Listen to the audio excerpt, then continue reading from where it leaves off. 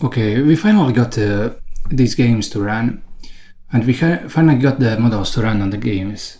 But the way the models are running is not correct.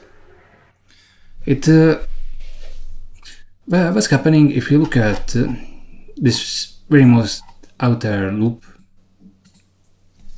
is that we are taking the threads in the grid, and we're only running this on the first thread in every grid.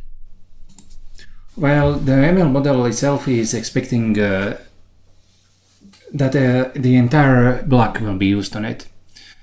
And the only thing that's really surprising to me about all of this is that it's not deadlocking, because the model itself should do a lot of block synchronization. If we look at this model run function. Okay, here is one sync threads. It does it after setting all the elements in the tensor, in the input tensor to 0, and it should basically, the one thread that's running, it should basically wait forever for the other threads to converge here. And I don't know why it's not, why the kernel is not freezing up, but we can do some testing here. What we're going to do, I mean, we're going to do a sanity check here. We're going to print out the ln tid thread index open core ext.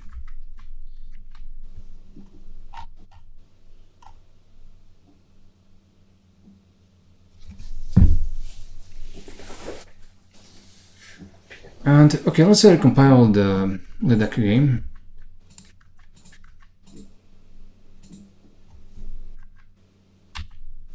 Spare build file, and we'll run this again.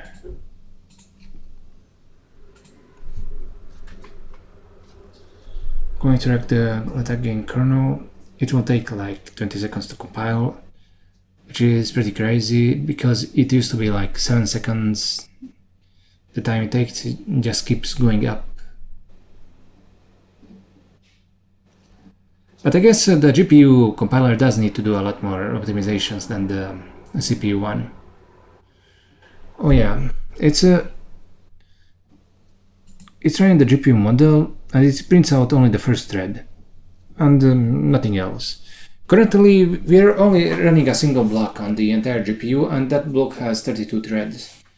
We're still in debug mode, but over here it only prints out the first thread, which proves that only a single thread is executing the entire model. So it's very curious as to what is going on here. Okay, actually, let me ask Bing. Why is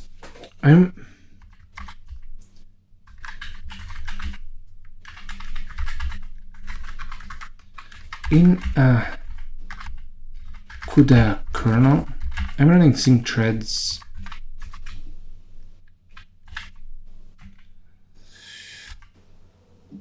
when only a single thread can ever hit that barrier. All the other threads have exited the kernel, but it's not deadlocking. Why is that?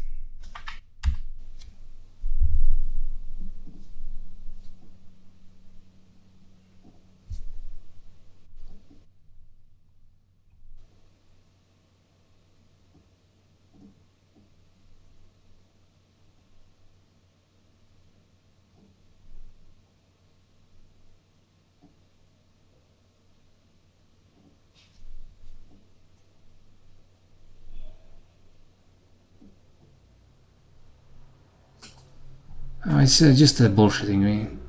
I mean, all the but it does say right here, all the threads within the same block must reach this barrier before any of them can continue execution. But of course, over here, only a single thread is hitting that barrier.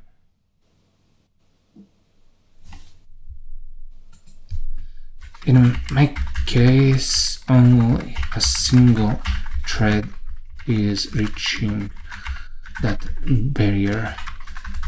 So why is the execution continuing?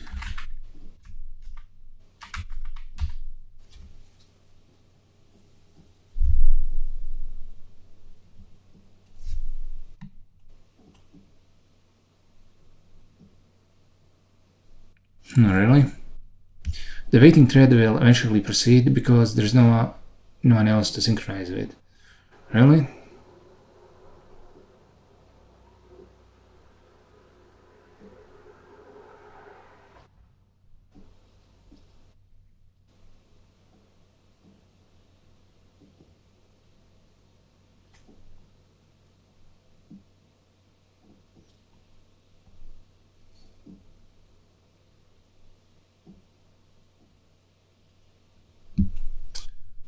I mean, of course, obviously it's correct because this is the behavior that we are observing, but I cannot get the feeling that he's bullshitting me. Whatever. I guess we'll ask him this.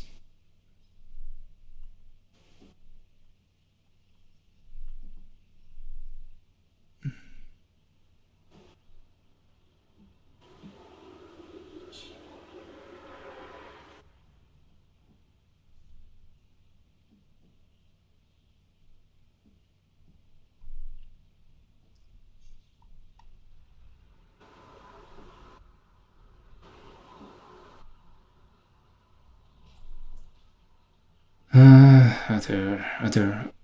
Who's couldn't handle synchronization across different blocks? Actually, that's a good question. I actually don't know how the grid cooperative groups do that.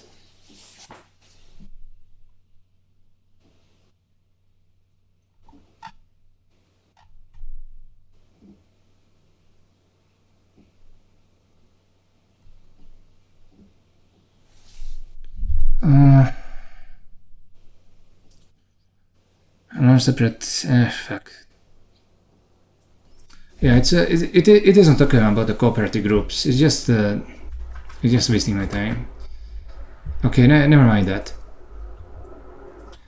So yeah, I guess the GPU devices do have, I mean, at least the NVIDIA's do have some deadlock prevention built into their block synchronization primitives. And that's what we are witnessing right here. It's pretty amazing. But in order to, for the kernel to actually function properly, we do need all the threads in a block to participate in this reduction. Okay, so what exactly should we do? I kind of want to put a join point here, but okay. We want to put a join point here, so we'll only factor out the data. Only the data will be run at runtime, and this will be all of this inside will be factored in a join point in a method.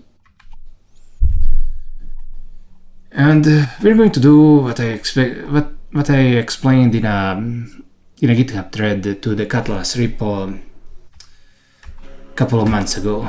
So let me bring it up because it has a diagram. Let me pause while I locate it. Oh, here's the thread. I want to implement a game plus ML library directly on the GPU without any inefficiencies of going back and forth from host. As far as I can tell, most of the Catalyst examples are calling from host. I thought that the kernel API would allow me to call from the device, but it doesn't seem like that is the case. The one example that I found is calling from host. I spent some time studying the examples, but they are all extremely complex. So that's why I am asking here. How do I do the equivalent of using the BLAS gem inside the kernel? And okay, I started with this, he replied, and then I wrote this diagram. And this is essentially what you see here. We have the poker game loop, and after that there needs to be a neural network model loop. The poker game loop is this thing that you see here. Not this, but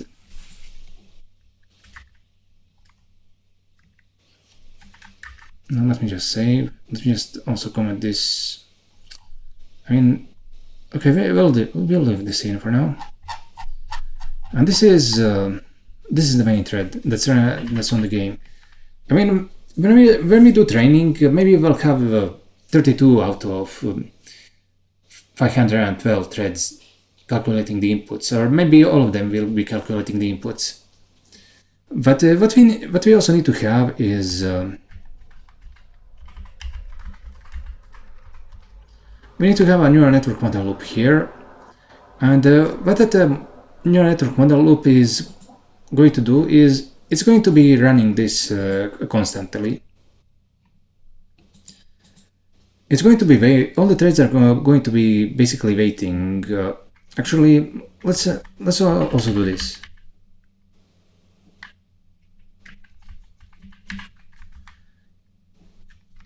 Initially, all the threads are going to be waiting on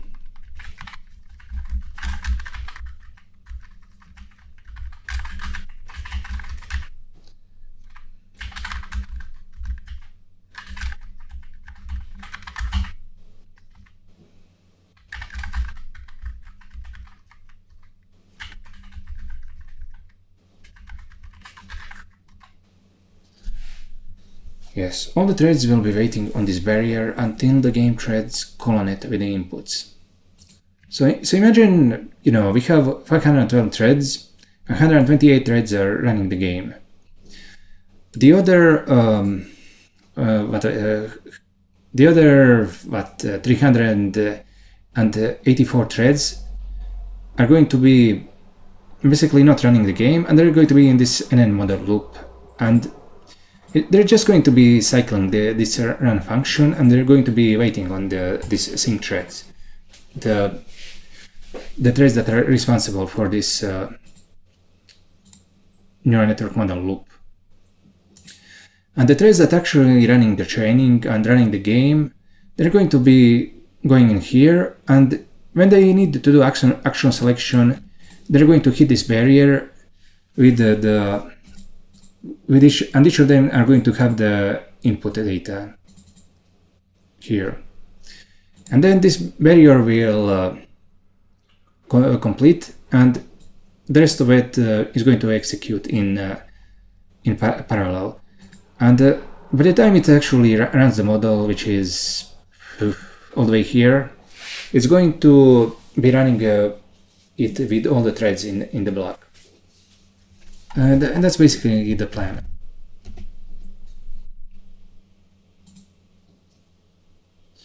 Okay, over here, I thought of that we'll be doing grid synchronization, and maybe we'll be doing that in the future, but I kind of decided on just using evolutionary algorithms, so we don't need any grid synchronization for that at all. So it's a little bit simpler. We don't need to create a grid cooperative groups object and then synchronize on that. Yeah. Every time the action selection needs to be done, it's going to call this run function that you can see already. But what we are simply missing is the neural network model loop. And we're going to have a loop, and it's actually going to exit the loop once all the threads are done with the training or done with the game. At that point, it's simply going to run the model for one last time and then exit it. And we're going to have something like a global variable or a shared variable for when that keeps track of all the threads that cross this point. We're going to have a loop here, and once all the threads are out of the out of the game and into the model loop, then that means there are no more new inputs, and that it's safe to finish the game, to exit it, I mean. Yeah, that's going to work pretty well, in my opinion.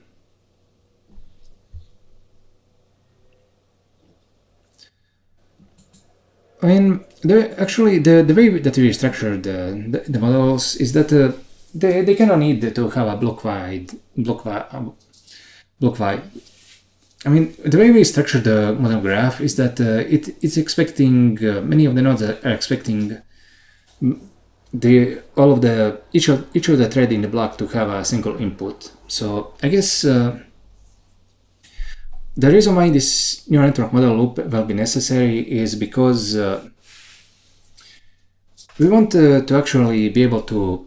Some of the threads are going to exit the training early, and then they're just going to be helping the other threads run the neural network model. That's why we need that. Okay, so yeah, that's the plan.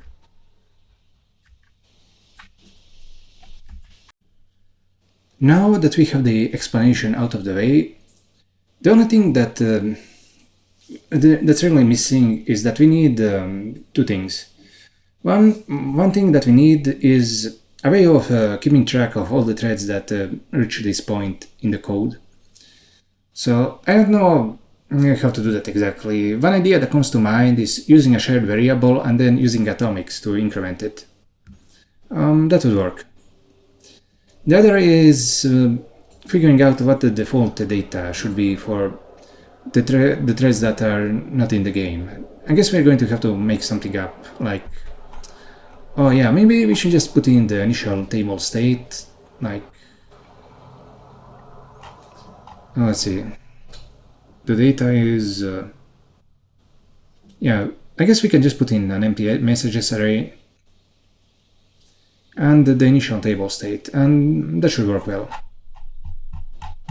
Let's see, init game. Yeah, we'll just do init game. Yeah, we can do init game and then get the oh damn, we don't have the table here. Where do we get the table?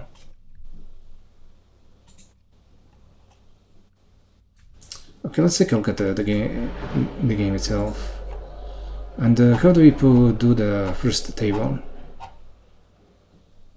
Chance init.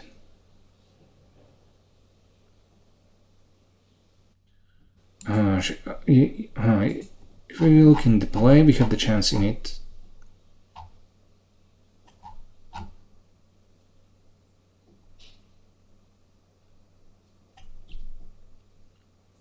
It gets to the two cards, and then what? It calls this, and this is the default table, basically.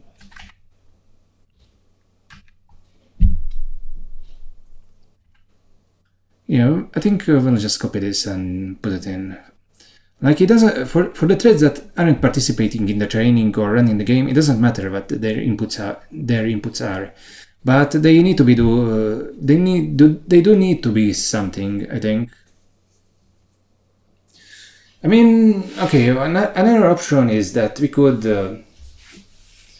modify if we go into the models, we could go into this, and they cannot make the data optional.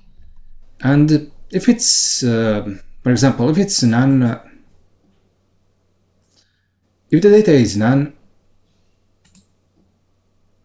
then we don't need to actually serialize it.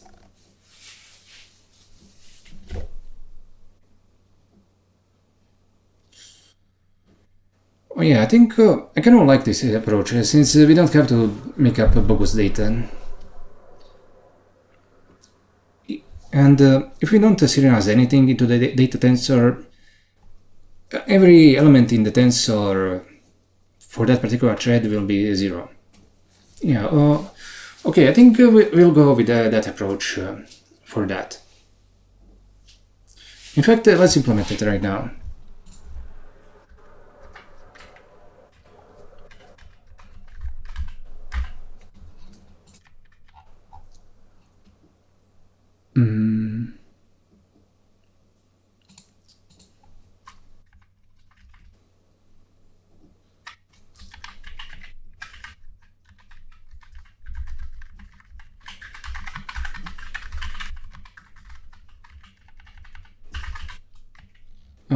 Okay, and what we'll do here, we'll do option iter data fun data, and open. Oh yeah. I forgot this. Yeah, now basically we have everything that we need here.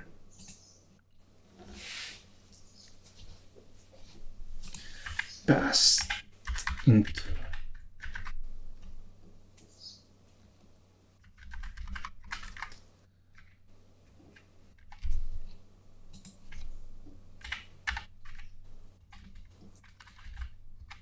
if there is no data being passed, the thread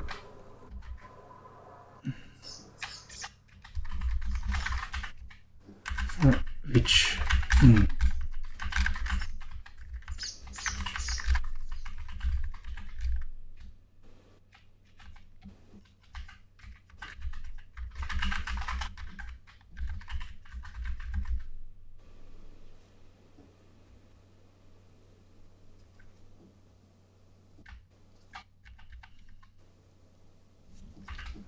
like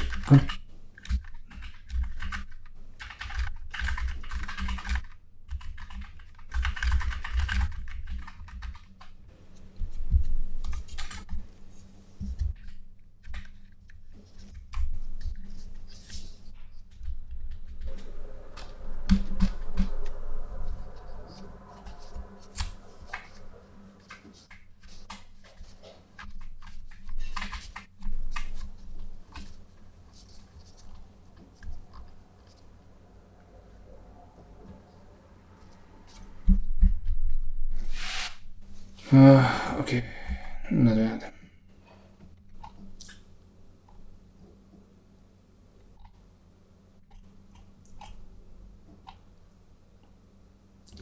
Yeah, it's kind of important to have to leave some comments here.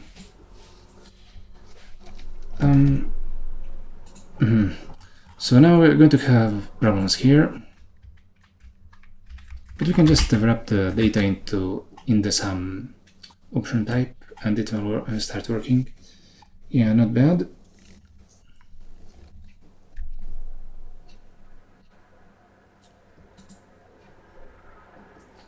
We also need to edit the null withholding game. It will also have an error here. Some table data. I mean,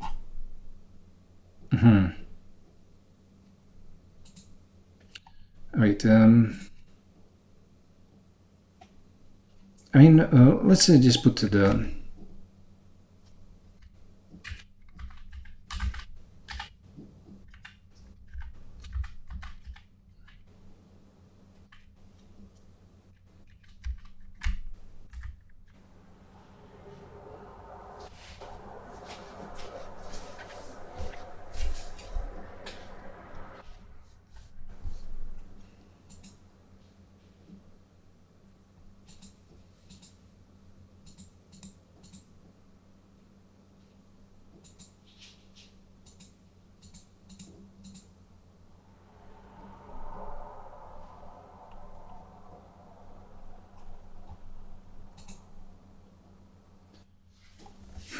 not bad, not bad.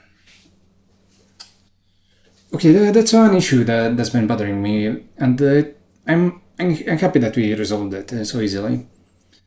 Well, inside the game loop, pretty much the only thing we'll be doing is running this ML models run. We'll be passing the model and then none, and I very much like that solution. In addition to that, yeah, we have to figure out how exactly do we want to keep track of the threads getting to this point. And I remember, like many months ago, I was looking at the CUDA standard library, CXF, whatever. CUDA standard, yeah, libclue++, something like that.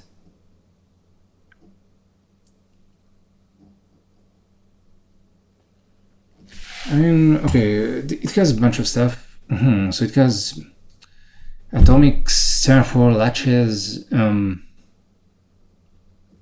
Yeah, I remember seeing some of these synchronization primitives, synchronization objects, and I remember thinking that they could be useful for the problem that's currently facing me.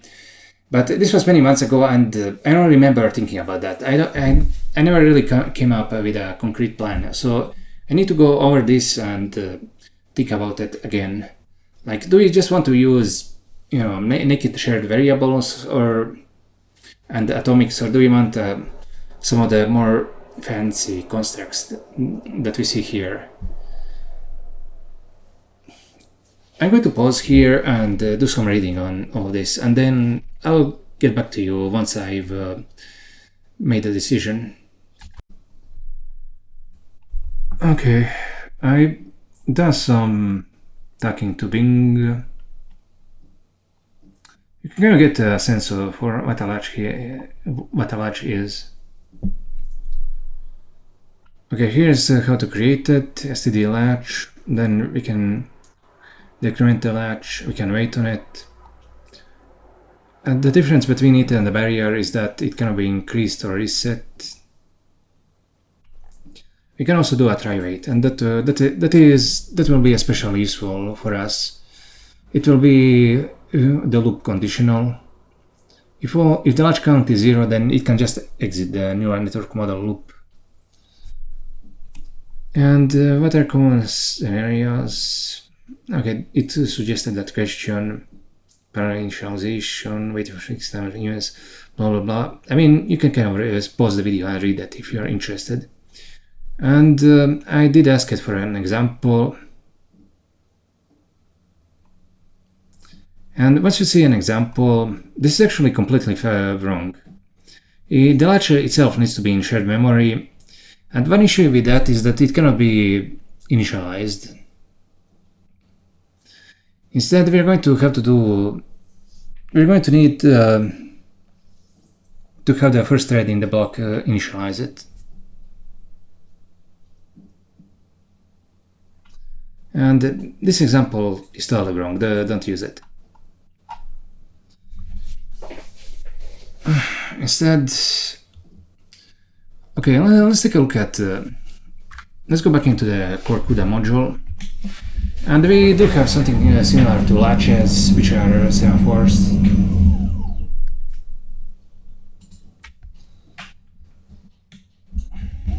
And we are going to use that as a reference. Now create a counting semaphore in block. And yeah, this is especially informative because you can see how we are creating the counting semaphore itself.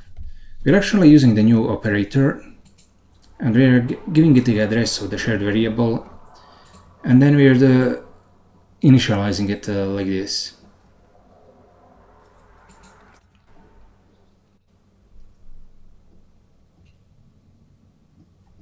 Do we really need this sync threads here?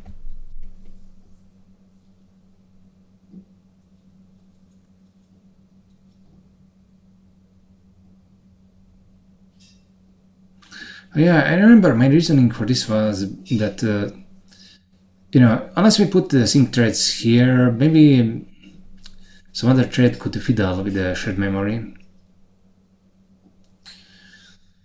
And,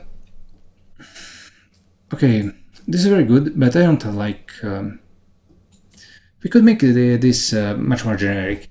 I've been meaning to do something to make it easier to create shared variables and initialize them. We want some kind of utility function for that, and it should be done in base. Like, it's always such a pain in the ass when I think about how to create a shared variable, when in fact it should be easy. Okay, let's leave this as a reference here. Create shared var creates a variable in shared memory. Does block synchronization.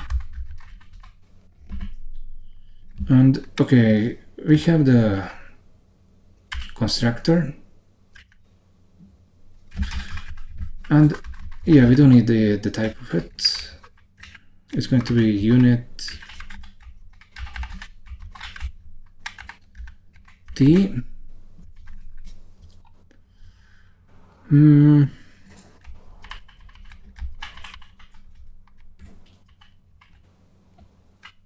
what we can do is here is simply this. Now we have the share memory variable. We wait until it gets to the first sync threads, which might be a bit, maybe it might be extreme, but I want to be absolutely sure that the share memory is not being touched. It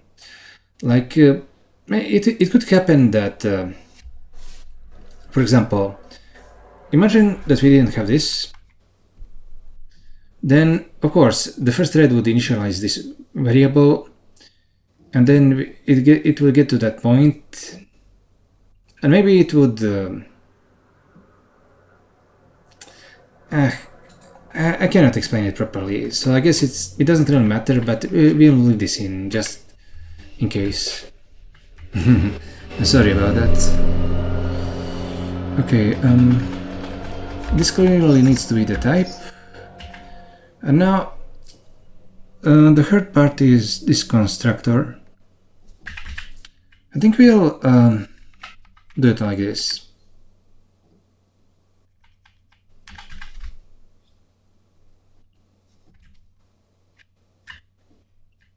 And we'll do this ampersand constructor, yeah, like this.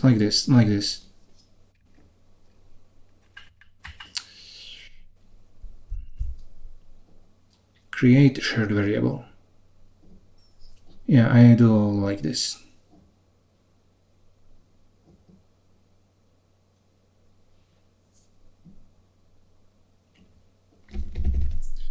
And okay, let's try doing some refactoring maybe.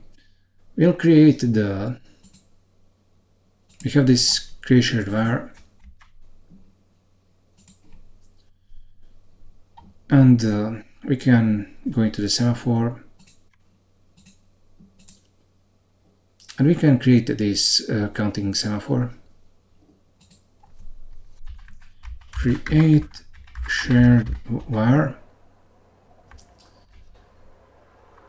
and we'll do the constructor like this.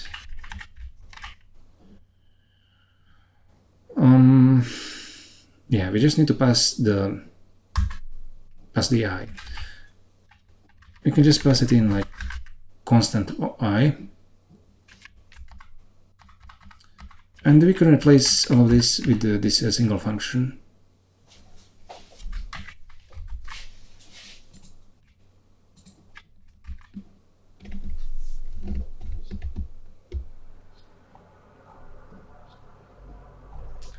Let's do a search through the entire project to see whether we are using shared. Let's see. Yeah, we're using it here. That's fine. We're using it in this commented out block. Okay, this doesn't need to be here. Okay, this is in Python files, and we're using it in the matrix multiply. But this is to initialize an array. Note, we need to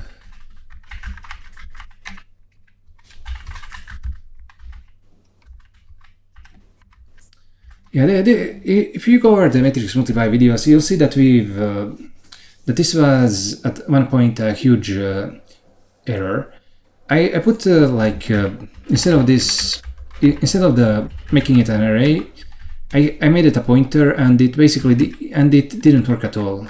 It was driving me crazy until I figured it out. Yeah, this is great. We'll just put in a comment here. And yeah, but this is basically the only place. Oh yeah, this array thing is also another place where it's used, but this shared tensor is using uninitialized constructors. So I guess doing it like this is fine for the tensor.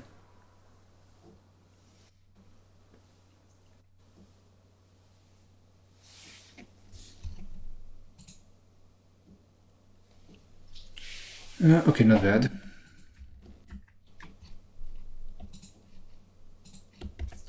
Let's close all of this.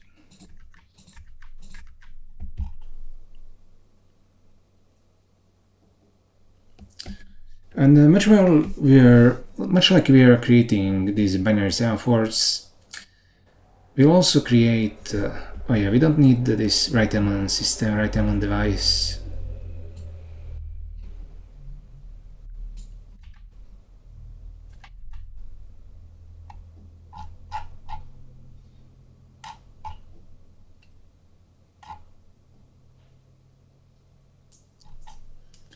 I mean, I think this was the only thing that I was actually testing it on.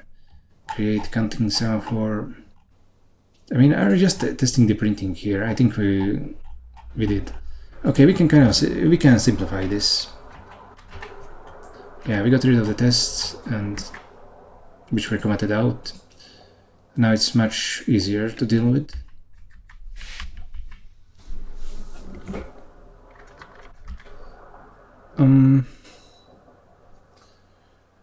We're going to make a new module, call it latch.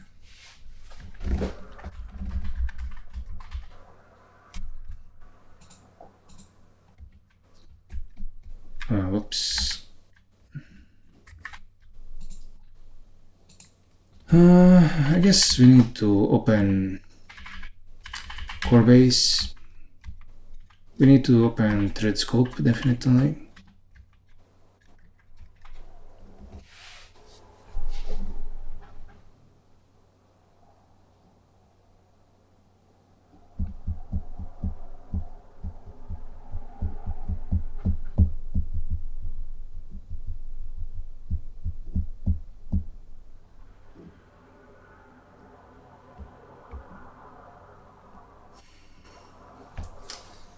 You know, I'm kind of annoyed by this. Yeah,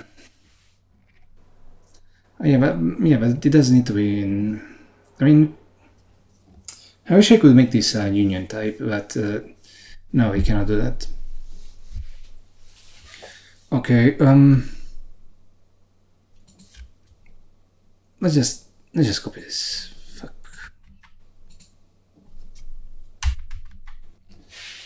Thread scope, blah blah blah. Counting semaphore, count scope. Let's make it a latch. And this should actually be latch M, not latch.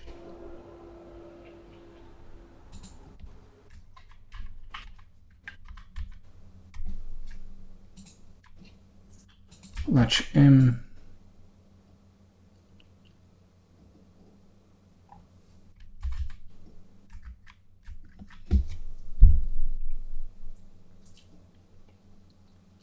Okay, so let me think.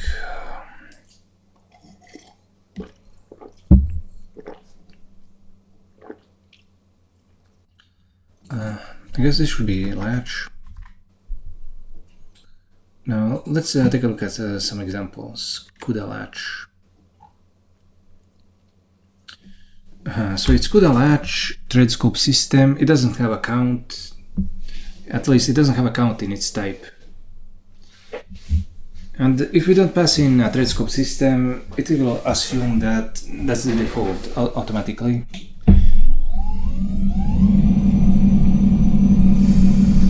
Thread scope device, thread scope block. These examples are very misleading. If you actually want to use a latch or a thread scope block, you definitely need to put it in shared memory. Otherwise, it won't work. I found that out the hard way when I was testing block level semaphores. So I'm pretty sure that it will be the same thing for the latches. Okay, so we could have a latch, we don't need the count.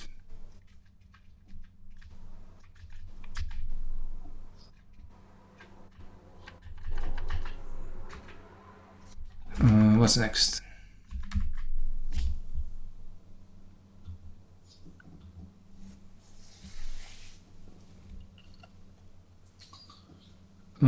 Yeah, we need to create it. We need to create the latch. Should it be in a reference or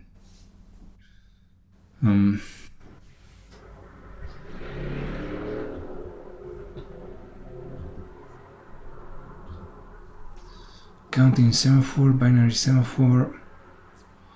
It kind of assumes that it's in a reference, but it initializes it as a regular variable. I see.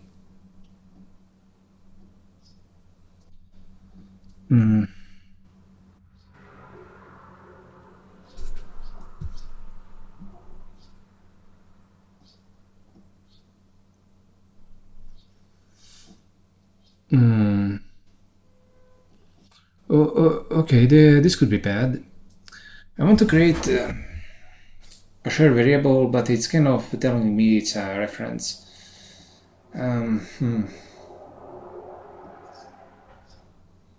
So I guess we want a reference to a shared variable.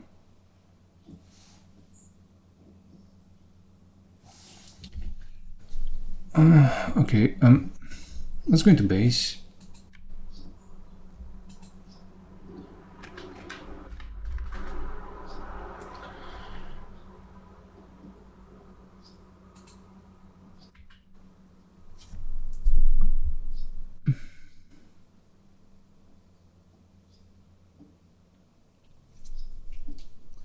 And oh no, wait, crap.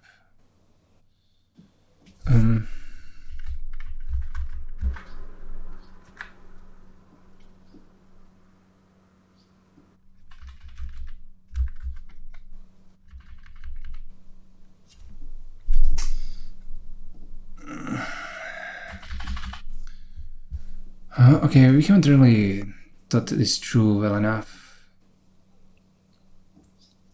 It's returning a reference to a counting semaphore and not the counting semaphore itself. So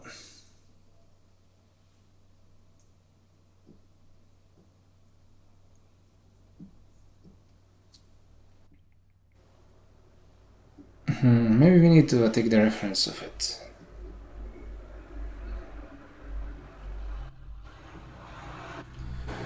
And this T, it's not the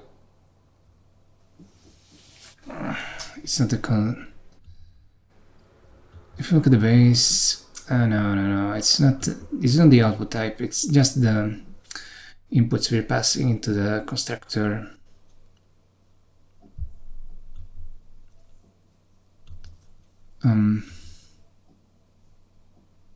So the constructor could be pretty much any type.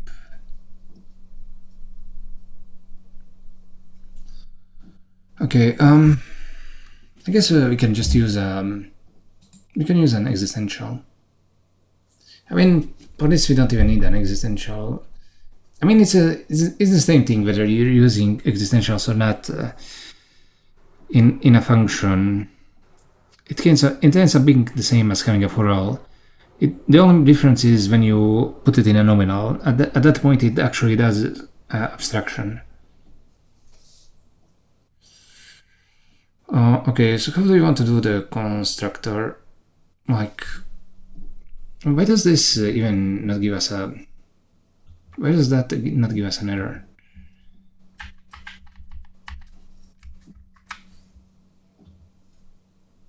Oh, it does give us an error. Oh, fuck. I just didn't notice it. Okay, so we need to take this and turn it into a reference. So ref m from local, I think.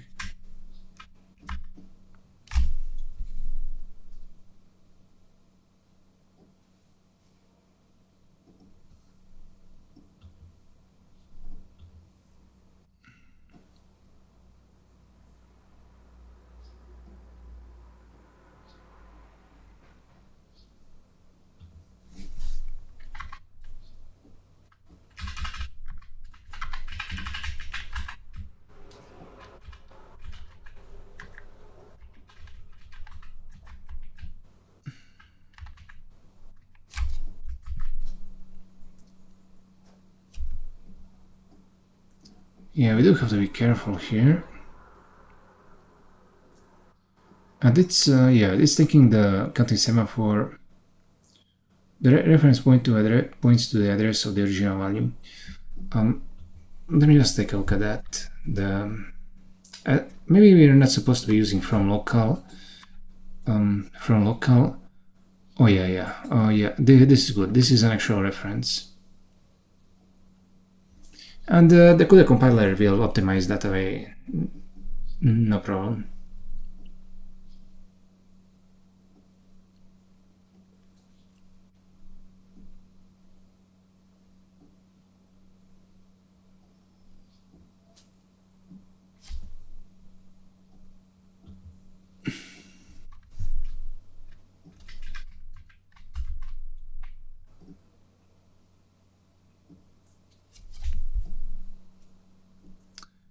If you tried running it with this without using refm from local, it would print out the wrong type. It would print out a reference type, and as you know, we cannot have an initialized reference types, so the CUDA compiler would end up giving us an error.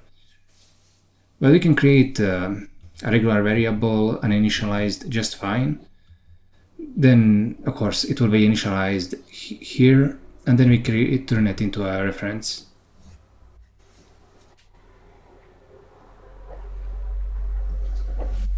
So this, we have to do the same thing with the latch. And I guess we can copy this and use it as a reference. Create, okay, we only need the counting. Create a latch in thread. Latch. We only need a scope. Yeah, we need to open refm. Open refm. We don't need to count.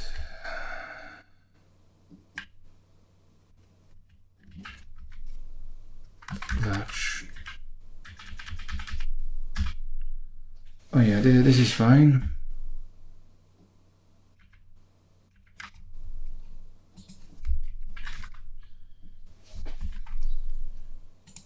Okay, in black.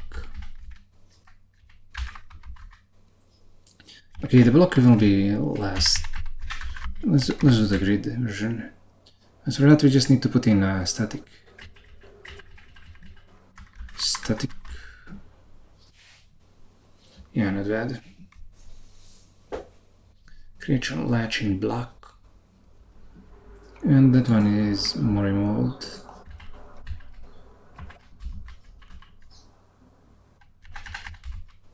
Create var.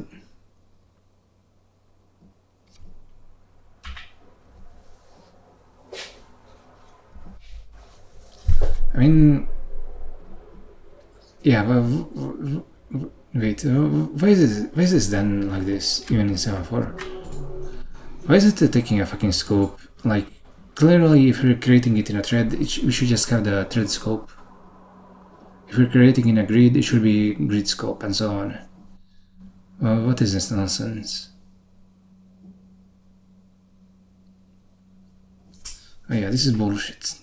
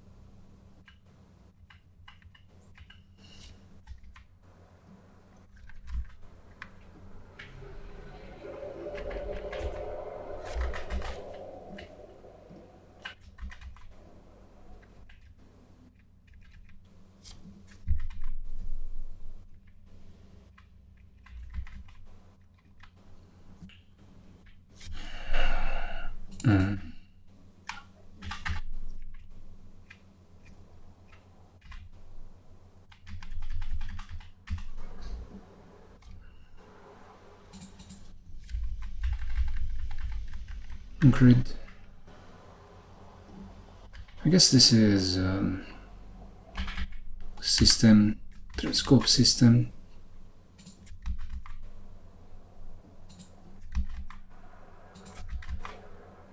I mean, it shouldn't be a system, but device actually.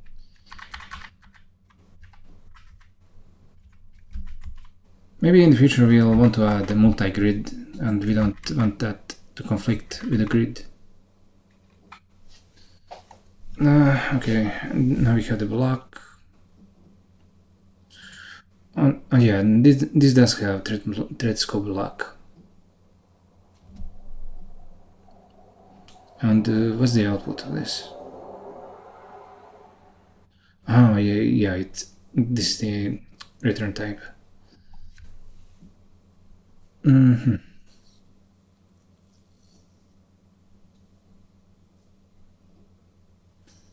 Yeah, it's kind of stupid that we're doing this.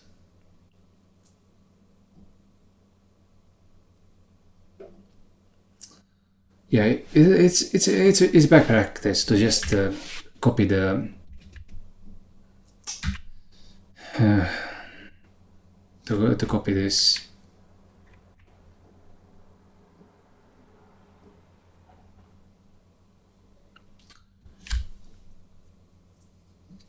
We're going to put the create shared var in ref, and at that point we want to need to convert it to a reference. Okay, I was going to ref m, write this reference index, create shared var,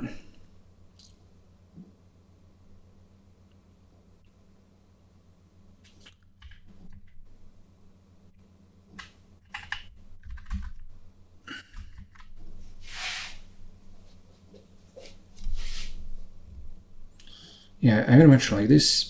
We'll also, create thread var for all AB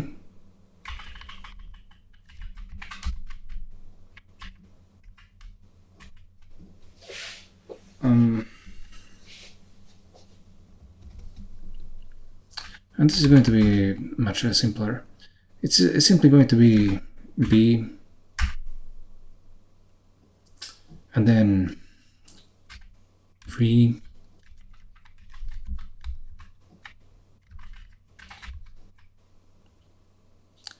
not bad. Create a red variable.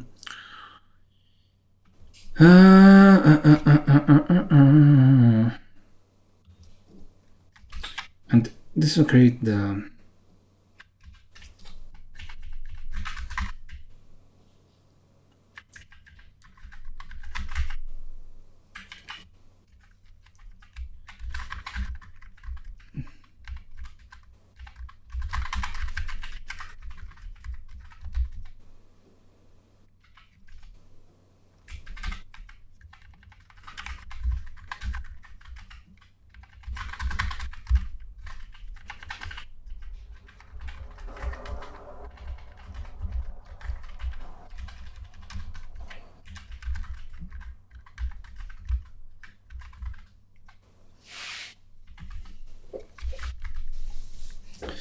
yeah, this is a great day for abstraction.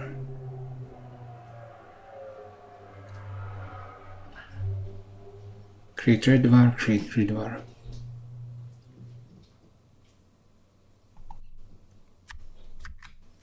Okay, now what we'll do, we'll just use create red var. Create red var const I.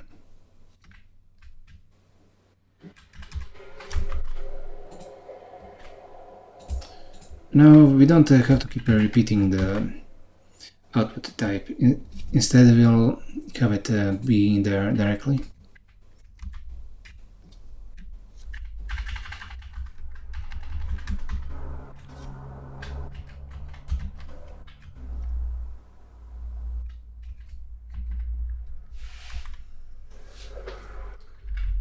We no longer need to do this.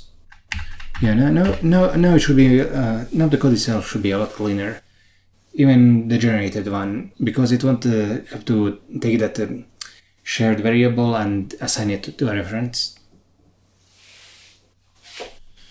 Oh yeah, now this is a lot more manageable.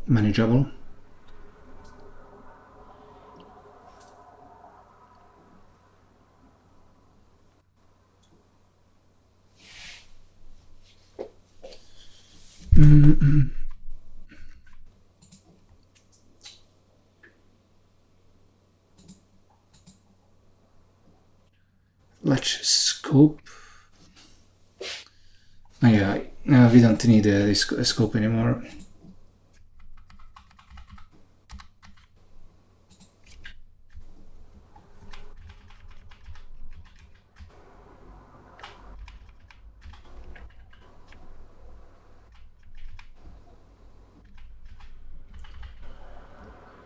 Okay, thread scope. Thread scope. Thread. Wait, did I also accidentally erase the latch?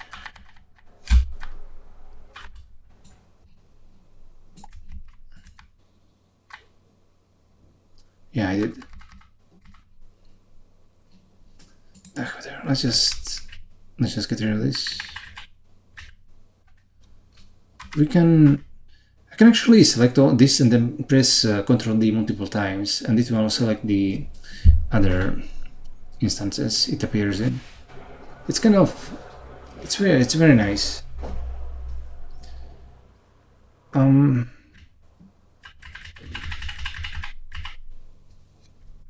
Now what we can do is thread scope block, and this is thread, this is grid, or device, I mean.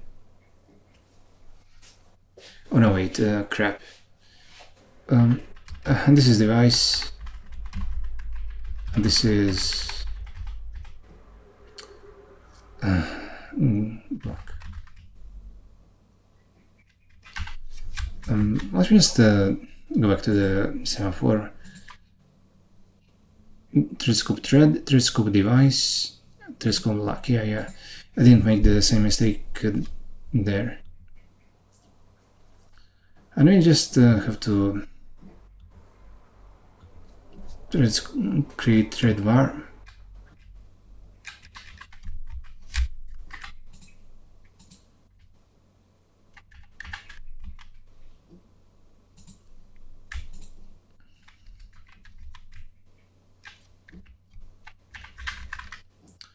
You know, I'm going to make this create static var.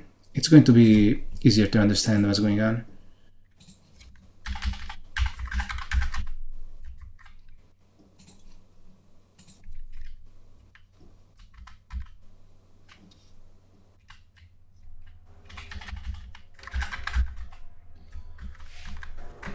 I've actually never used this feature in Visual Studio Code before, like at least on purpose, and it's kind of it's very convenient. I like it.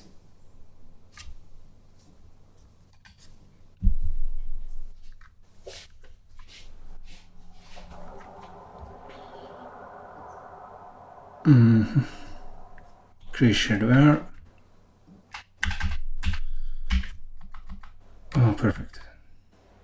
Now we can create the latches. We've refactored the semaphores, and now we can create the latch. Let's pause for a bit. Okay, let's do a bit more. Let's actually implement the 4 methods that the latch actually has. I also want to do in all globals. Global.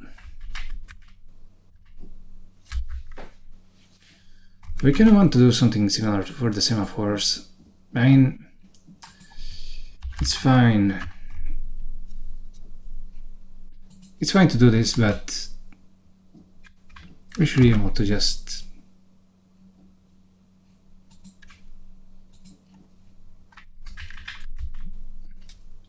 And then we just globals.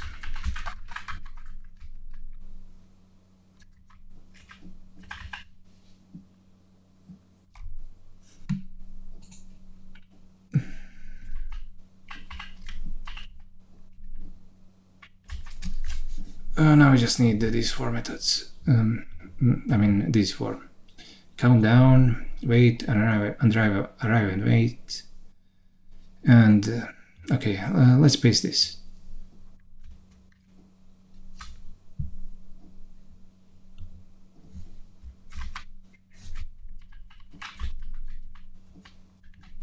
Okay, countdown.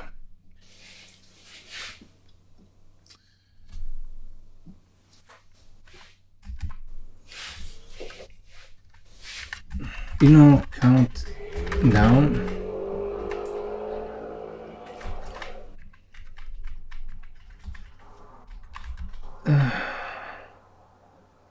So, how is it actually used? Do I? Yeah, I think I need to call it on the latch itself, of course, because this is a class method. So we need to latch scope. I mean, who cares what the scope is? Okay, for all scope, I care. I need to put in that for all, and then x count down. And I won't be bothering to actually.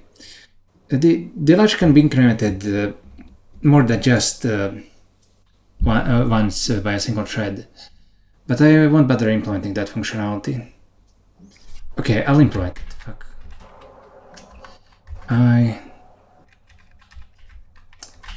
Int quote. Okay, not bad. Now you also need try wait. Oh, this one is important. Try wait.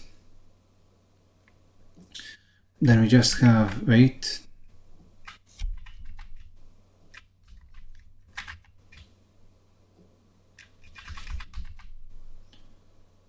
Oh, then we have arrive and wait. Arrive and wait.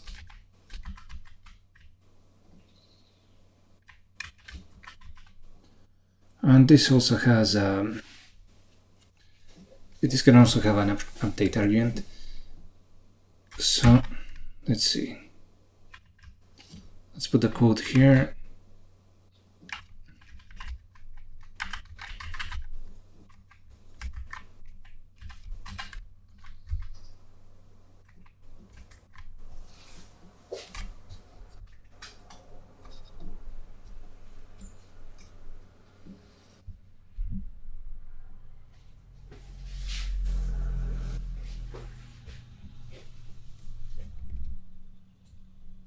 Countdown and arrive and wait.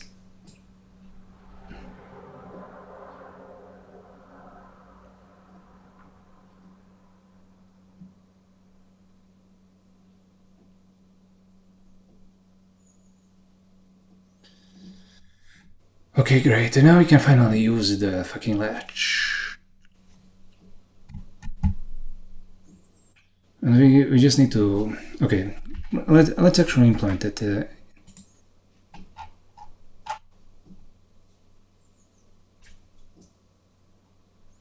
Actually, let's do it here in LDAC first. And, latch. It actually needs to be done here first. Latch and create latch in block. Threads per block.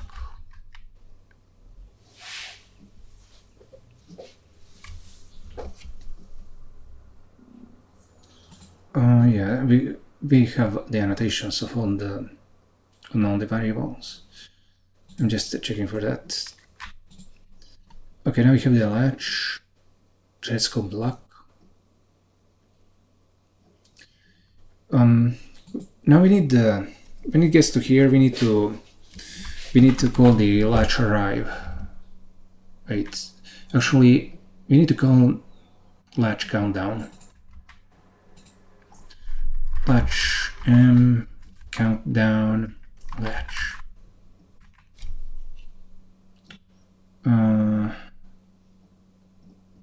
Oh crap! Yeah, I forgot that we're passing it everywhere by reference.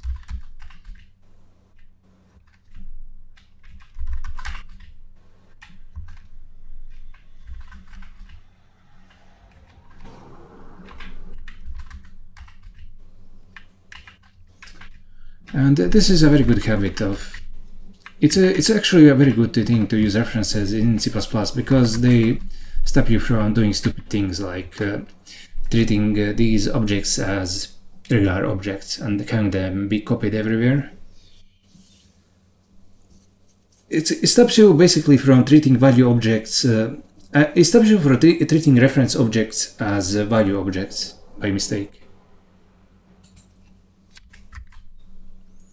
Really, references are one C++ feature that I really do like. So, okay, we count them down. Okay, now what we have to do is a while loop. Loop while latch try wait. Wait, actually, it is fun.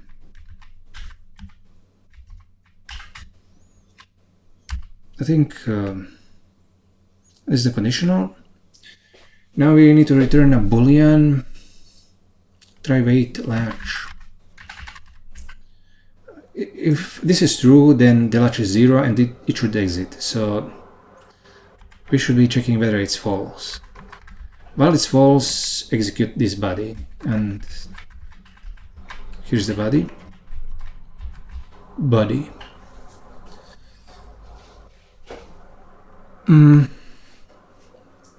Yeah, I mean, we need to keep calling the ML models run model none. Okay, yeah, that. ML models run model none. And okay, where's the model?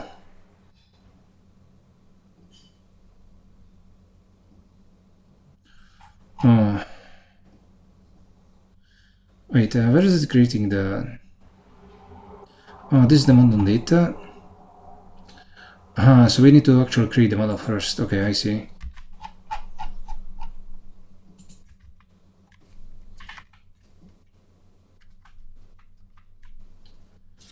And we can just ignore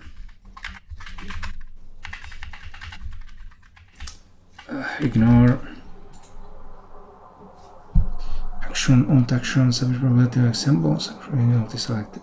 Yeah, we can just ignore the output of that. And this while loop, as long as the conditional returns true, executes the body. Yeah. But yeah, it will wait, and this should wait on that first sync thread. Okay, let's go into. Let's forget the semaphores for a bit. Let's forget the latches. And we really should test the semaphores, but are we actually using them anywhere? Semaphore pipeline. What the hell is the pipeline?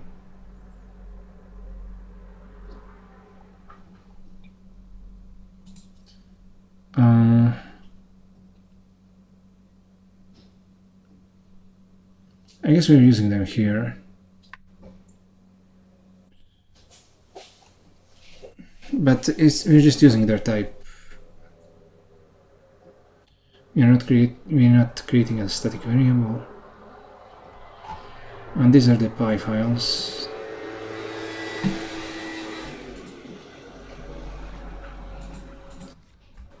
We can take out this comment.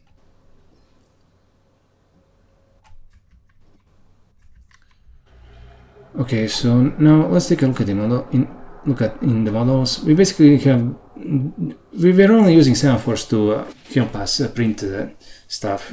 We were never actually creating them anywhere. So it doesn't matter if this is correct for the time being. I guess if it's incorrect, we'll figure it out. Let's... yeah,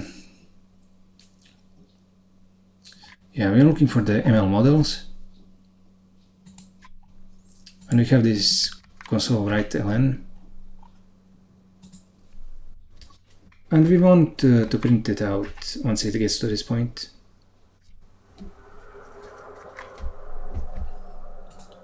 And we can test this out on LIDAC first. Let's go into LIDAC play, build file.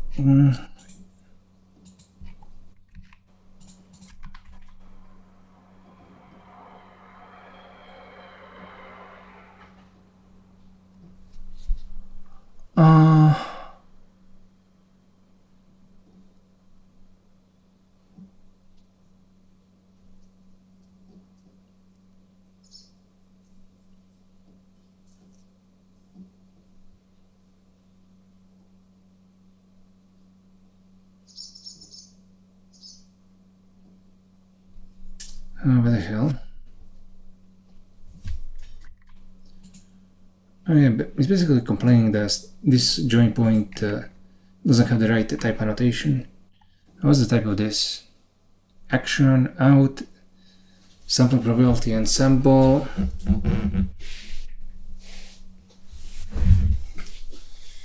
Oh, this is so annoying.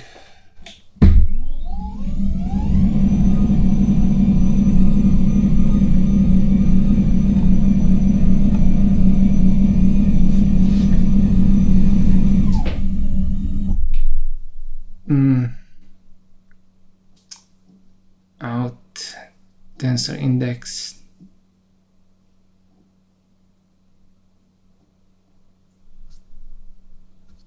I mean, when we didn't have this join point, it wasn't a problem, but now it is for some reason. Tensor I.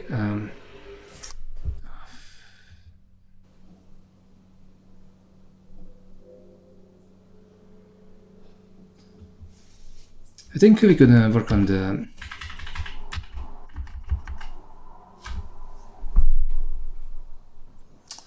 wait, these are the probabilities and these are the outputs of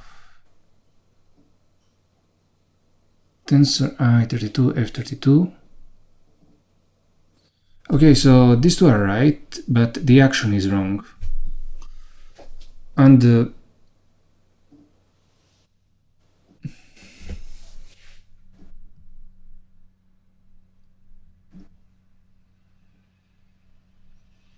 annotation of the join point doesn't match its bodice type.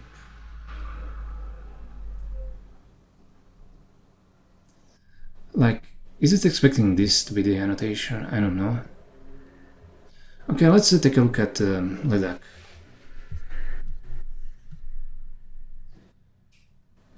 Like, we're passing this in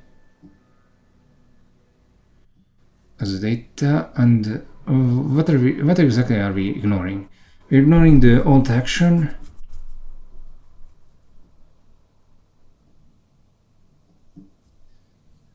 Yes, okay, this should be correct. And let's see, what's happening here?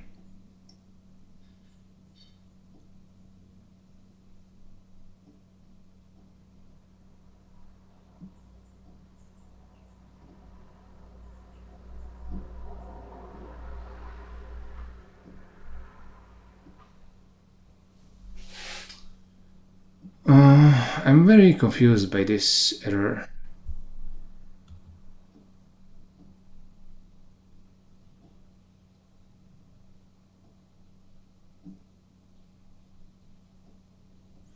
I think this is some kind of language error. That's the only way I can explain it. So, okay. Action out. Wait, out.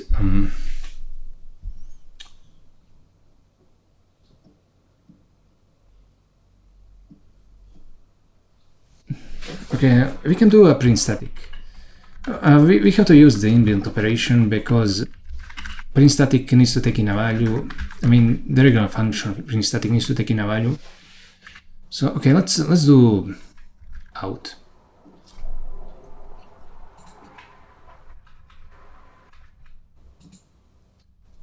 And when we run play, what do we get? We'll close this for now. Oh, so this is out. Oh, that's very interesting. Like, it should not be that. It should be alt action. So it's not an error in the annotation.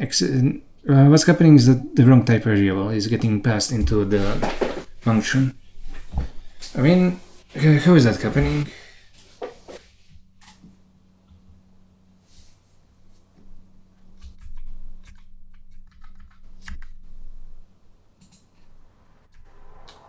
Okay, we have the load apply.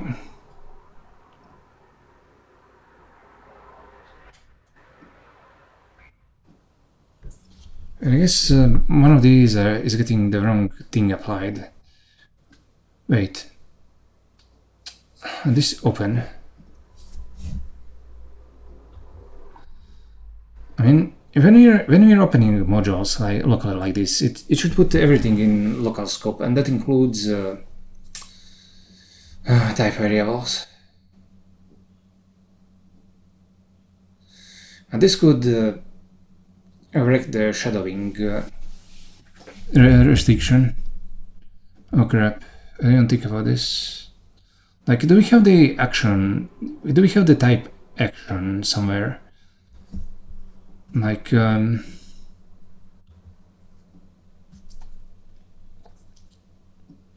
yeah, we opened the model,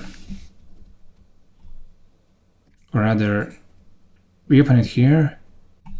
We open it locally. Usually we don't open it locally, so it doesn't create any problems, but here we are doing exactly that.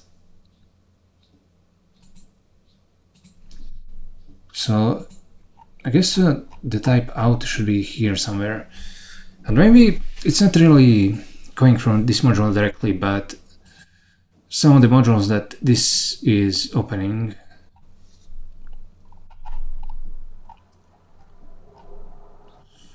Yeah, it could be in ML models.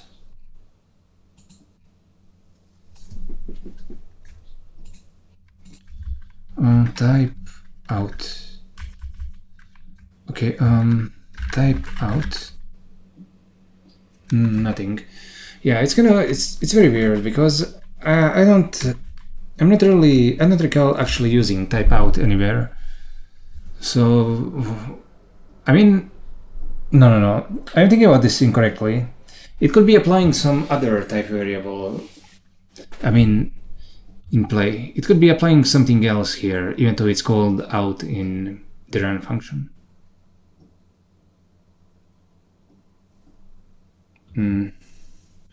Like, but this is not the only function. We also have this wrapper around it. This is run code, and we also have run this particular run. So it's getting passed here. Input and out. Game model inputted out.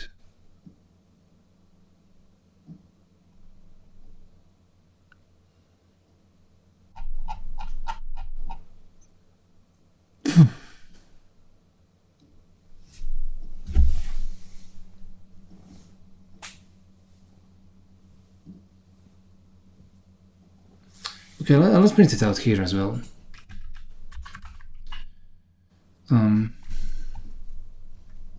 We'll put in a bookmark. I guess I removed the print static. Print static.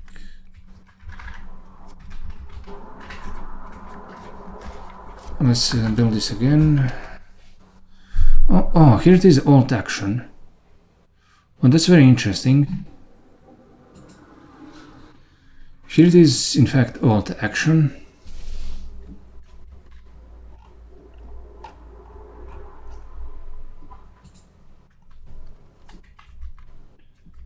And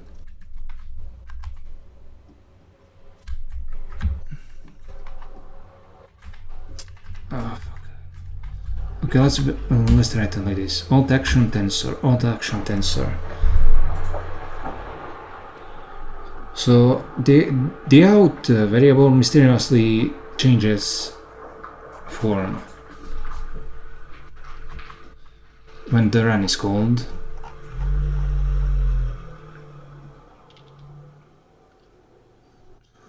Oh, this is very strange.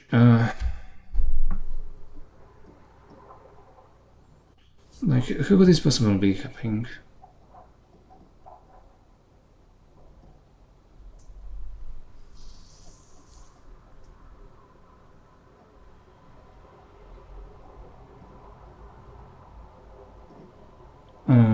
What's the input?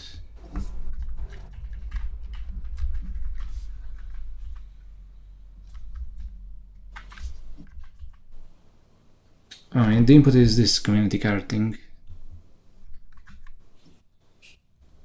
Yeah, I mean, that's what the input should be.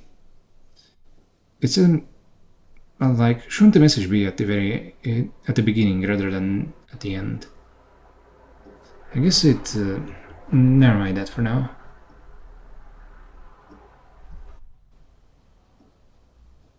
Oh yeah, it's stable and then message. Yeah, that's the way it in fact should be.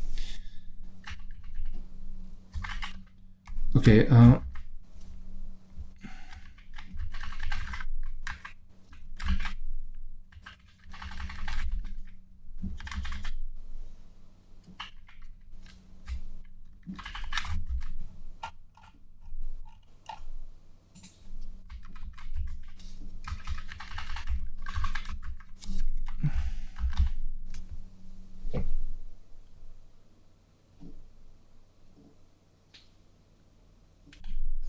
This is 100% a language error.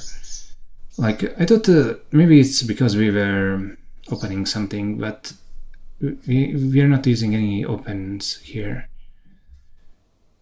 And it's in fact applying the wrong thing, but by the time it gets to this, by the time it gets here.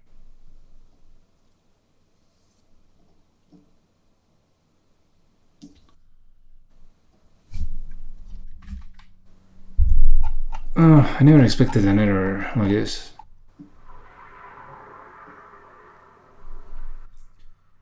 Like, what the hell is it applying?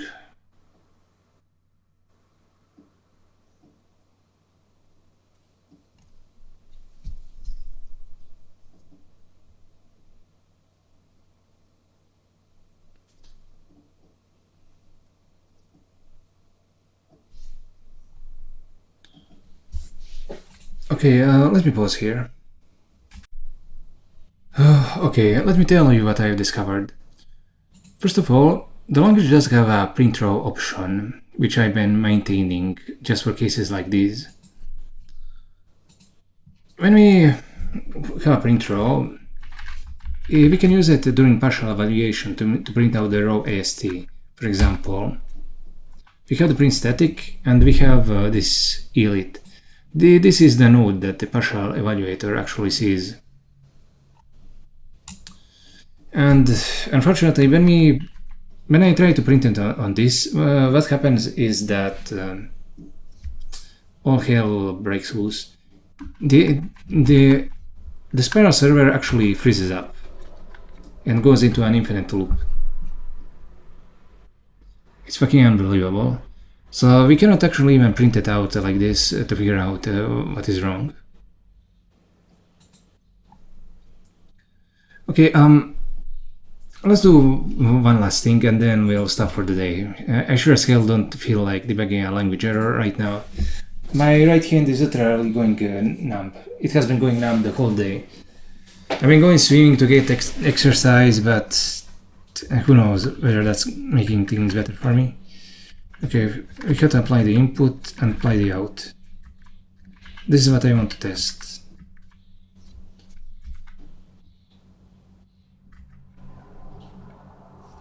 Now let's build the file. The file play.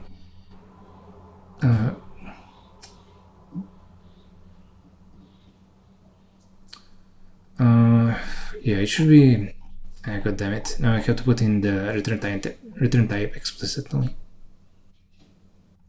Okay. Let's copy this.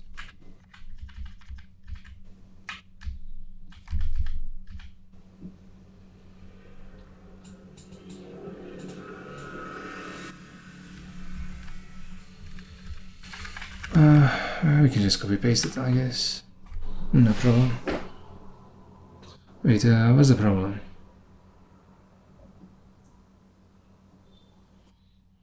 Option input. Oh wait, so it's being partially applied. Okay.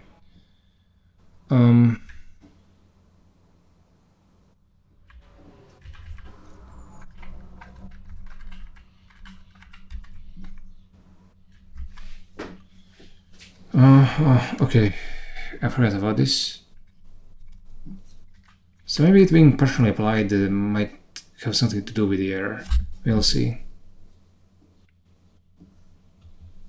Now, let's finally try running this.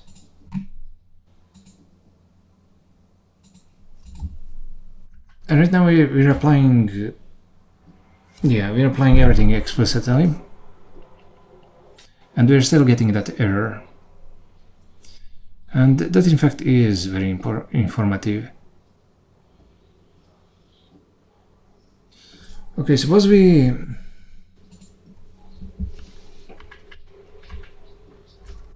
Let's go back to this and we'll use data.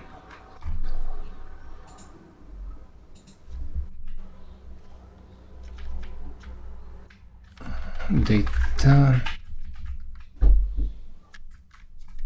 And... Oh, we still get that error. Oh, interesting.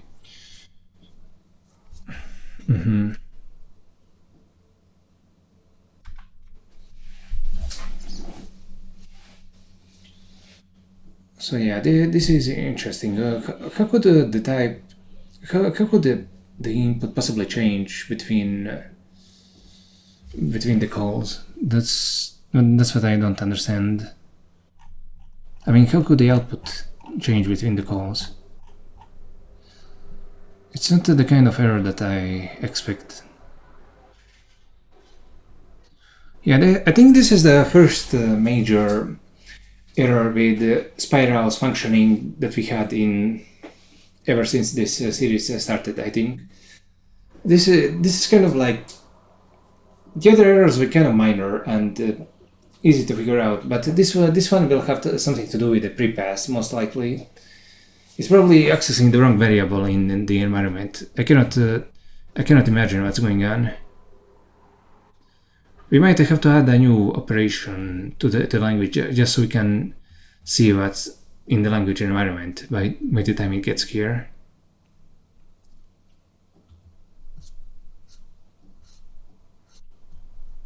It's a very serious error. Let's try moving this up. Oh no, wait, we cannot do that. Never mind. Oh, so yeah, it's definitely applying at least the type inference error. It's definitely applying the right thing here. It's just the problem is simply that it changes. Let me just also try this data. Build file. It has an error in its path. What the fuck? Models run. None. What?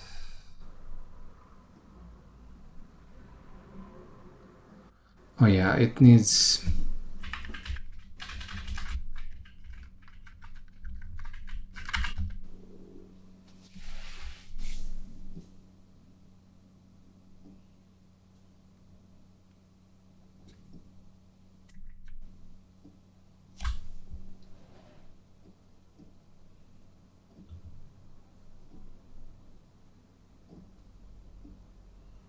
Oh, so there was an error here, but okay, that's not a problem.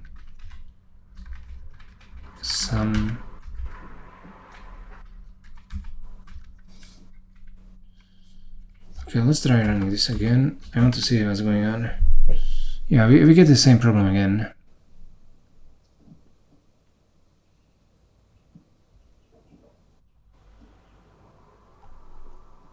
Yeah, we can stop printing the inputs. I mean, no, we won't. We'll leave them in.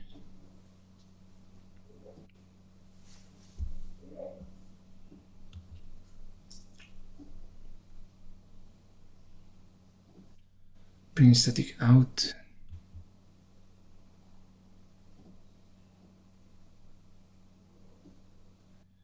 Yeah, this is the weirdest error that we've encountered so far. Maybe it has something to do with the existentials. The run function itself, this one is unusual in how many existentials it is using. That might have something to do with it.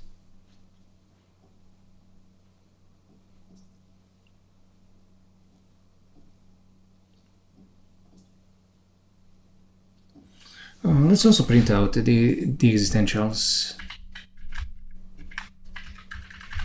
T and mid.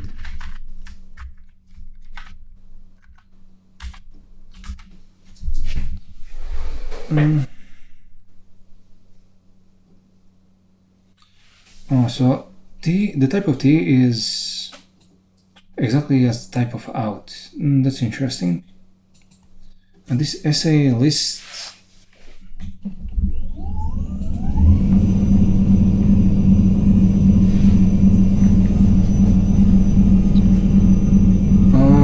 yeah, this T is the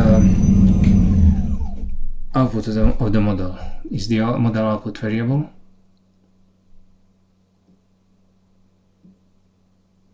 Yeah, I'm pretty sure it's mistaking this T that's with the output type variable that's over here in the for all. That's the problem. I'm pretty sure if we printed the out before it got to the model, it would print out the correct thing. I mean, we can try that out. Okay, let's try it out.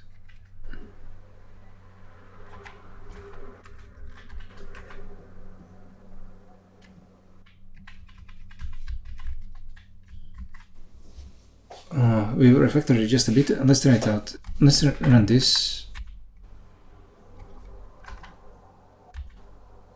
Yeah, now we're getting the same wrong error. Let's also print out the out here.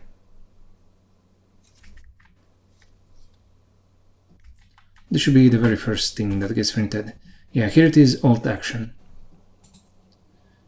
So yeah, so the out is correct at this point, but it's incorrect here. It somehow gets mistaken for this T here. Okay, so that's something we need to think about.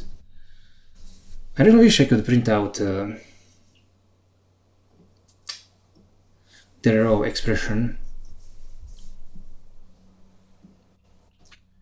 Maybe the existential is starting at the wrong point. I'm not sure. I think the problem is the existential pattern.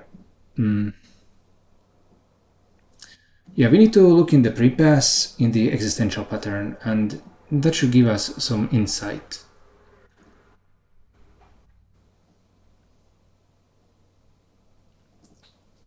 Okay, let's stop here for now.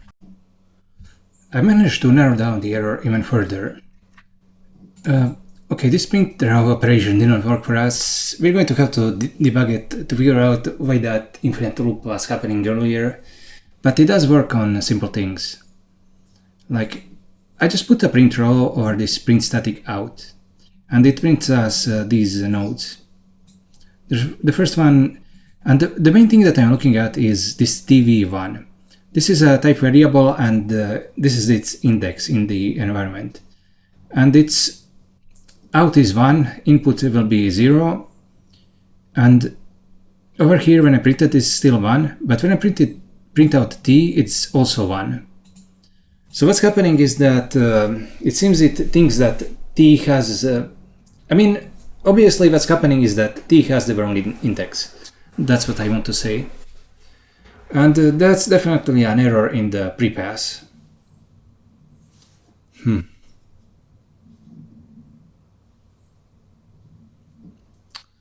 Like, I mean, could it be possible that input should be -1 or -2 and out -1, and then I'm not sure.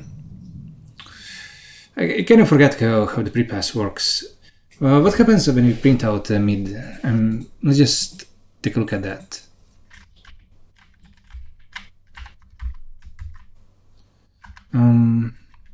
We need to build on this. Mid is 2. Yeah, I guess that's fine. And what about the input? Input is 0. Yeah, exactly what I thought it would be. And all of this t is giving us trouble for some reason.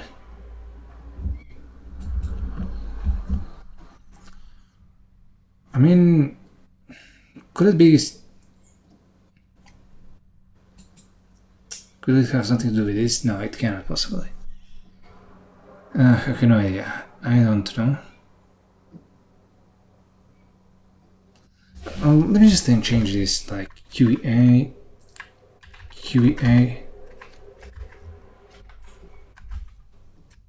Yeah, that doesn't fix it at all.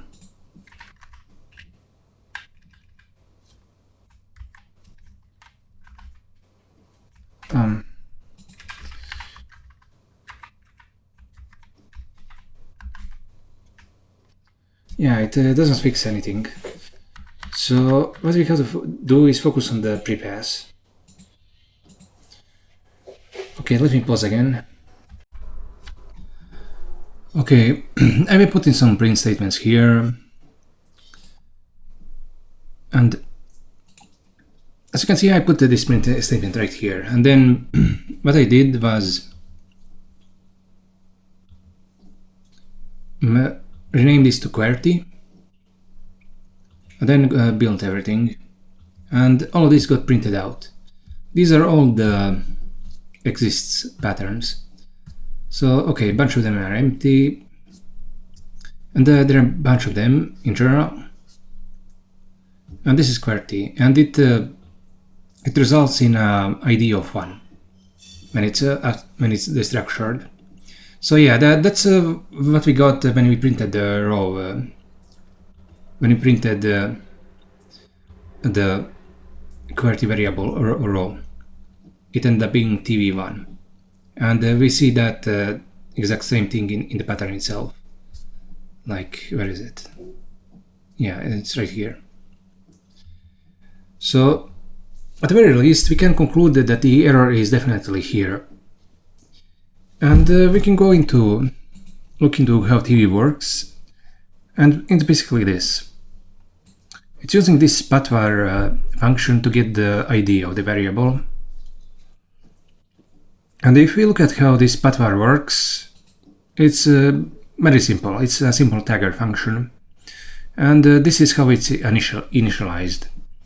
And this is a big problem, because it's actually getting initialized from the term environment, and we for the type variables we definitely want one to be initialized from the type environment. So this is definitely wrong, and this is why this error is happening.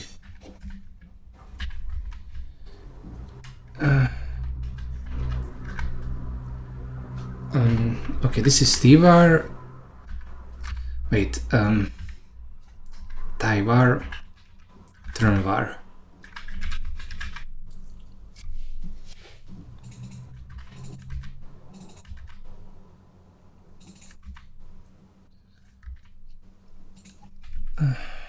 Okay, ty patvar.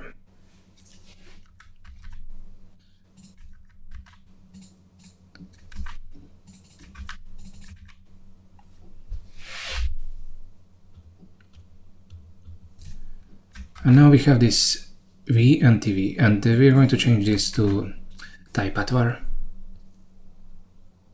Oh yeah, we also need to start it off based on the type level environment.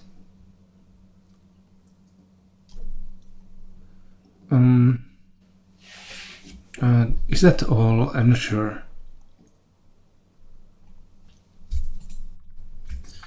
Like, where is this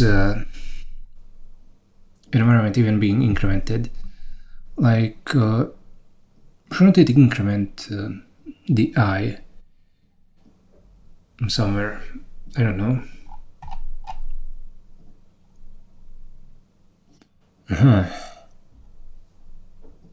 Oh yeah, this is where it changes the I. Okay, term var count, tie var count. Wow, I cannot believe we had such a huge error. Oh, this is amazing.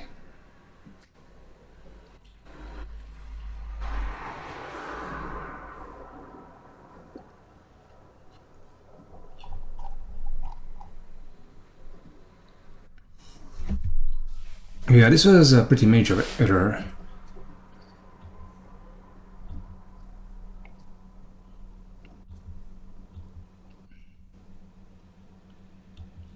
Did I remove the print statement from the path exists case? Yeah, I think I did. Okay, did it publish? Oh, we did. Okay, now let's run it again. I think that should take care of the error.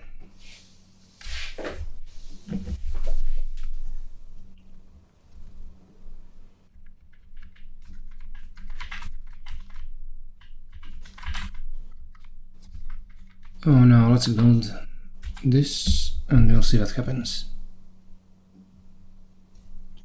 Oh, yeah, it actually did compile. Let me just do this like so.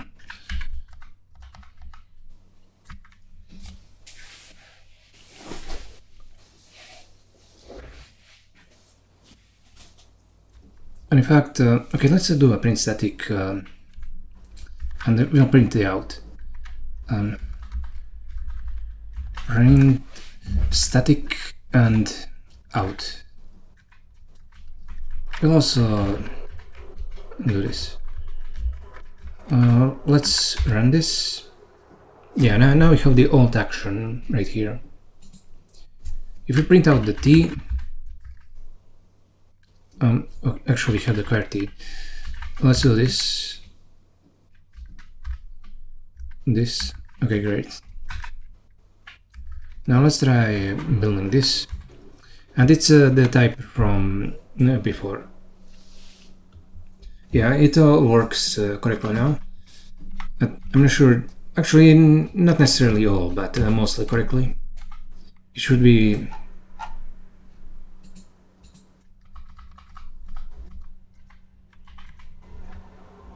It doesn't do to.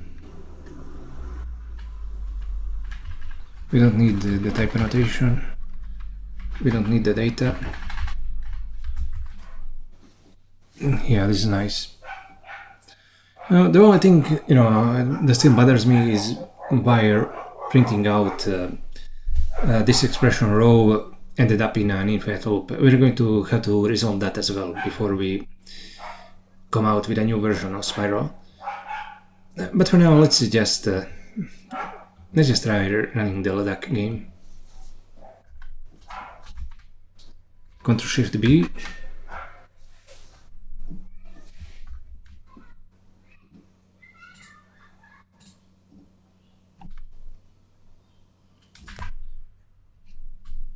Okay, and it runs. Now let's go run start game.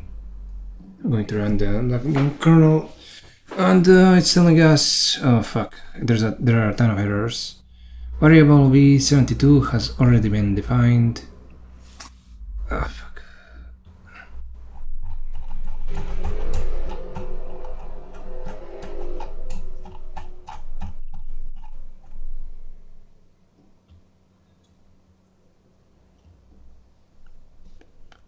Division by 0. CUDA has namespace CUDA has no member latch. I mean, did it actually put in the block global? It's also expecting semicolon. I don't know. Okay, never mind that.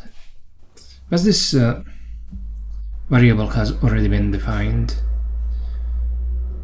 5490. Okay, let's check that out.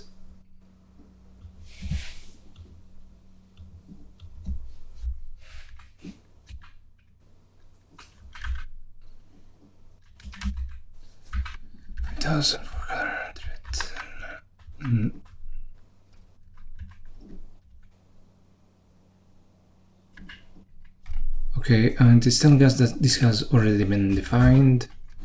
So, was it really?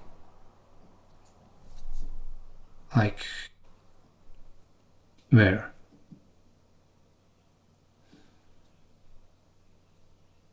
I don't think it has.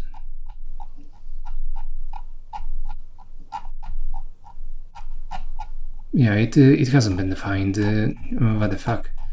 Maybe something wrong with the CUDA error message.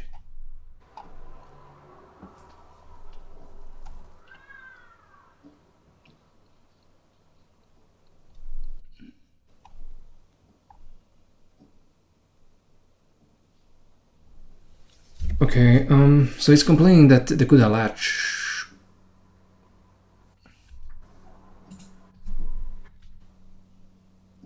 Okay, let's go to the very start. And do we have the CUDA?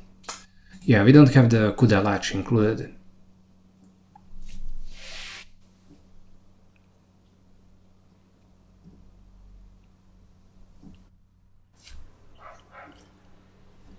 Whatever. Let's go over the errors one by one. Try wait. Countdown.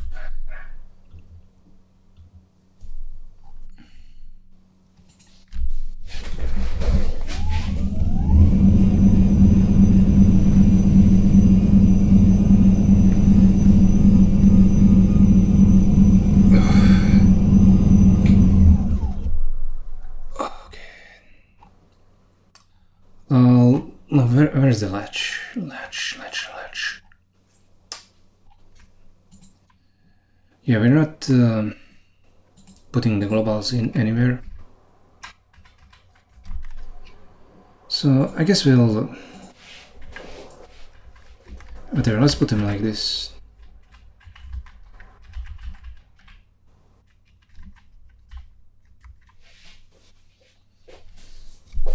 We'll also do that same thing in cooperative groups. I mean, in semaphore. And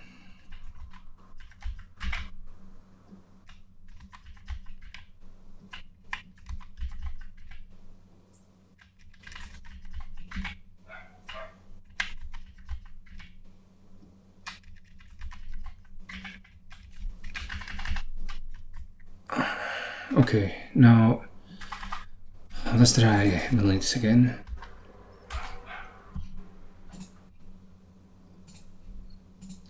And now we have where is it? Oh, here it is, CUDA latch.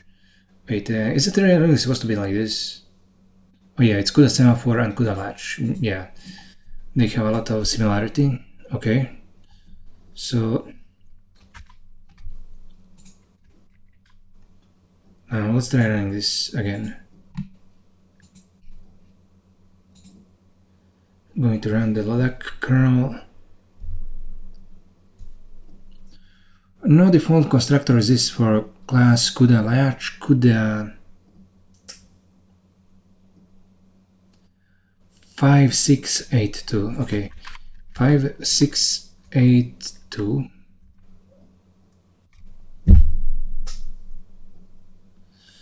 Oh, what the fuck?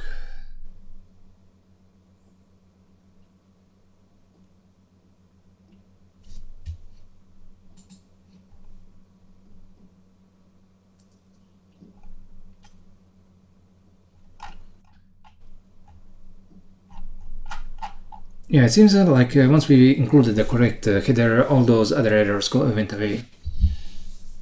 And now we're just left with this one. It's complaining that there are no default constructors for the CUDA latch. But the thing is, we cannot actually call the constructor or on anything in shared memory. If we tried, we'd get another error. So what the fuck?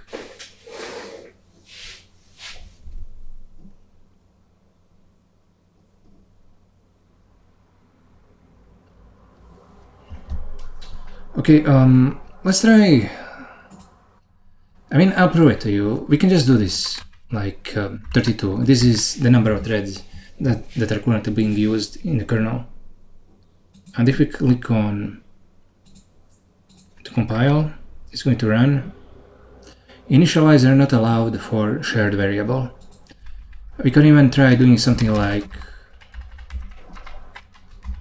let's try this.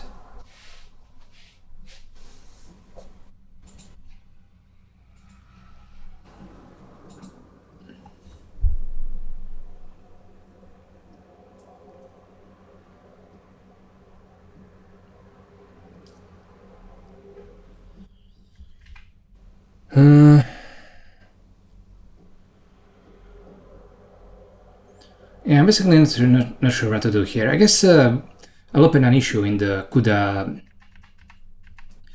library repo and ask them what to do.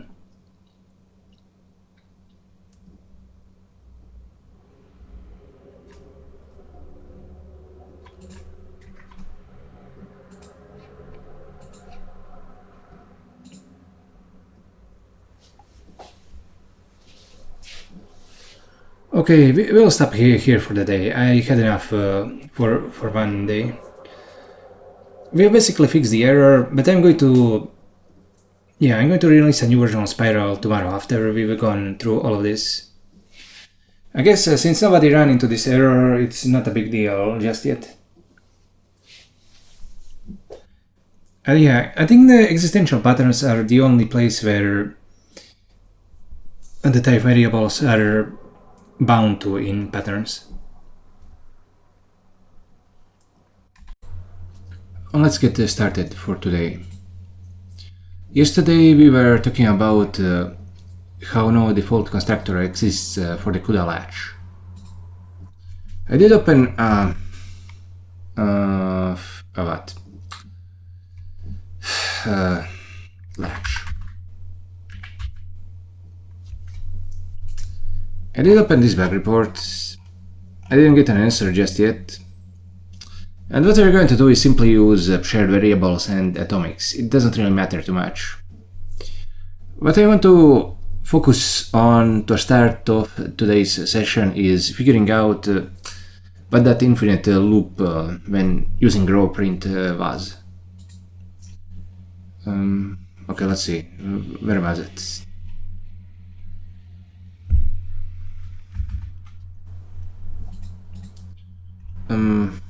Yeah, here we used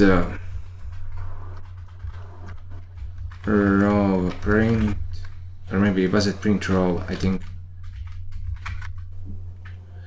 And then we just pasted in this, and what the hell? Oh yeah.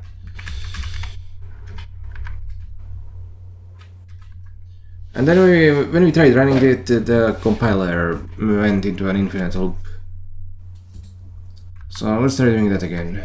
We'll try to compile play.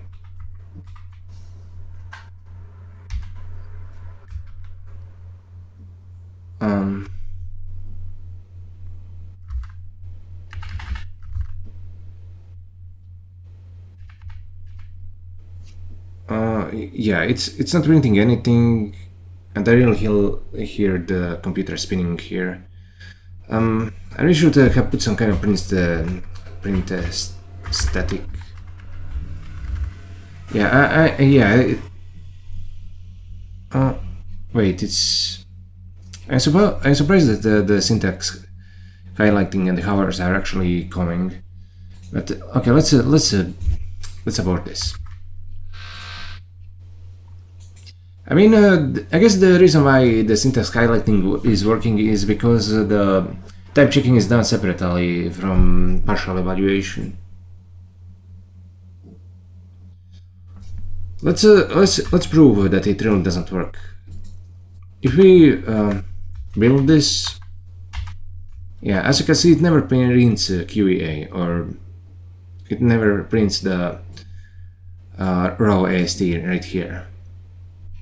So let's close this. Let's go into the Visual Studio, and what we're going to do is what? I mean, the problem isn't in partial evaluation necessarily. If you look at how print row is implemented, print row, it's just a simple print statement.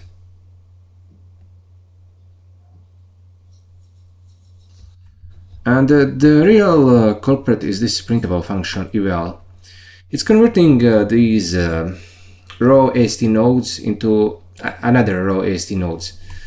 The main difference is that these nodes don't have the ranges in them, and the ranges are the thing that's responsible for the ranges pollute the printouts because they're very long and they make things incredibly hard to read. So printing raw nodes without the ranges helps a lot. And the infinite loop is in here somewhere. Oh yeah, we made sure to omit the recursive functions. That's fine. Okay, so maybe there's something in eApply.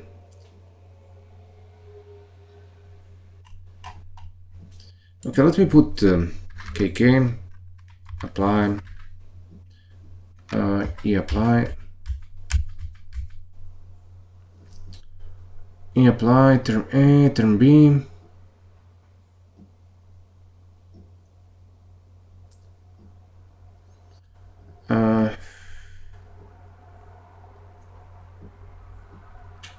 I don't know.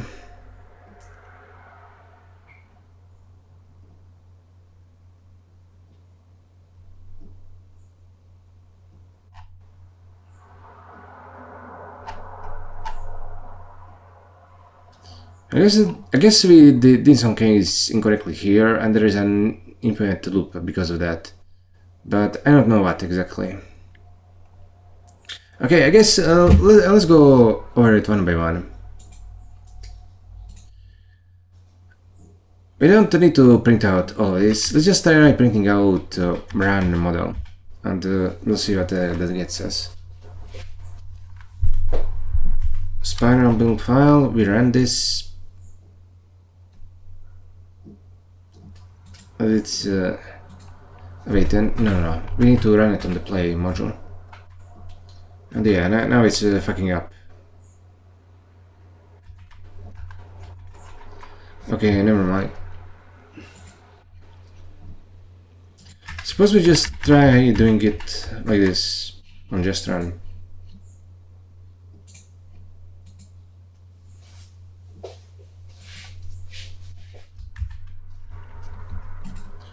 What they should do is just print out TV and the name of the variable. And it's not doing that. Yeah, it's not doing that. Okay, how about if you print out 1, 2, 3, what happens then?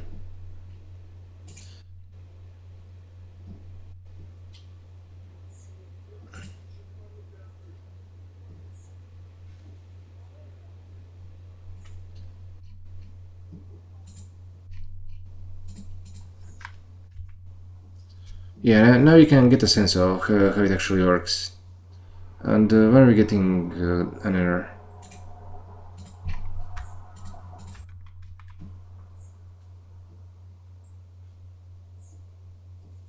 Oh yeah, we aren't actually using the fixed version. Instead, I'm running the one that's on the VS Code Marketplace. I forgot about that, but it's fine. the error that we fixed yesterday doesn't have anything to do with this.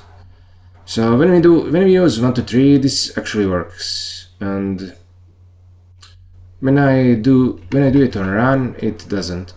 So what about if I passed in something like input? What if we did that? Yeah, now it's printing EV3. Okay, what about if I put in ID? Yeah, now it prints out the entire function. Oh, I see.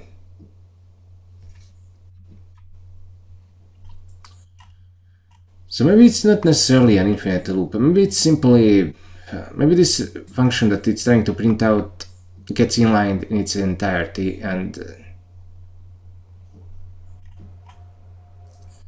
that ends up taking way too much time.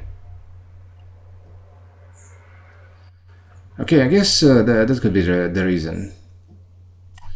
I mean, we can figure that out very easily, like fail with to do.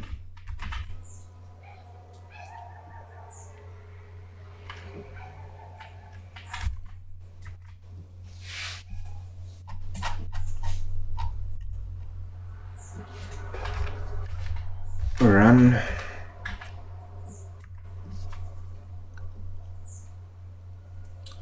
And now let's see what happens when we do this. Spiral build file.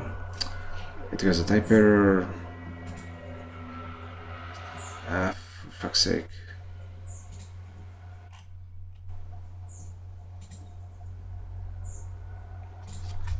Yeah, we need to copy paste the return type once more.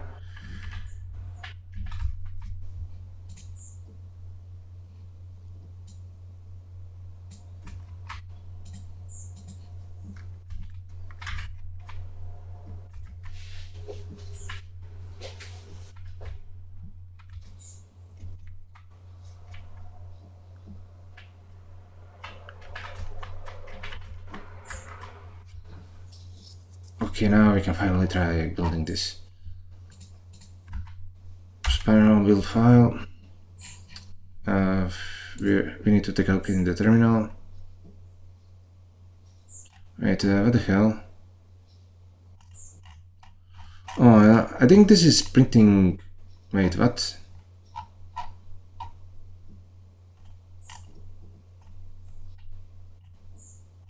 Oh, this is the return type.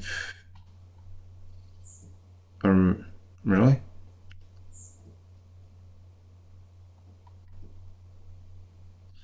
Here's that fail with, and what the hell is all this? I got no idea. At any rate, it does print now.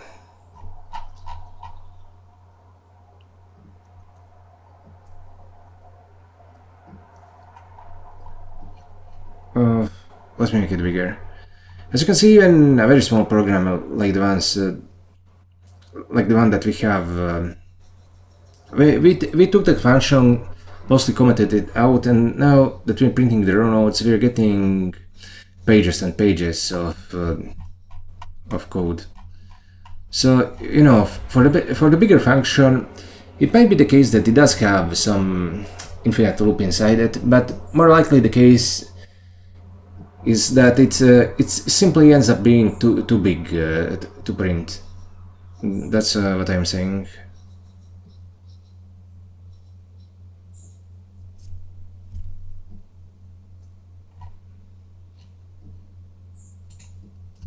It's not worth trying to debug this. I was kind of expecting it would, you know, that we just get the TV, that we just get eApply and then TV0, TV1 and something like that. But it's inlining the whole function. I forgot that it would do that. So yeah, in that case it does make sense that this print row would fail. There might be a bug, but most likely it isn't. And I don't want to spend time in the assumption that there is. Like, it's just a function to print out the raw AST nodes. It's not really something that's vital to the functioning of the language. It's just for the language designer, in other words, me, to more easily debug the language. So yeah, we don't need it. We can just, yeah, we can also remove this, I think. Wait, I even forgot. Did we even debug LDAC? Oh yeah, we didn't, because we haven't gotten the latch to work. Okay. So what's going on here? Okay. Okay, let me think. What do we want to do now? Yeah, let's commit this.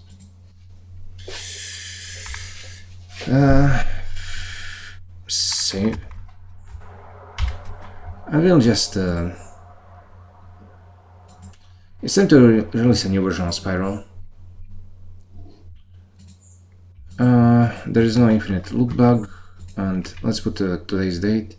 It's the 8th, 9th,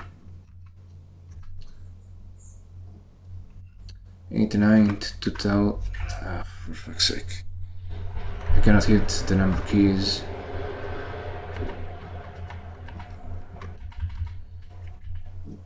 Okay. And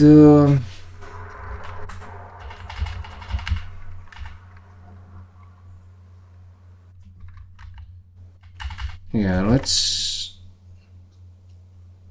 publish. It's time to release the new language version.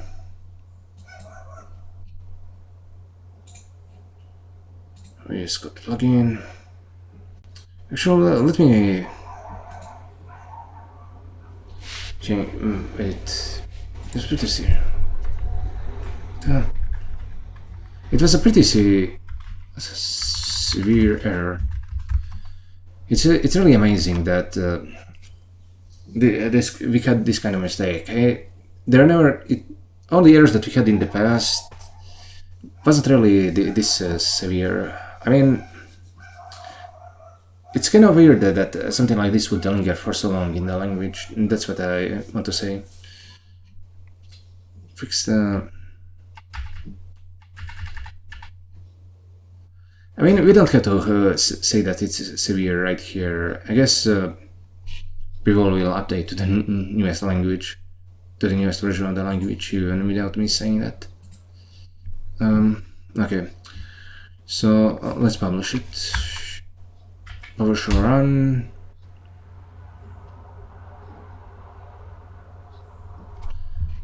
You know, I'm just a bit worried. I see this guy, and this is on. Yeah, I guess he's updating to the latest version. That's fine.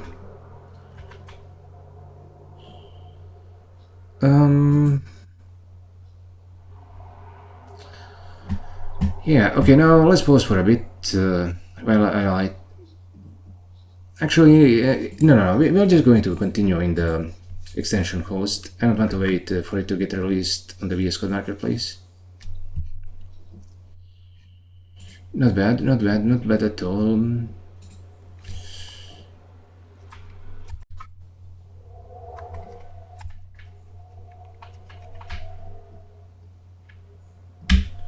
Okay, now let me think.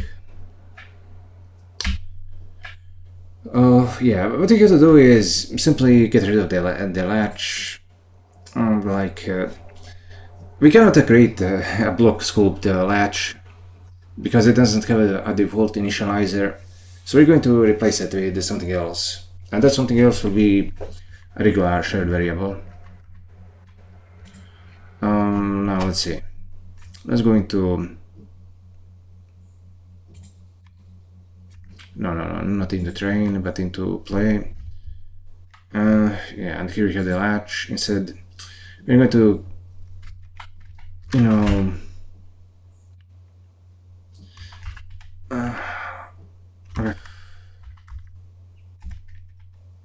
fm create shared variable blocks threads per block. I mean, yeah, this is a honest.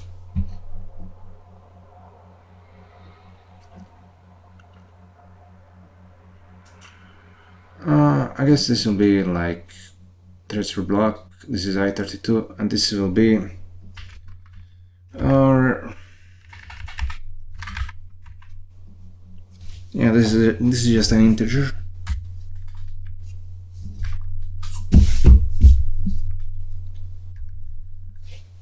Oh, not bad.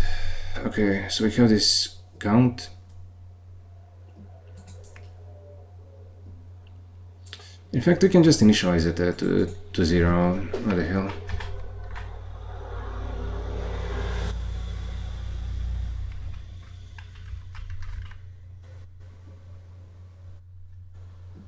No, we'll do it like this, and then okay.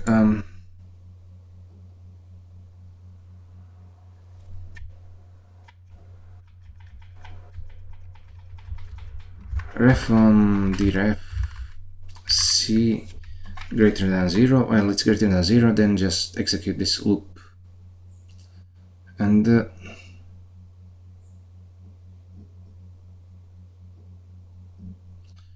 what we want to do here is add atomic -1.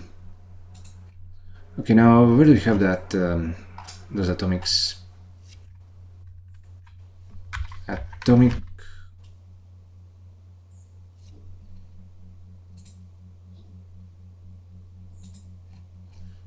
it's in intrinsic. Okay. Wait, this is on an array.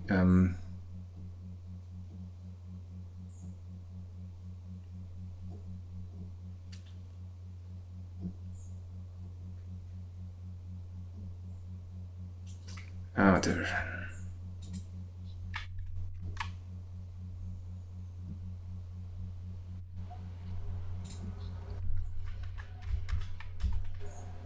Atomic add. This is C. This is -1.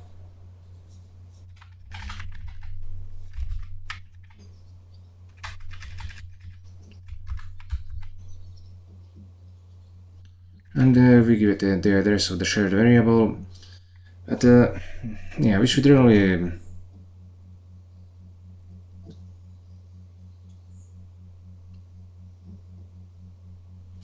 yeah, I really wish this was a regular variable.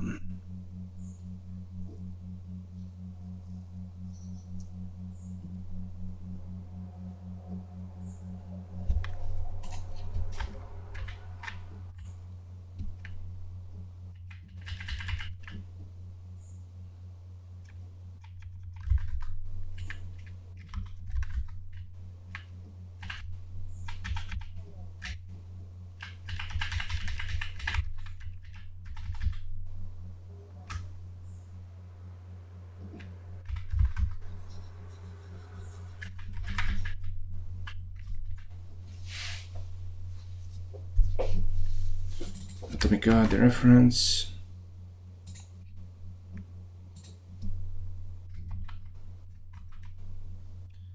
Intrinsic C-1. Yeah, now we have these atomic adds. It will test that they're greater than 0. And it will just execute this loop.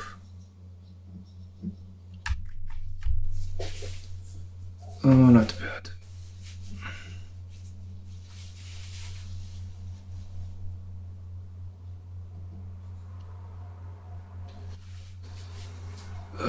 Okay, I guess we can try compiling it now.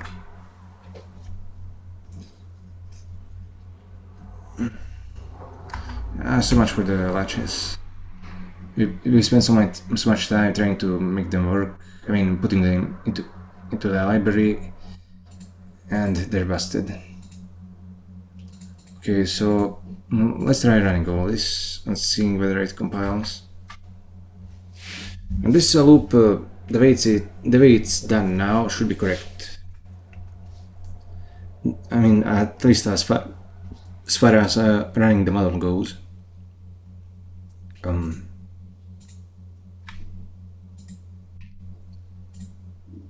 Start the game. Let's see. Does it compile? What the hell? I mean, didn't I build this? Oh yeah, yeah. I forgot to remove the latch.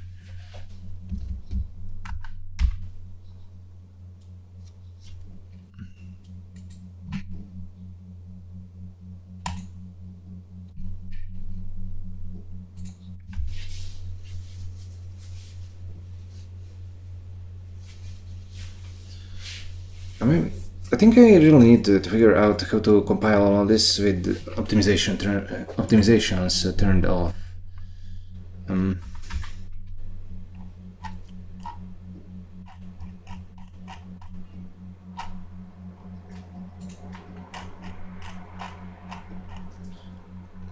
Yeah, these are the device optimizations. We shouldn't be having them on while we are debugging, I think.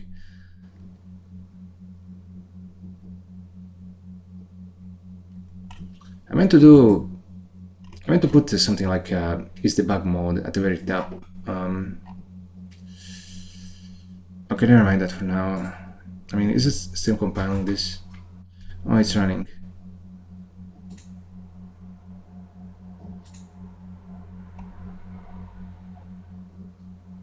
Wait, it says that it's running the GPU model, so why is nothing showing up?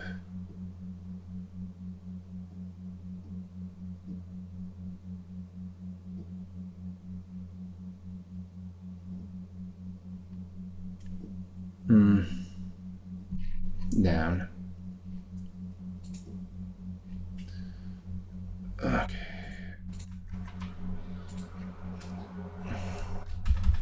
I guess we're going to have to do more debugging. Let's see, where is the model? We have this thing here.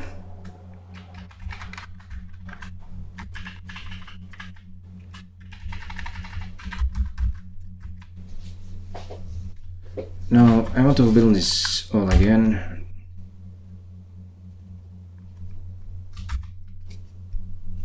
I guess it will terminate the process. Now let's try starting it. And yeah, we really should have turned off the optimizations. We're going to do that. Yeah, after we try out this, I want to see whether it compiles them more quickly. Because we really don't need a slow mode, given how long compilation is starting to take now.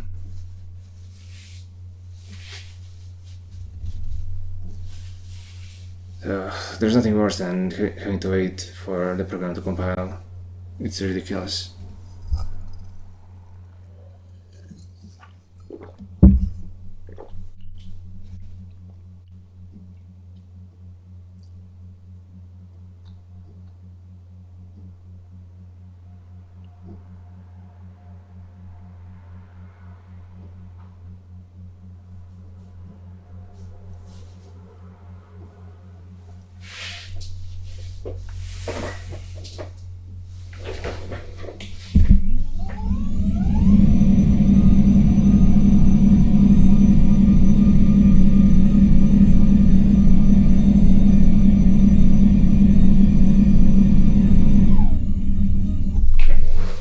Wait, what the hell is going on? Okay, this is not running. Okay, let's go into the fucking core and we will disable the optimizations. I cannot stand this anymore. Device optimizations off. Yeah, great.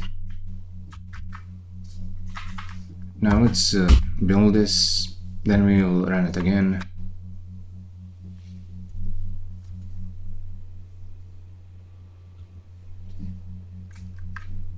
We'll reload and then we'll go start game. Now it's going to run the Ladaging kernel.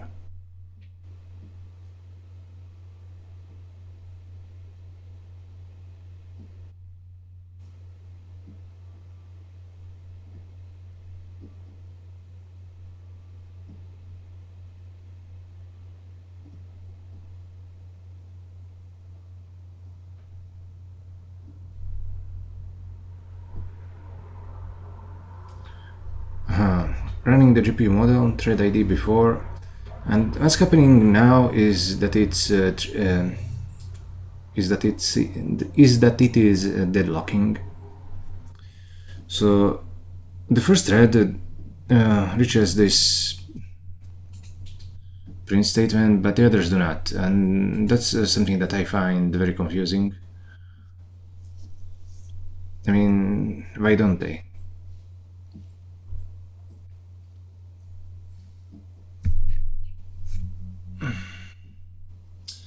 And as you can see, turning off the optimizations didn't speed up compilation at all. Okay, let's put some print statements. So what do we do? Okay, console, write ln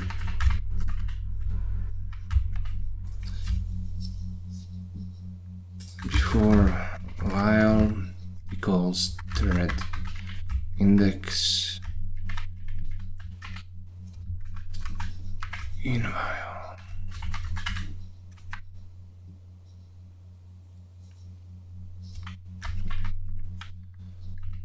Or running.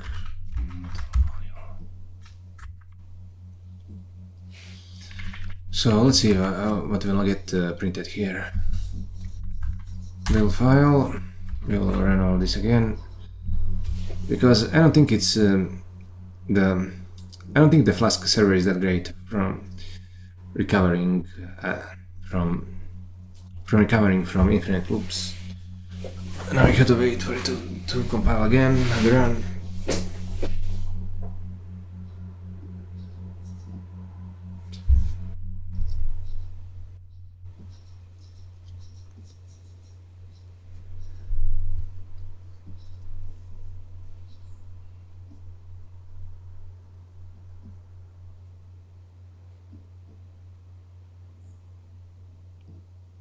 What the hell?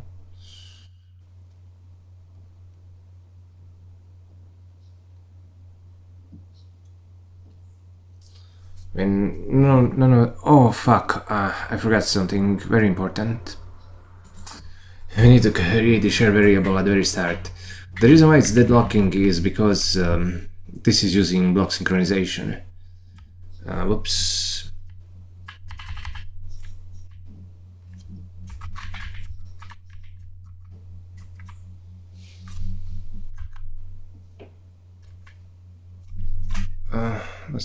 Let's try this again.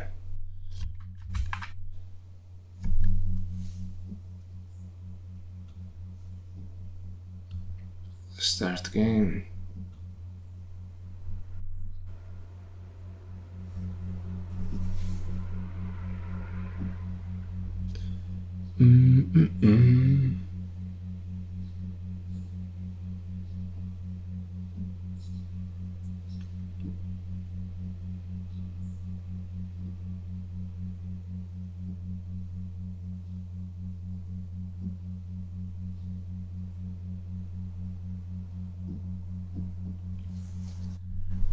Okay, so as we can see, the thread ID before does in fact get printed, but the thread ID after doesn't. That's interesting. Why the hell is that the case? Thread ID before sync threads. Thread ID after doesn't get printed. Oh, really?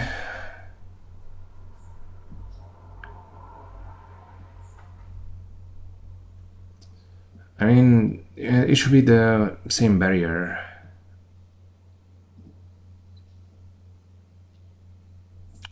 Oh yeah, well, why did I? Yeah, I forgot that I removed this, so it won't be in the same code section. Even so, it should be using barrier 0 either way, but I guess maybe that's another one of the surprises that CUDA is giving us.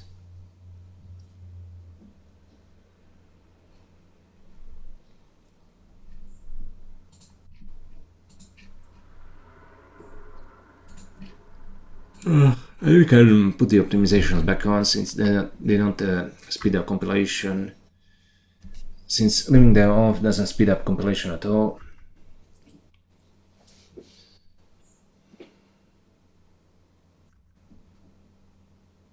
And it's still not printing. Let's check out third idea before. Acquire and release, synchronize.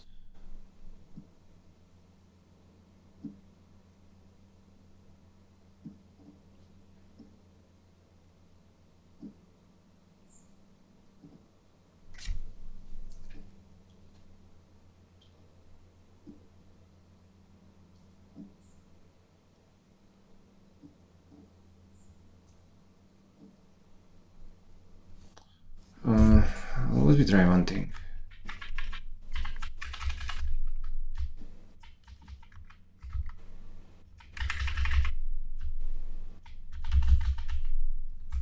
What will happen? What will happen if we do this? I'm just wondering whether this is what causing the synchronization issue or this. I mean, we're expecting that this should be causing the synchronization issue, but we need to do our sanity checking.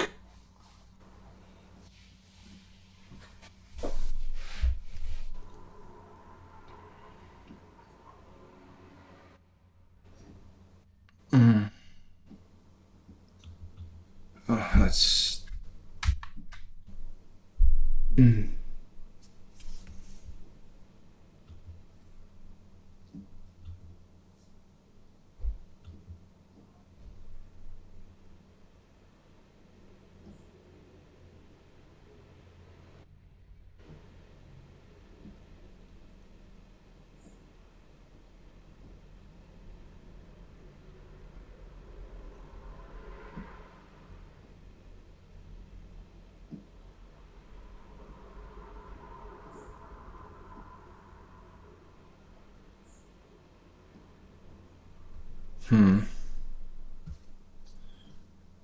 Okay, DSD is getting printed here.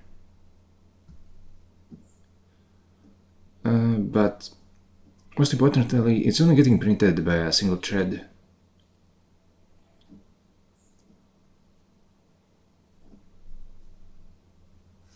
So the other threads aren't actually reaching it.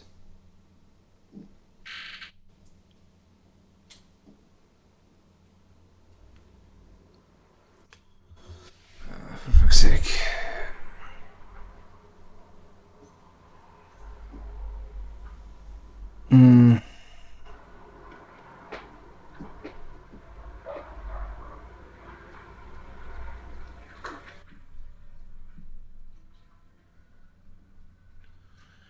Oh yeah, this is a very complicated issue. Why is this? Why is it giving me this kind of trouble?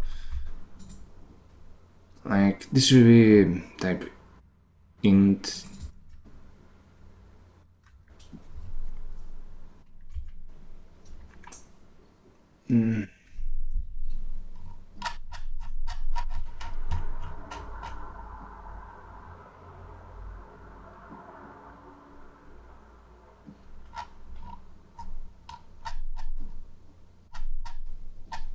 I mean, I guess if you look at the functions, it's also complaining, for fuck's sake. I mean, I don't remember this being an issue before.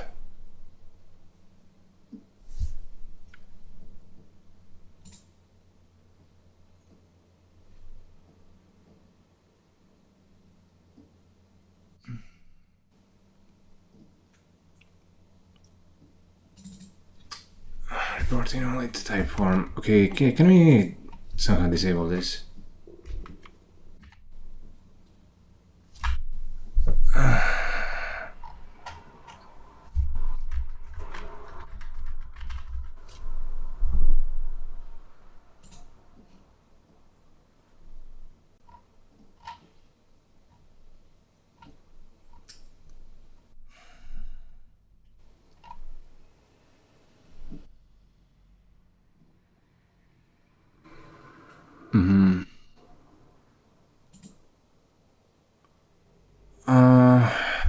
Invalid type form. Okay, and that's none.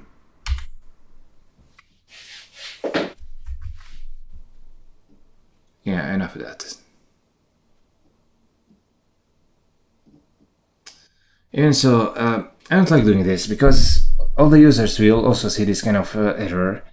So it would be better to somehow deal with it. So it would be better if we could deal with it in a different manner.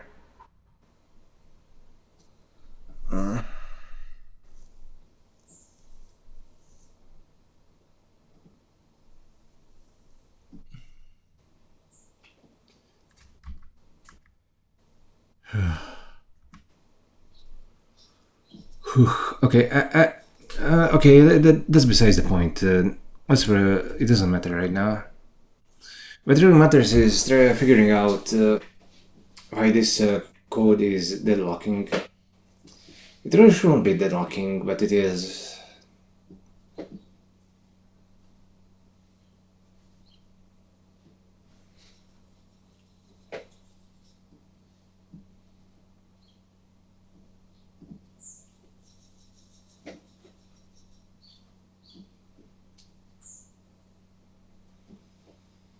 Right.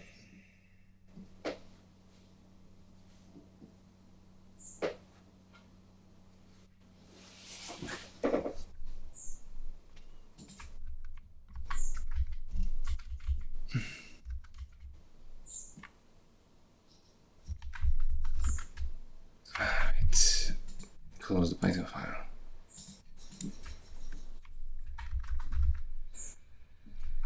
Yes, the.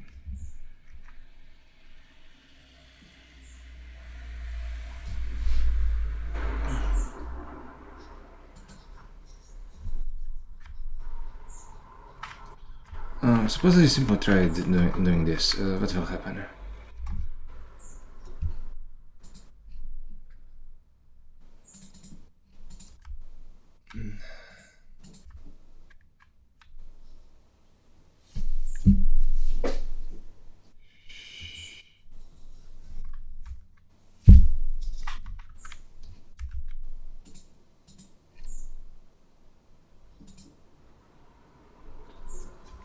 Threads go system, cause threads.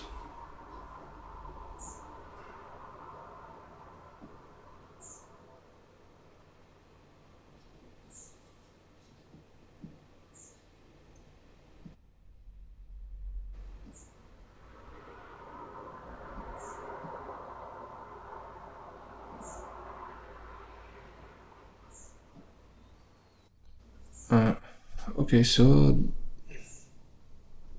really, I mean, this does get printed, which is a bit weird because ASD only got printed once.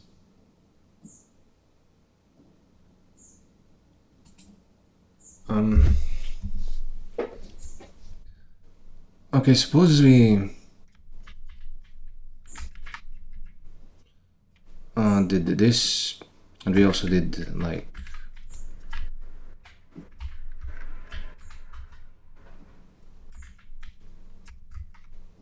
Suppose we did it like this. What would happen? I just want to really isolate where it's getting stuck. I need to be absolutely certain. And if it's getting stuck on the fucking semaphore, the CUDA libraries really are garbage.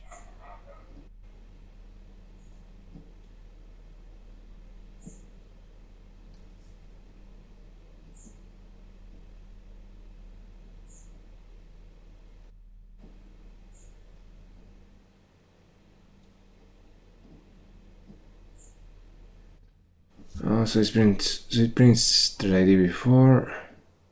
It doesn't print this at all. But how is that possible? I mean, when I put this like here, it did print it. So what exactly is the problem?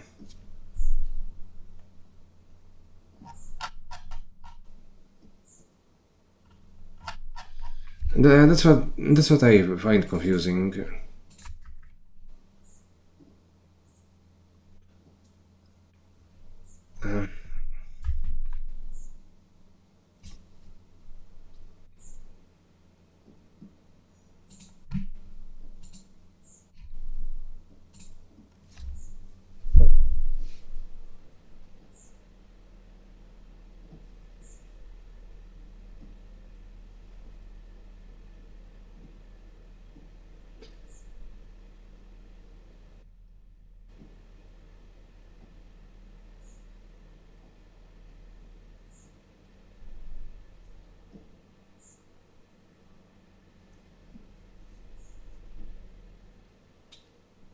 I mean, looking at this, I can only conclude that it's getting stuck on a print statement. What the hell?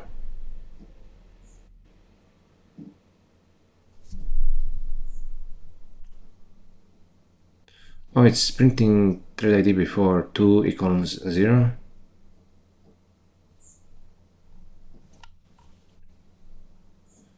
I mean, but it's not printing anything else. I don't know what to think about this.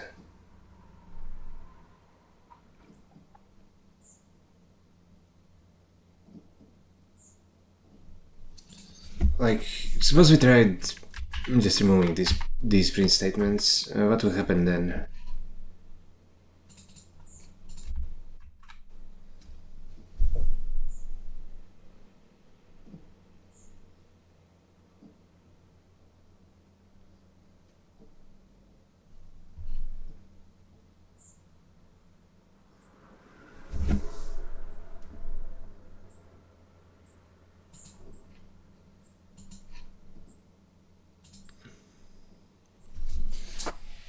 Oh yeah, this kind of tedious work is a part of programming.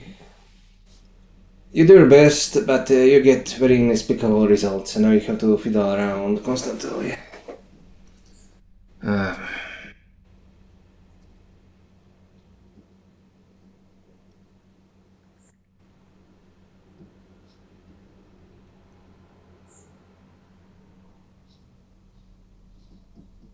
Wait, what the hell? Why is it printing this shit?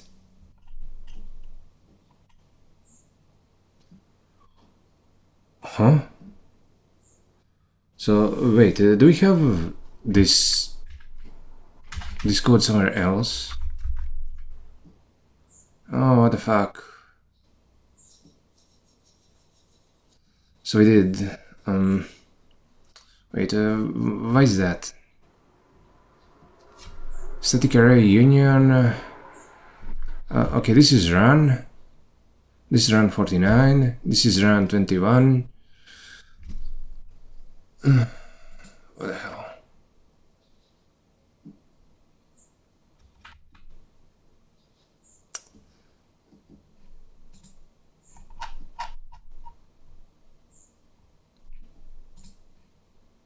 Yeah,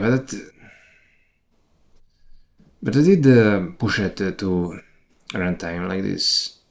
So why does this guy have multiple join points? It shouldn't. Wait, could it be because of the model itself? But no. That other thing clearly had the different arguments. That was what the problem was.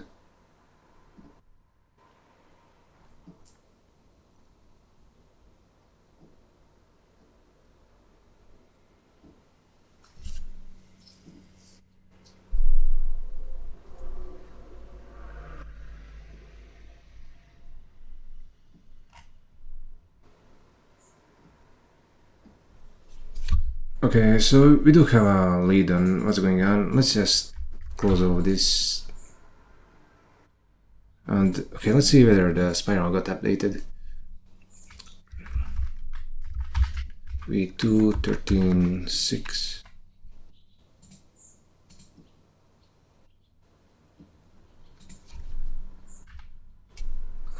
Okay, let's see. Now it's installing a new version.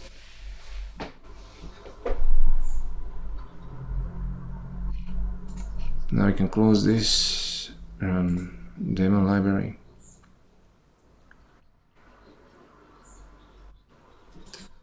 Now let's try building this again.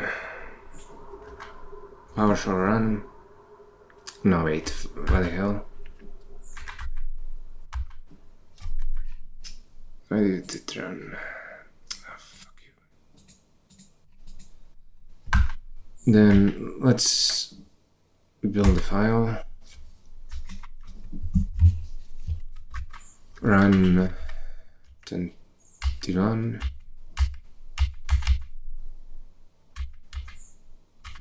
Yeah, and yeah, now we have before thread ID before. This now appears in only a single place. I guess we didn't build that last time properly.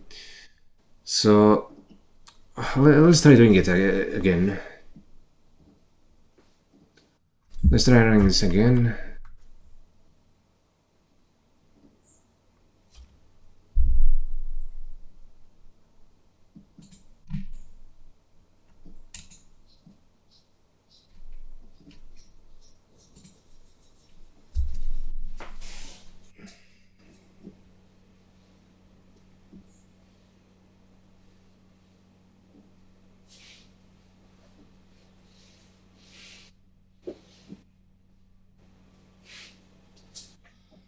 I mean, it doesn't really explain why this deadlock is happening. It should be working either way.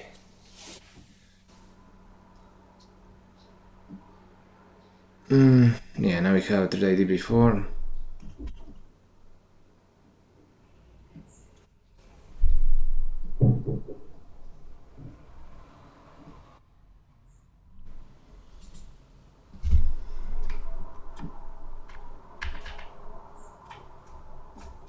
If we put it here, for example, let's see what happens. Yeah, I'm kind of wasting a lot of time, but it cannot be helped. You simply have to do this until you get an idea of what exactly is going on.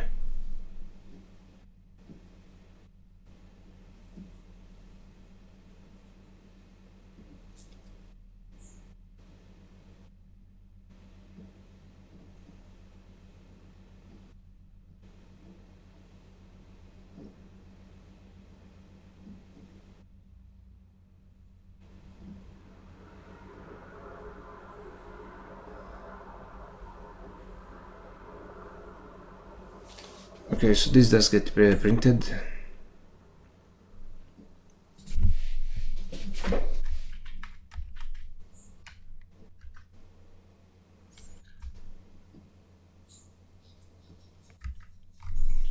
We're going to also try this, then we're going to try removing the sync thread. Excuse me.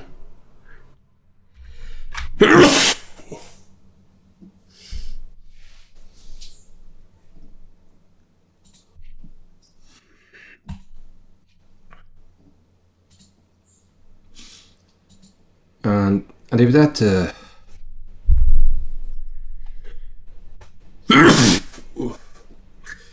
and if removing the sync threads excuse me, and if removing the sync threads ends up removing the deadlock, then we're going to have to use explicit barriers.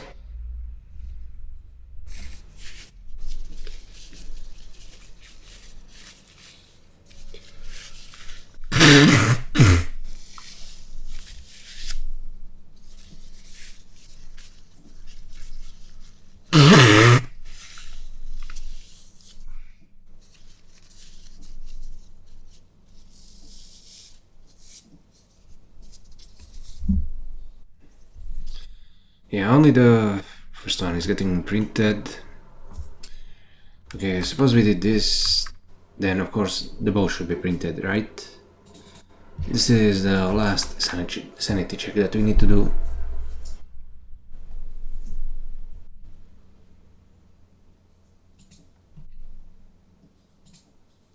In fact, this reveals a far bigger problem. We're going to have to pretty much change all the primitive kernels so they use explicit barriers if this ends up being the problem. Oh, god damn it. Why cannot the CUDA program work as expected? Maybe it's getting inlined and then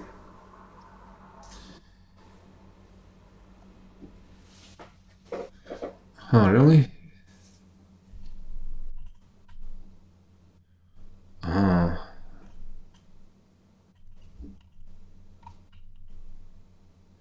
Did I did before?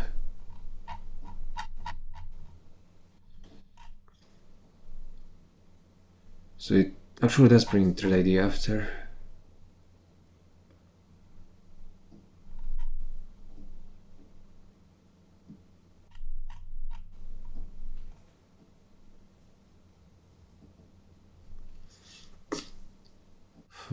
Okay, so the sync threads is...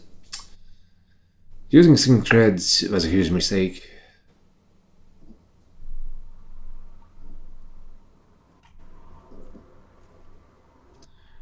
Okay, what if we used an explicit barrier instead of the sync threads here? Okay, let's take a look at Corcuda base. We have the sync threads at the bottom. Wait, not here, but yeah, we have this barrier sync, and we have the barriers, yeah.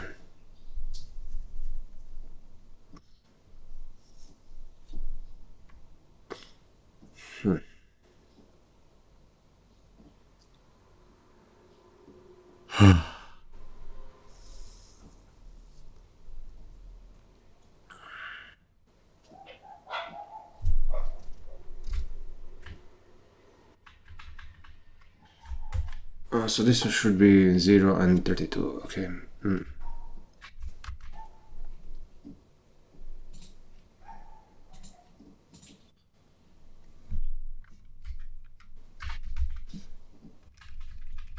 0, 32.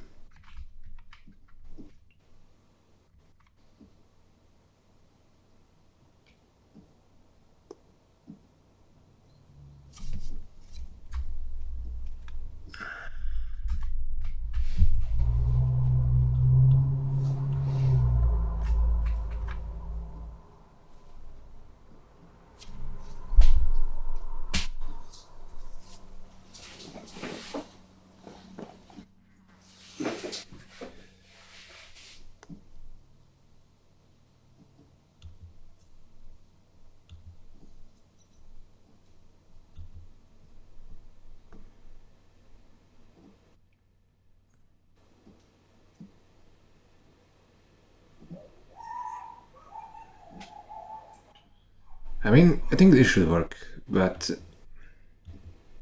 based on how things are going, I'm not really sure anymore. Oh yeah, what we could do is replace the use of sync threads with this bar sync thing. But yeah, it's not working either way.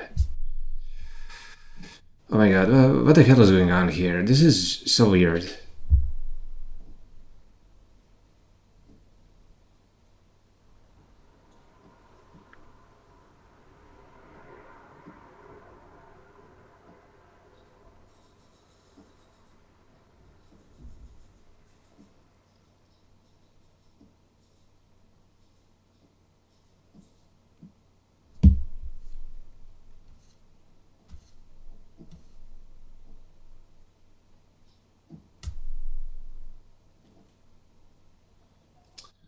Okay, we're going to have to throw in the towel on this attempt and really figure out how we can use the barriers in the intended manner. We're going to have to come up with a test example.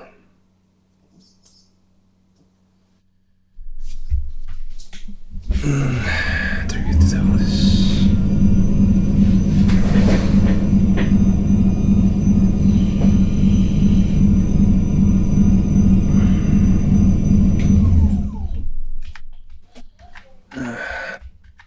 The barriers simply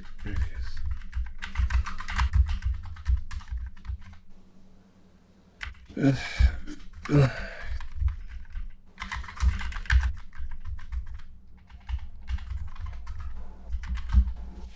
going to make a test example and see if we can use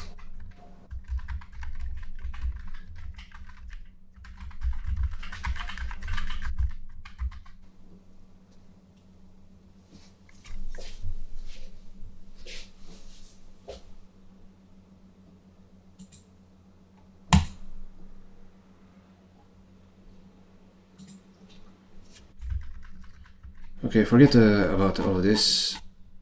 We're going to uncomment this. We're going to add the test 7. 7.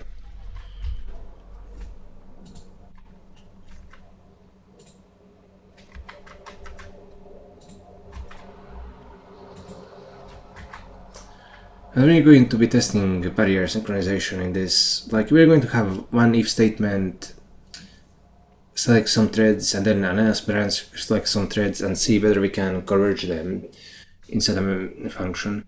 Let me take a short break here. Okay, let me think. Now,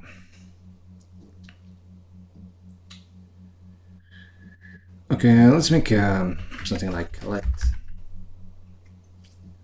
run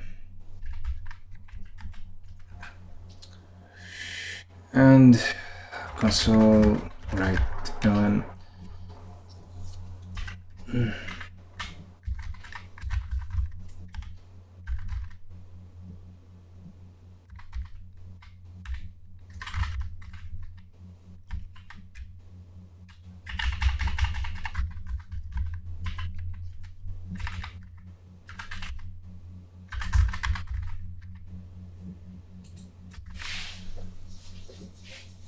We have this. Now what we will do,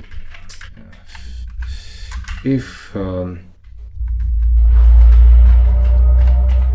less than, let's say 10, then run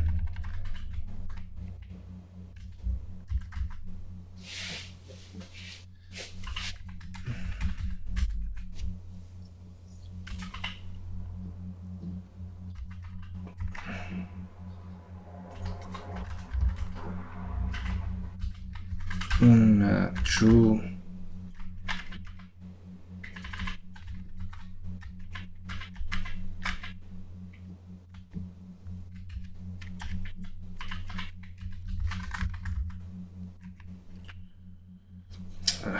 what are these constant type errors?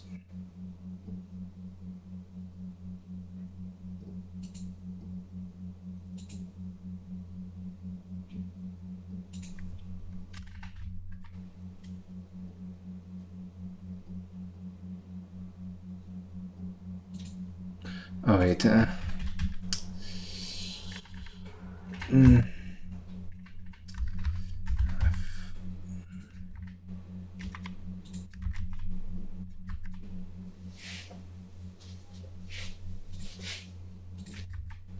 Now let's try building this and running it.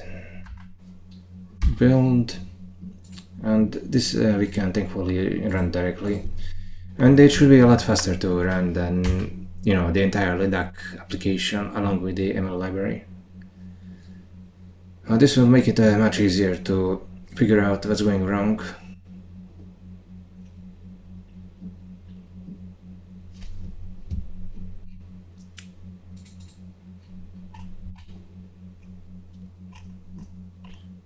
And true, false. Did I do before?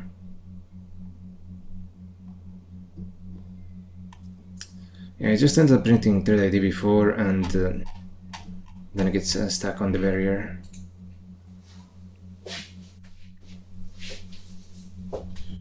So, let's see, how does this look like?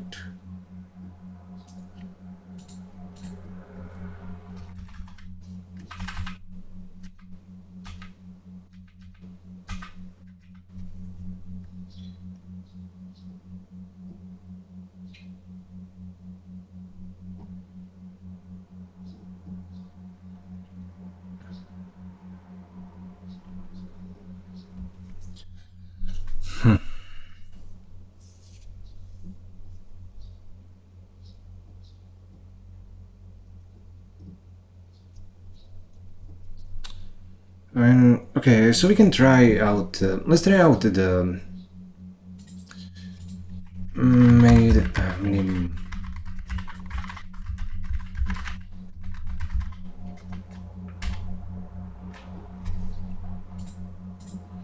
Let's try out the cooperative groups.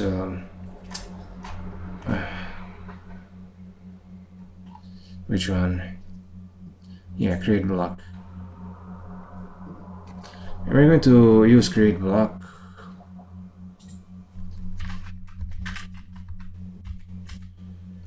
Block equals create block.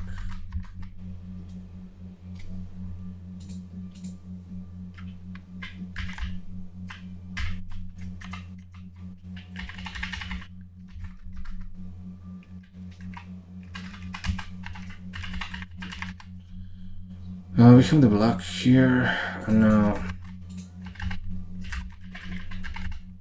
we'll just press it in and sync block. Okay, wait, why is this still? Yeah, this is still running. Now we'll build this again, and we'll see whether the synchronizing on the thread block instead works.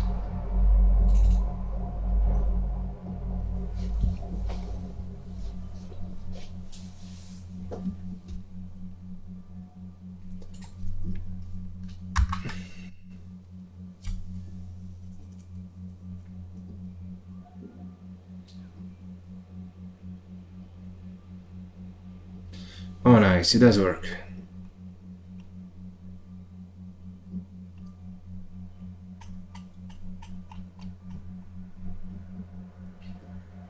Okay, this should be test 8.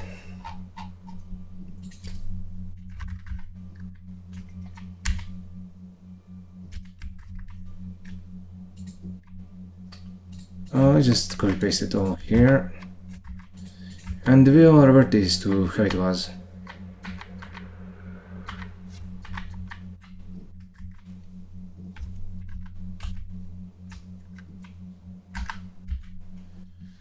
Okay, so now at least we have a path forward. We can just use the cooperative group blocks. But I'm still confused why using explicit like Berian synchronizations that doesn't work. That's something I want to understand.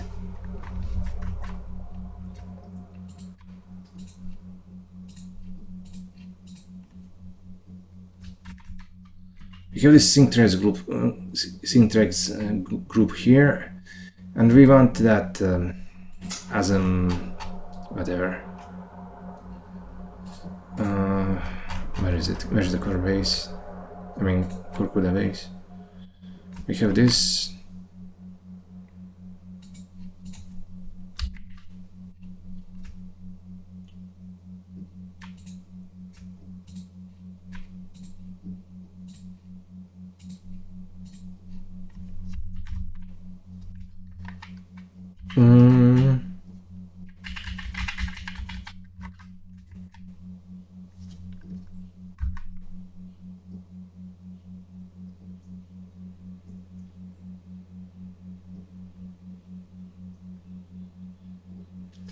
Yeah, we get the same result using this as with regular sync threads, and in fact it should be doing the same thing, so it's no wonder. But if we removed this CTA annotation, what would happen then?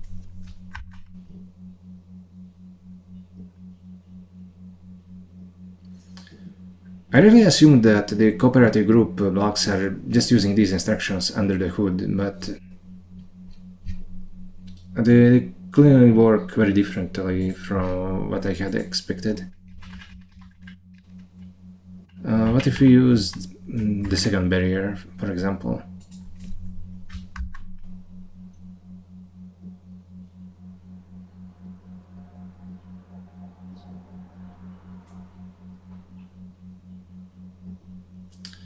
Yeah, it still doesn't work.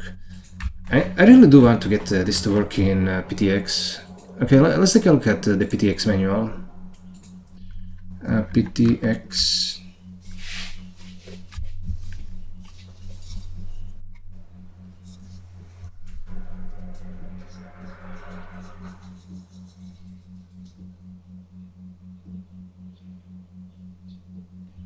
I mean, is there any difference between bar and barrier?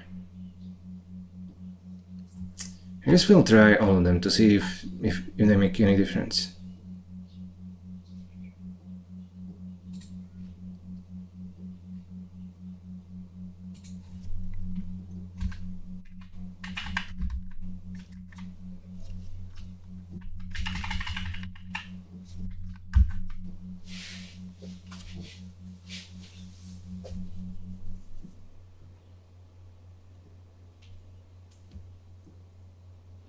Oh, this works. Nice. So there is a difference between bar and barrier instructions. I'm actually not really sure what it is though.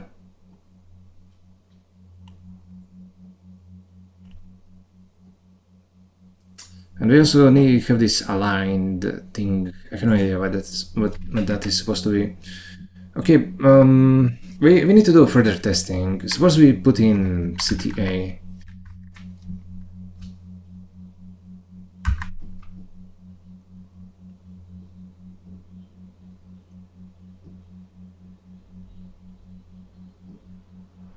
Yeah, it still works. Suppose we put, let's say, 64 here. I mean, it should get stuck here, right?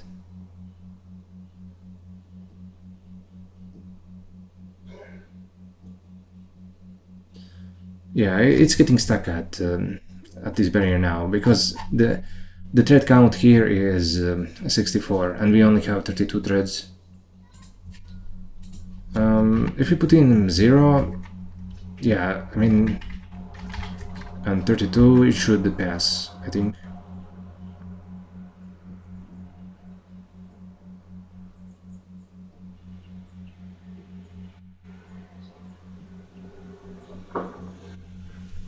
Yes. What if we put aligned?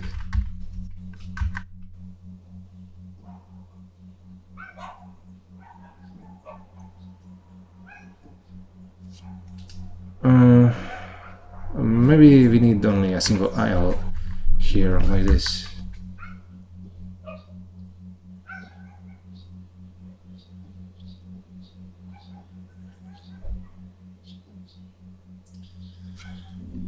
It seems this is getting, yeah, this is getting stuck in much the same manner as the regular barrier instruction.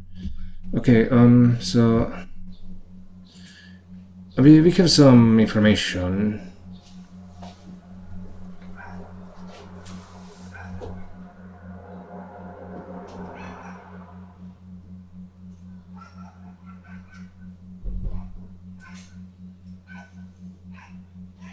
All the threads in a warp except for those that have exited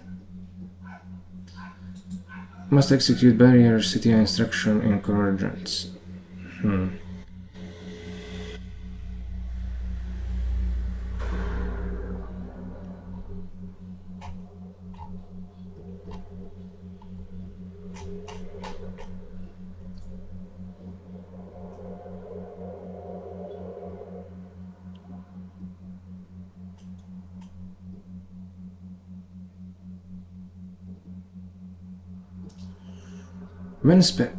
The instructor barrier CTA has an optional align modifier.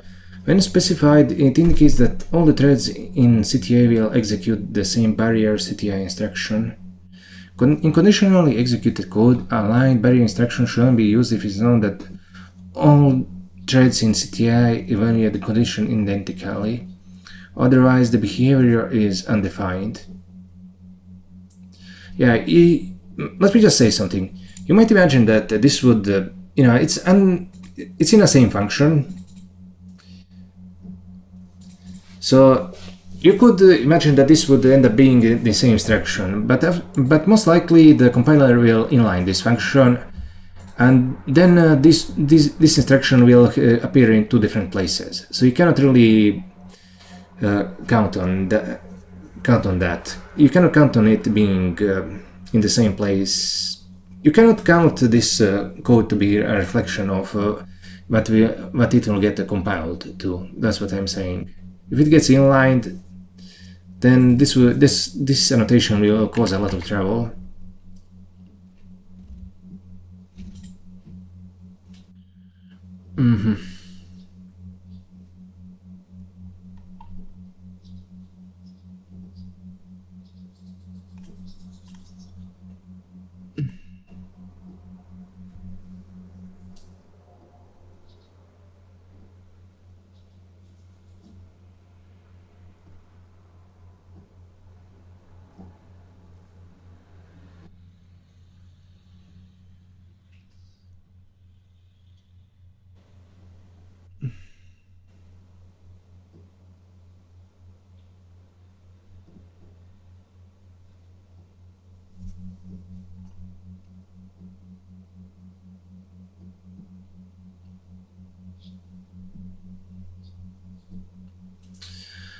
We're going to have to convert pretty much all the uses of sync threads, so it uses this barrier instruction instead of the old one.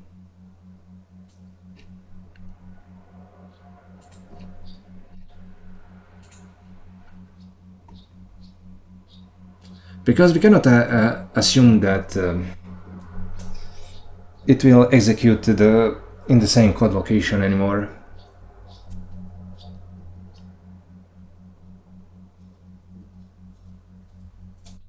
So this bar CTA doesn't have the aligned.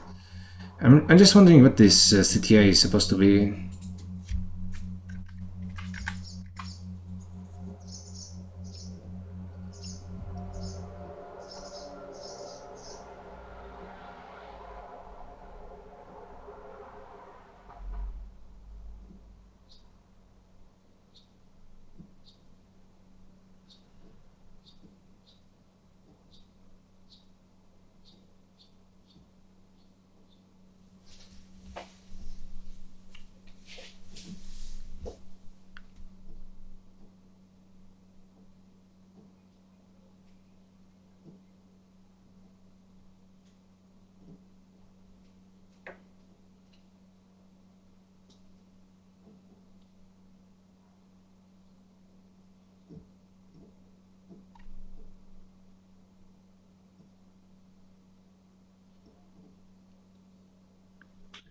CTI level applicability, and doesn't change the semantic. It doesn't change the semantics of the instruction. So I guess they're the same thing.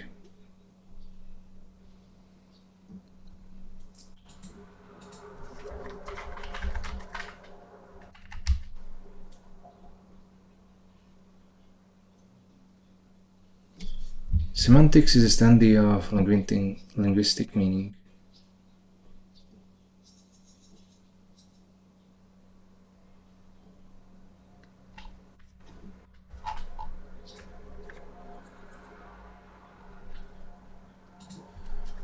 Cooperative thread array. I think a group of multiple threads that concurrently execute the same program on an input data set to produce an output data set.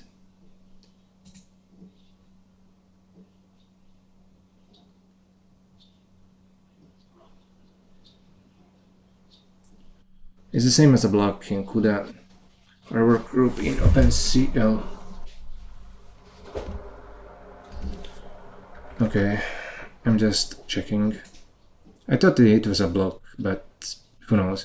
I think the cooperative thread array in the latest version of NVIDIA GPUs both refers, I mean, it refers to actually a cluster of blocks. They added a new hierarchy. I mean, they added a new memory hierarchy, so the blocks can now be in a cluster. Barrier CTI instruction requires SM3 or higher. Okay, I get it.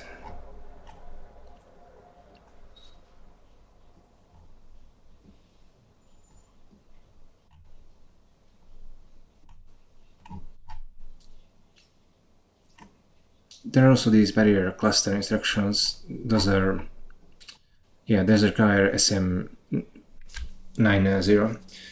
I actually have this is currently only in the Hopper cards and the latter.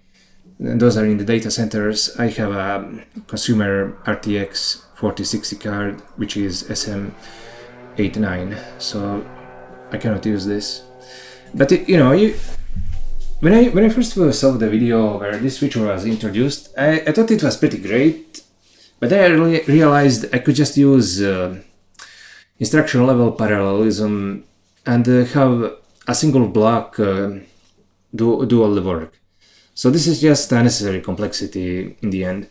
But I do like how NVIDIA is trying to make GPUs more general purpose. Okay, these memory fences, I don't understand those, no matter how much I study them. I guess you have to be an extreme expert to make good use of these. I'm not really at quite at that level of involvement in GPU programming. The problem with these is that it will be very hard to actually test them properly. At least with barriers, you cannot know that it reveals the memory operations being done across the entire block. But with the memory fences, I have no real idea what's going on. I guess their only use would be to implement memory primitives. You generally don't want to use, if you're programming something like .NET, you don't want to use semaphores and mutexes and so on. Instead of doing that, you should either use async await, and if you want more, you can try out reactive extensions. And if you still want more, you should try using the Hopak library.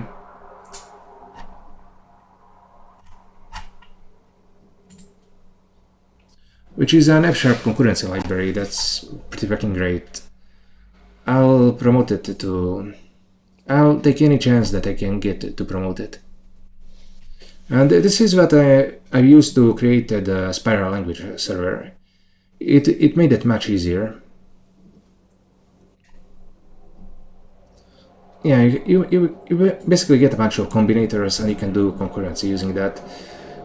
If you have experience with Go, you know that it has some things like channels and so on, and this is basically it, except it's implemented as a part of a library. You have this, yeah, you have these channels, you have a bunch of more stuff, like streams, and it's great. The library is definitely worth studying. I think reactive extensions are one of the fundamentals of that every programmer should know, and this Hopak library is also a part of that, even though it's not very popular at all. Okay, so we have a solution to our problems. I guess, yeah, we'll be putting this city annotation everywhere, because why not? It doesn't change the semantics. Let me pause for a bit so I can add this video to the timeline. Okay, I've added it to the timeline. Let's do just a little bit more testing. I think this should work. We don't need an optional thread count here.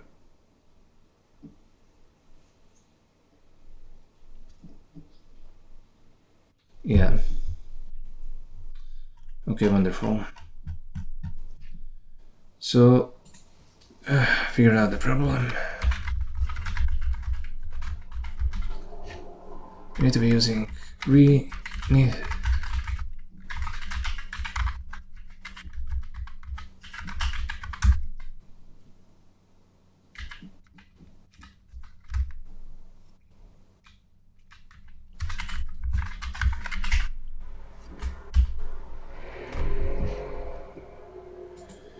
and now we're going to basically refactor the whole library. Yeah, it will be pretty easy, in fact. Core CUDA, go into base. Okay, here we have the barrier sync.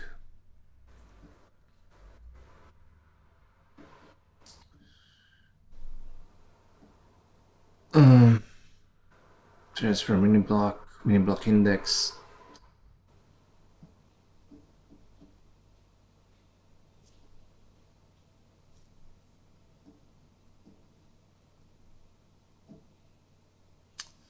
Yeah, I'm going to change how this works. Barrier. Okay, this is one thing that we want to do.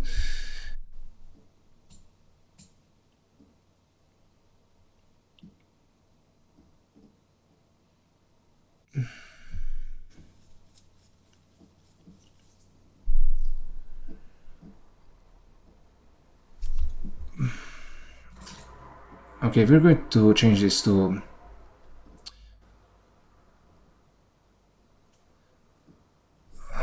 barrier ID. Barrier ID thread count.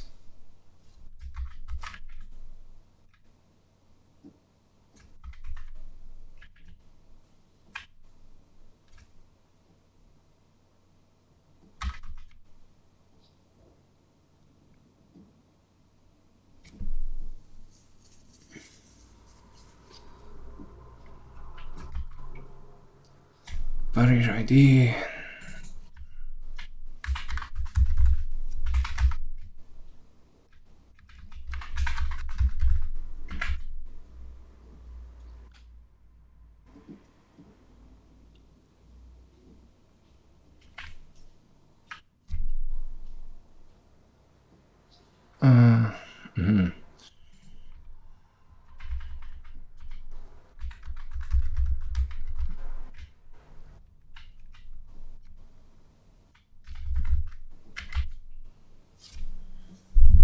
Barrier ID and thread count.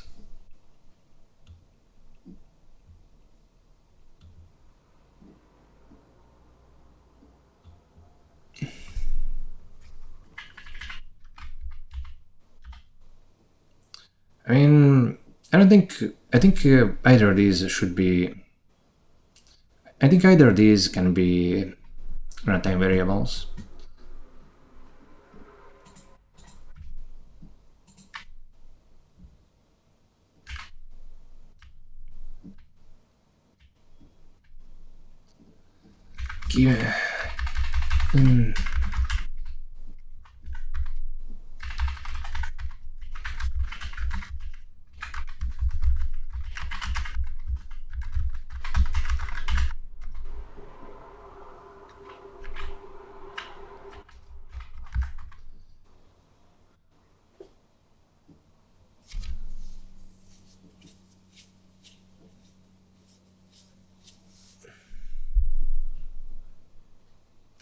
Okay.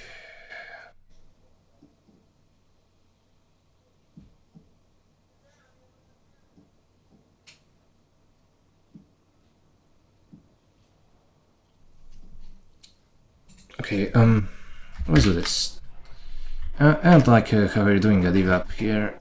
So threads per block divided by the thread count need to be less than 16. And okay, threads per block, the modulo the thread count.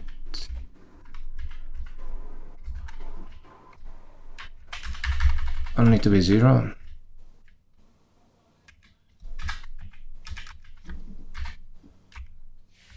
The threads per block need to be divisible by the thread.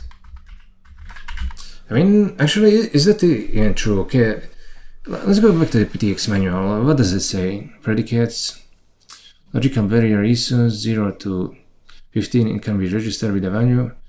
Operand B specific temperature specifying the barrier on thread density. The value must be a multiple of the warp size when specifying threads. So it does need to be a multiple of the.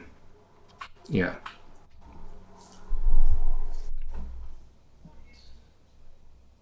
Thread count needs to be a multiple of the warp size.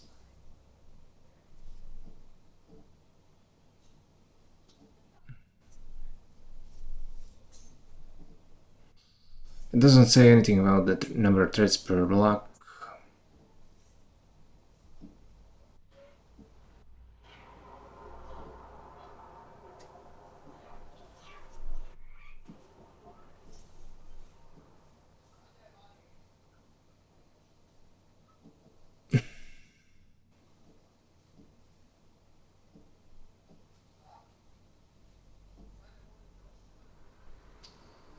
I mean, what the hell, we don't need these other conditions. We only need the barrier ID to be less than 16, because there are only 16 barriers. The barrier ID needs to be between 0 and 15, which is which the size of that range 0 to 15 is 16. So the barrier ID needs to be less than 16. And yeah, that should be fine.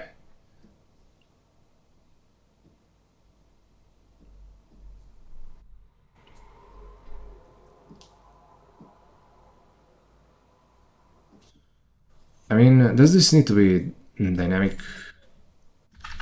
Okay, never mind that. Let's just convert it to what it needs to be. And barrier ID should be an integer.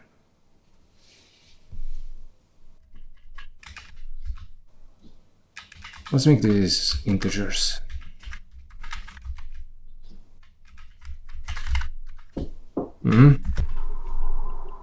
Sorry, I got interrupted just for a bit. But yeah, we're going to do this like so.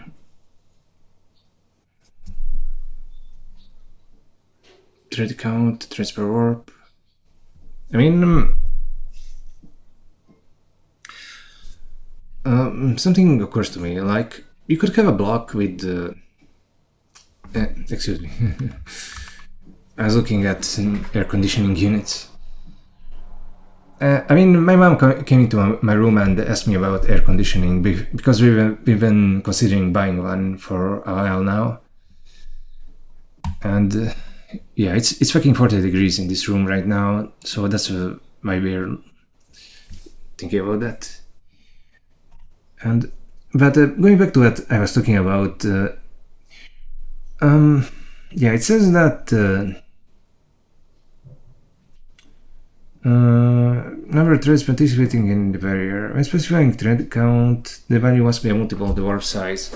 But you know, we can actually have blocks that aren't a multiple of the warp size. And if we omit the thread count, would that still end up working? Well, I'm guessing that it wouldn't.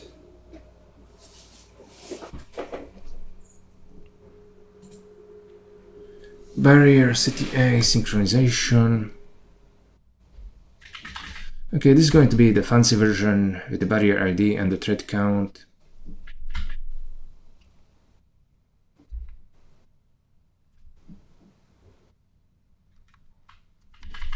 I mean, it needs to be a multiple of threads per warp, but if it's 0, I don't think the kernel would launch anyway, so we don't need to test for that.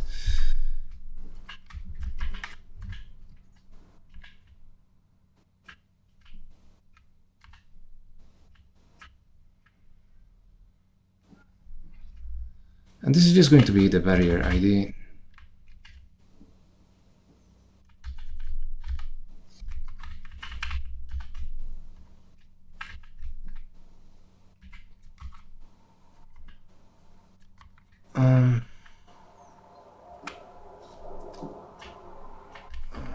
Threads per block.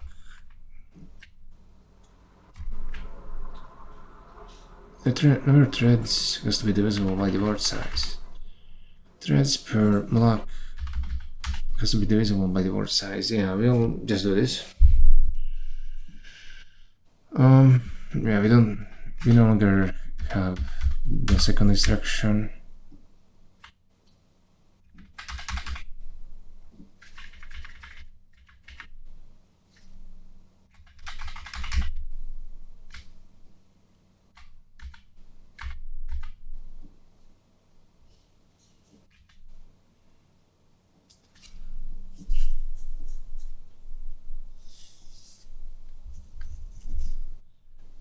And what I'm going to do is, in fact,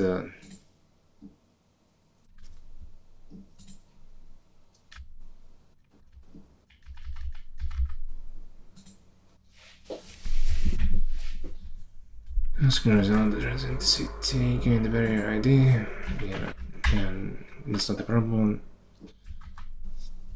Let's put this like whatever. Let's put it here. And the reason why we're doing that is because we're going to do Control F. Yeah, and if we're doing that, yeah, we don't want it here. Let's just put it here. And now we do a Control F, and what we'll look for is sync threads.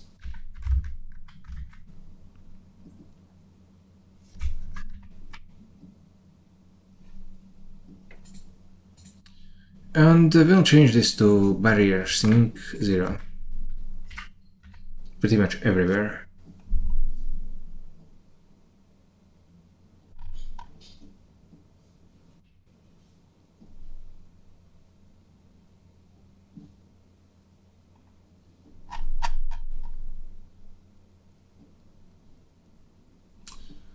For fuck's sake, it I can't believe it will actually change it here. Okay, can we just dismiss this?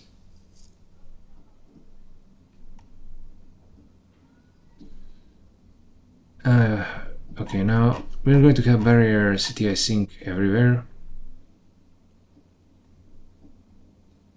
Replace all. Replace. Let's go put it back in base.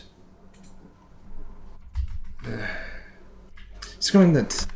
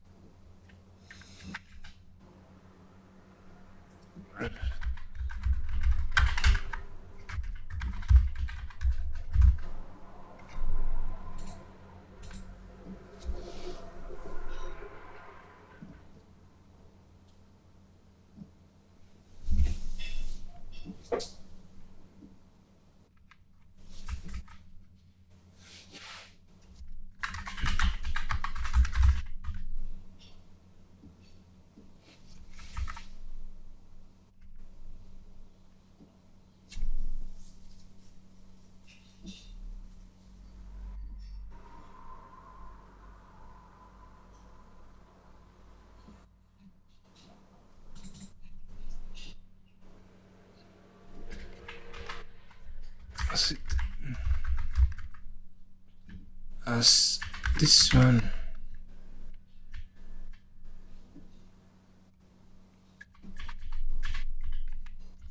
Require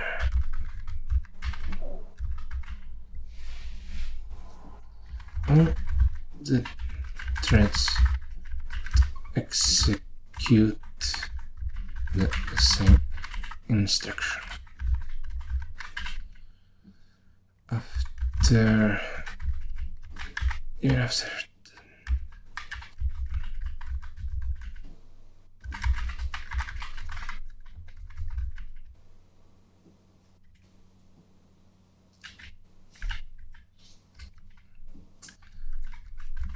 which can cause trouble and cure that.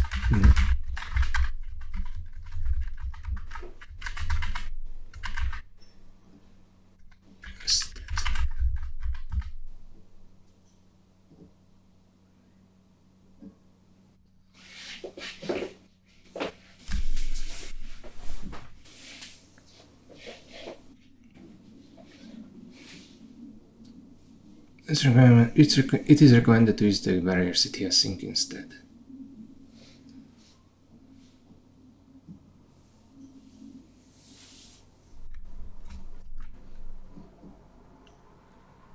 Okay, so that's one thing, and now let's check out the problems. Yeah, now we don't have the barrier sync here anymore.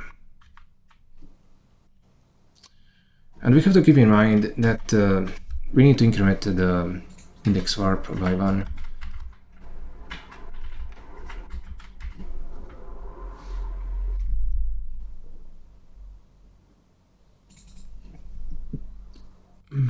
Barrier ID.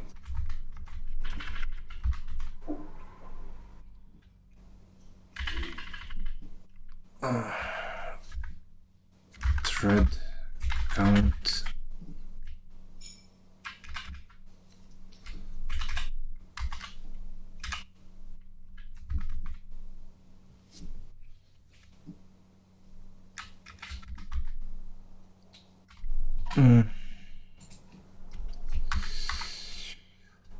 Barrier city async.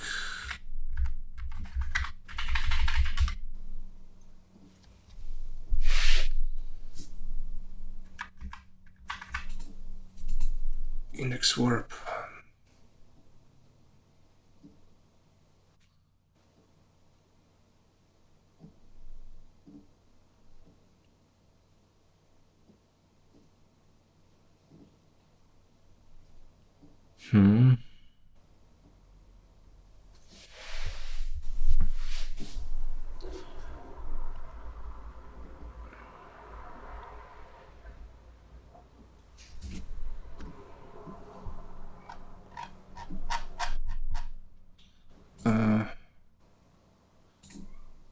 Oh really?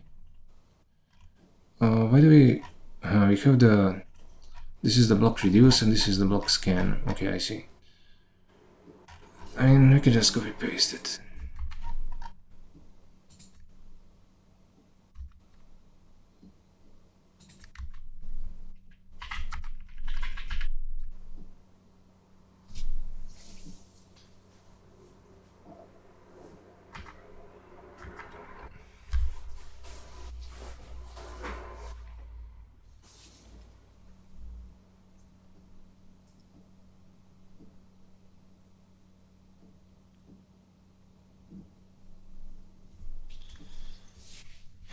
Let's try this. Let's try this.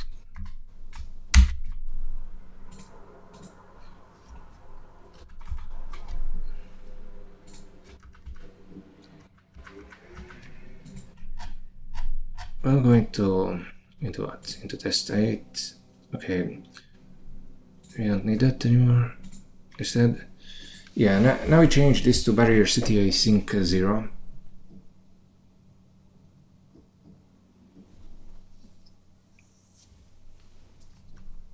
It's a lot easier to think about which thread is synchronizing to which barrier than which thread is synchronizing to a particular instruction in the generated code.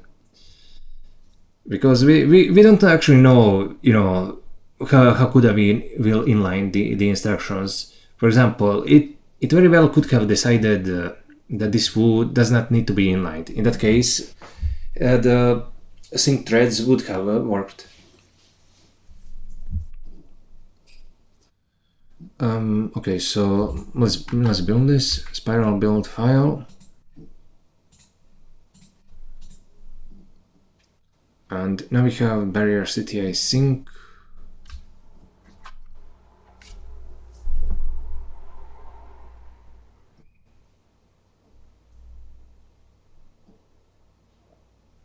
And it works as expected.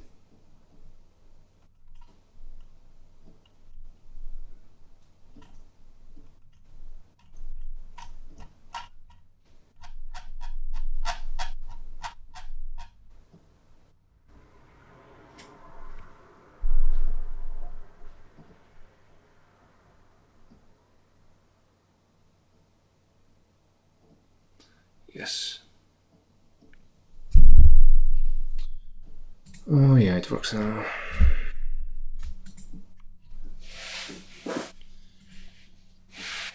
would have worked. Sync threads wouldn't have worked.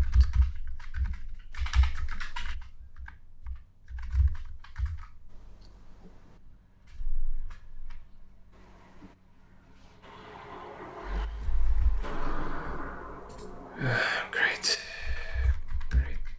We can.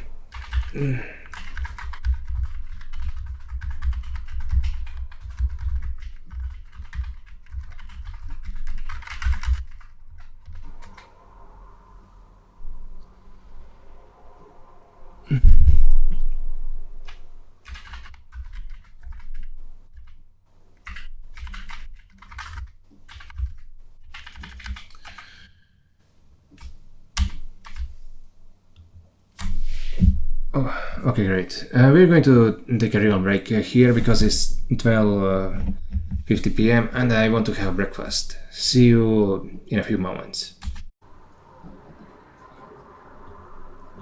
Okay, we managed to finish this test and we've fixed the errors. We've managed to fix the deadlocking problem. And now I think that if we go into the LEDAC play, LEDAC play.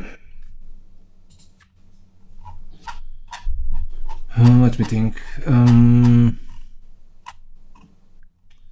Yeah, okay, here we have intrinsic atomic add reference. Yeah, we have this. And yeah, we need to take a look at the models.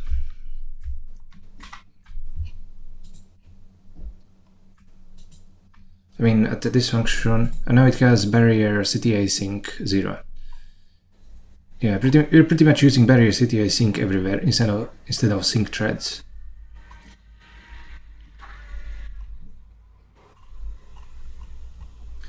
And this will resolve the deadlocking problem. Let's try building this and then we'll try running it.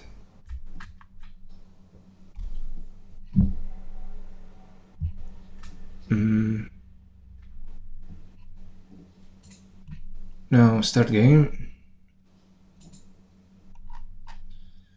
Now I need to wait for it to compile, but it should work this time around.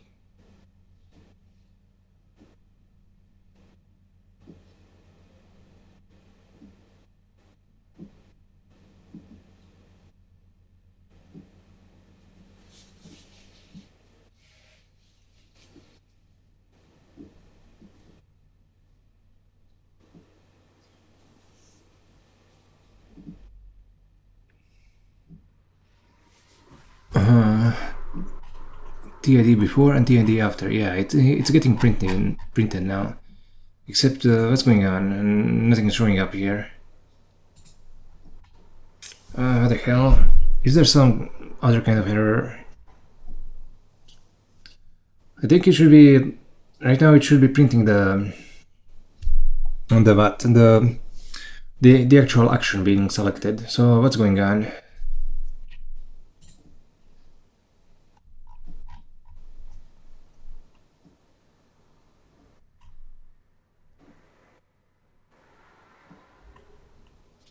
I mean, could something else be deadlocking instead?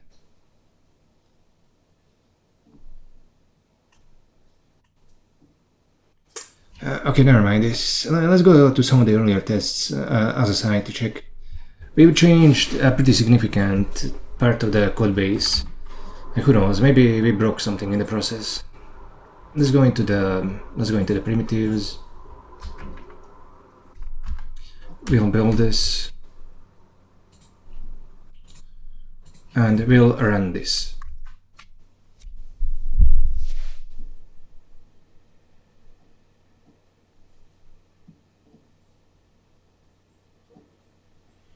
Yeah, it does run.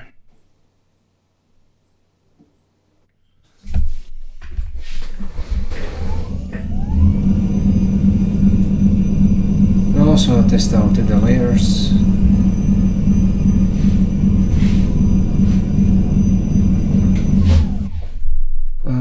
Let's see. Test 5, build file.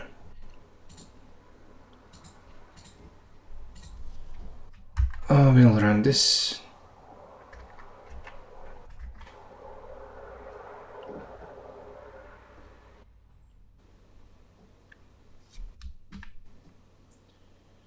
Okay, something's happening. Yeah, I think this is fine. I mean, it looks good and it's not deadlocking. So what more do we need? What are these values? Yeah, there's only... I mean, okay, there are 3 elements. It's fine. There's nothing wrong. Now...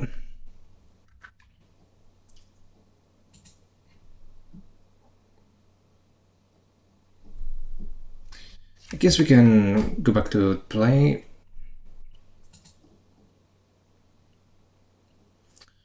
Okay,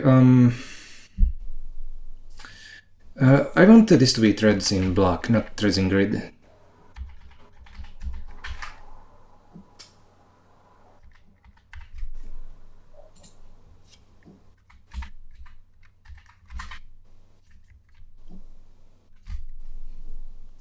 Of course, we only have 1 block, so that isn't the problem. I'm not sure what the problem is, but I guess we're going to have to do some investigation. Running the GPU model. Yeah, it says that here. Okay, let's run it again. And this time it won't need to recompile it. Yeah, running the GPU model. But it doesn't give back the action.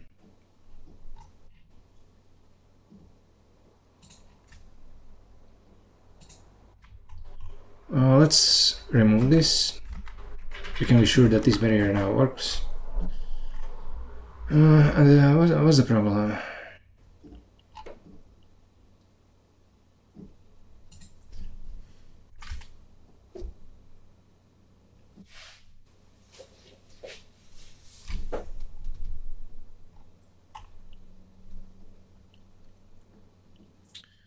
Okay, if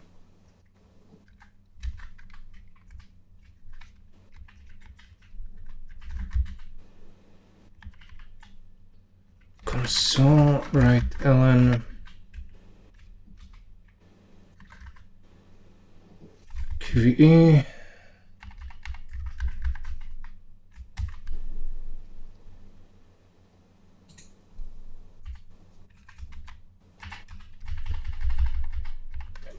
we called the data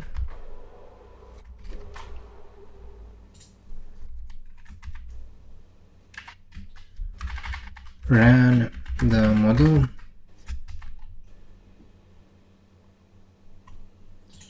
Okay, so let's build this, and then we'll see where exactly it is getting deadlocked.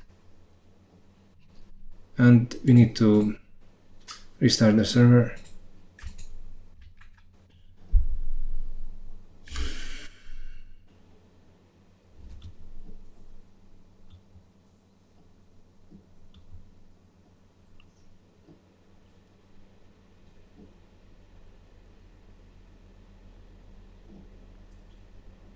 It's running the kernel. We'll see what we get.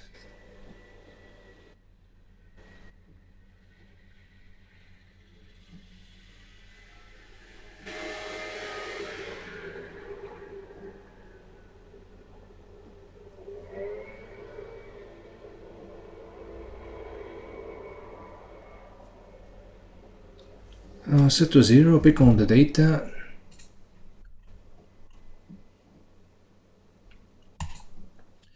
And it seems like it's getting stuck actually running the model.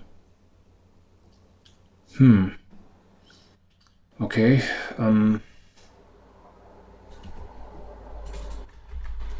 Let's investigate this then. What is this graph run device?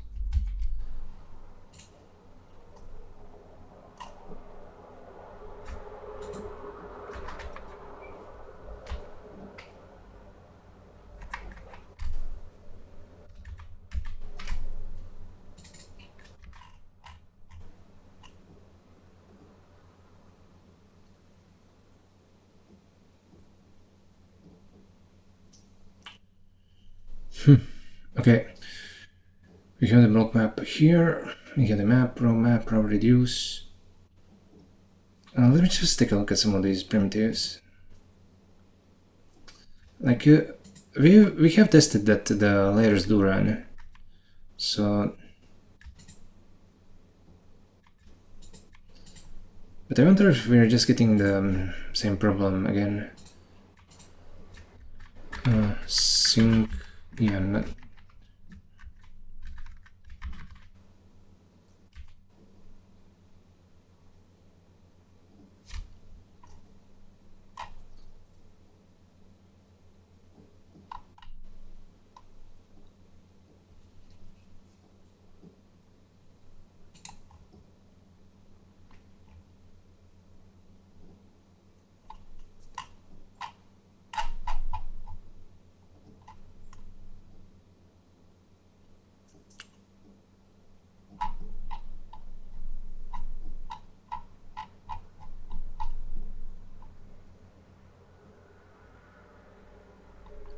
Let's take a short break here.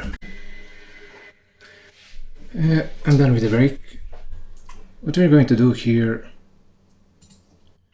is, where are the layers? We're going to put some print statements right here. These 4 operations, actually 5, are the only ones that actually matter here.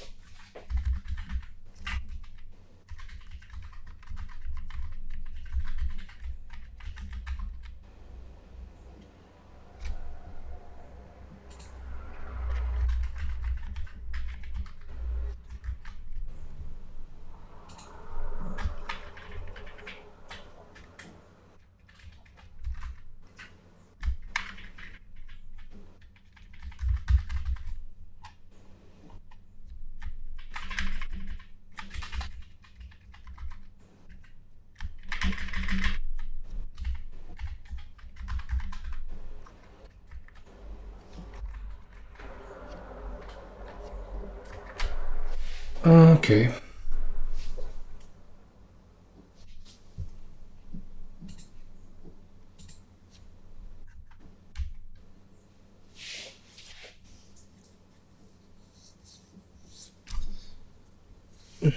Now let's try running this.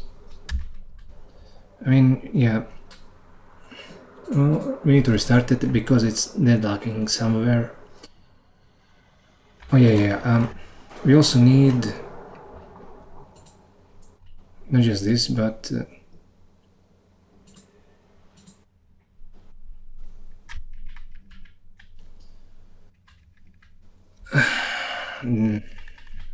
done. Okay. Oh, this is perfect. Now let's finally build this, run this, and we're going to see where this is deadlocking.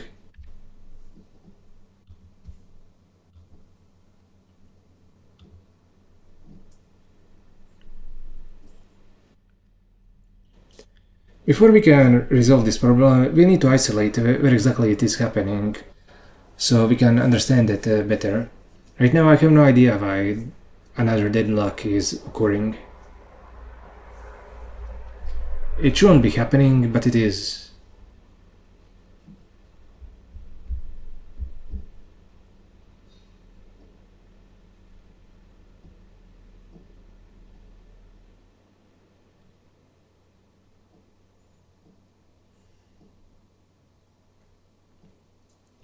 in block from MapReduce, in block mat move. I mean, why isn't saying done anywhere?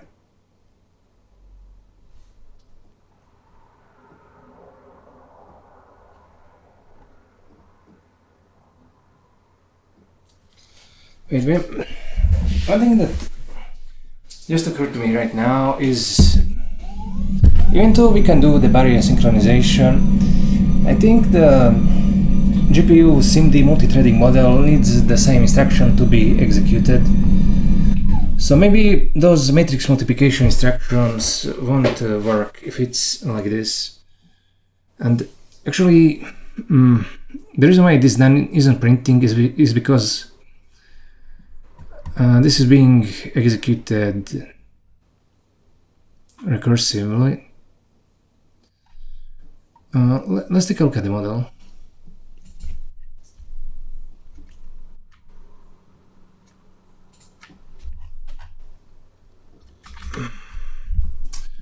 This is raw MapReduce. Then it has the matrix multiplication. And the matrix multiplication is the one that is deadlocking, it seems.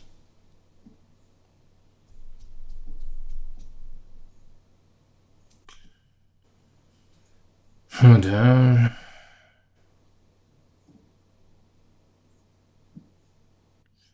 If this is because it's getting inlined in... If this is because the instructions are getting inlined in two different places, then I guess that the matrix multiplication won't work.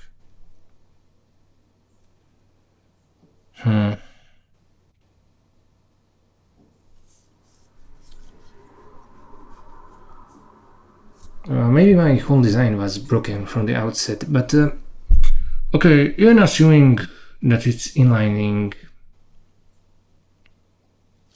we should be able to make it work, but by requiring the CUDA not to inline the model run function. I guess that might be worth a try. Let me just take a look at the matmul. Barrier CTI sync, barrier CTI sync, barrier CTI sync.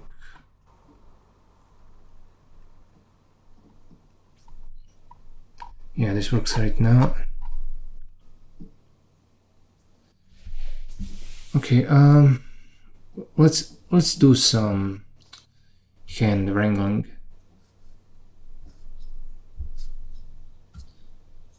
We might require the CUDA to not inline some join points. Oh, what a pain in the ass. I didn't think of this. I mean, I don't like this kind of fragility. Maybe we need a producer-consumer model where a bunch of threads produce the inputs and the rest produce the outputs, something like that. And the problem with that model is that unlike CPU threads, which are virtual, the GPU threads are all... I mean, if I allocate a bunch of blocks to be producers, then they'll just be uselessly sitting at a barrier, not producing anything, while the consumers are running, something like that.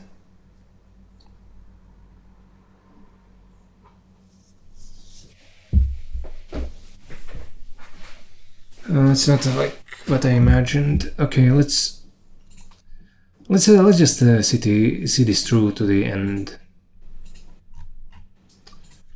Run.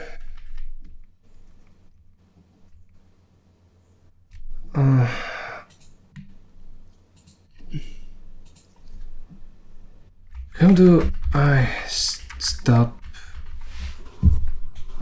the CUDA compiler from inlining a function? How do I stop the CUDA compiler from inlining a function?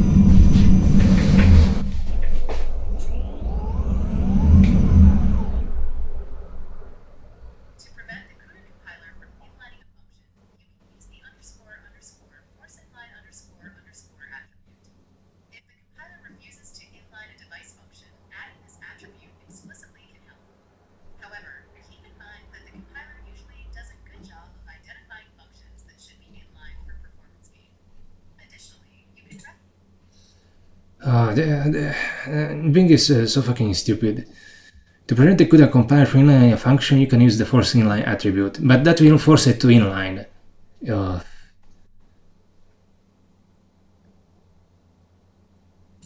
But we can do a search for this, and maybe we can find out the opposite.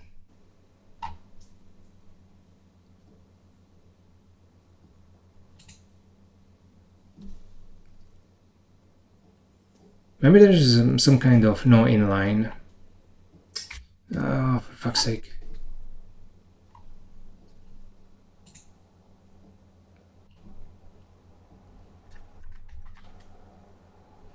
Oh, here it is. No inline and force inline.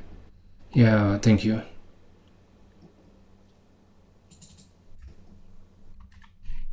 Now, let's try using that on run.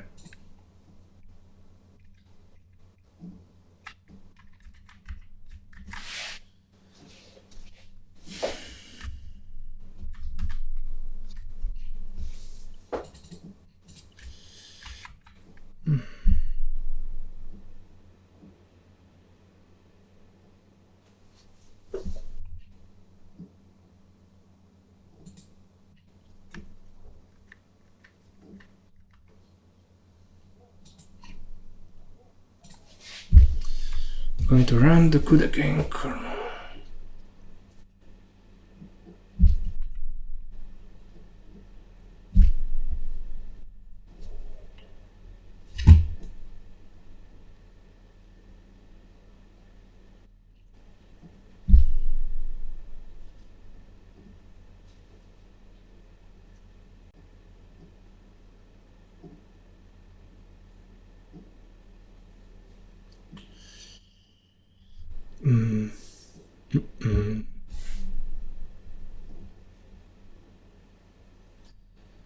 It's taking its oh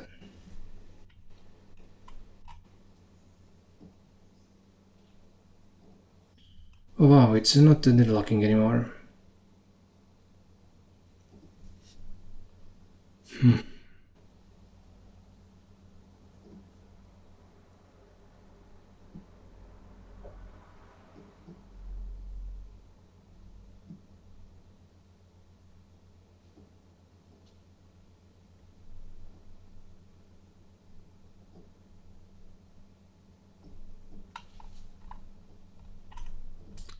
Invalid output ID in the LDAC model. And I mean, the reason why that is happening is probably because, you know, we're putting zeros everywhere for most of the inputs. So, for most of the threads. So that's what's causing the trouble.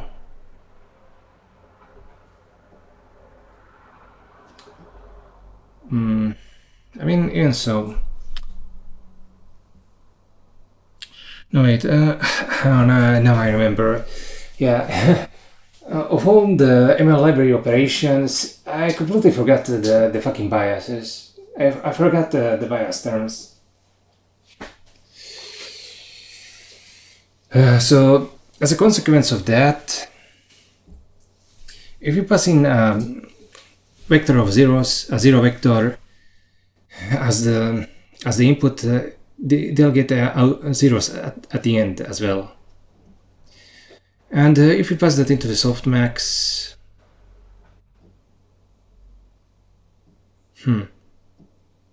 well, then it should just be a uniform distribution. So what exactly is the problem here? Yeah, but it's good that I'm reminded that we don't have the bias terms in the ML library yet. I forgot about that for so long. I haven't thought about that in months. The action is called understanding and, you know, default IDs. Okay, so we know what the problem is. The problem was that it was inlining this function. But now the problem that we have is that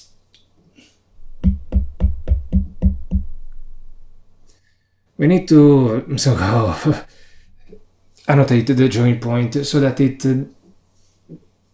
puts the no inline annotation on it. in the so that the CUDA code generator puts the line annotation on its own instead of us having to go in and do it manually like this. Okay, let's try removing it one more time.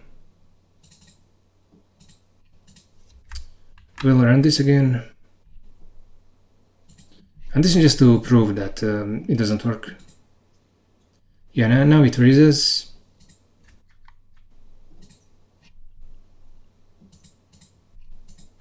We'll save it, we'll run it again.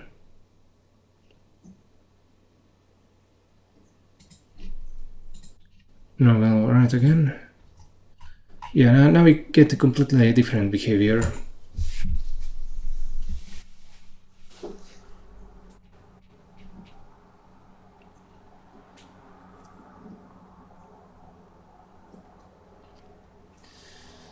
Okay, this is something I'm going to maybe have to pause and think about. I mean, do you want to extend the join points here? It's pretty awkward how in CUDA code the functionality depends on the code path actually being executed. And this is something I've never thought about, but I probably should have. And it's a real problem, but that it is inlining the run function by default here.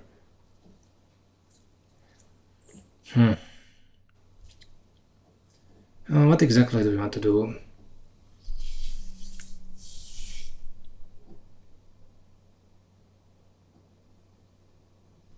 Let me pause here. I'm a very lazy person, so what we're going to do is implement the no inline annotation in the simplest way possible. And that simplest way is to just check the name of the function. Code generate CUDA. Method template is while. Okay, where's the method name? Oh, here it is. Here's the function name.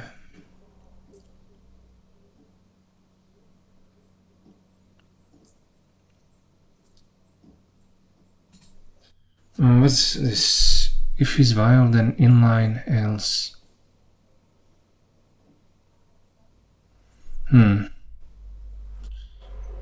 Okay. We can make use of that.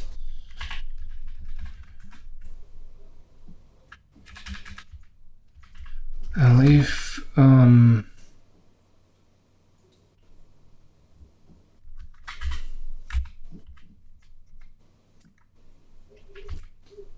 starts with no inline, then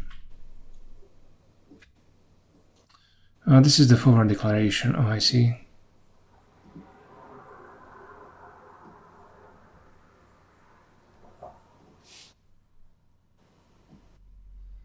Wait, what the hell?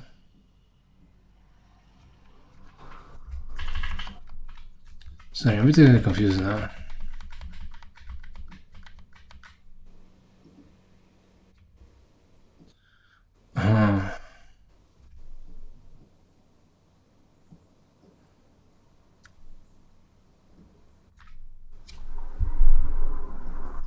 So it's not for declaring the while loops. I see.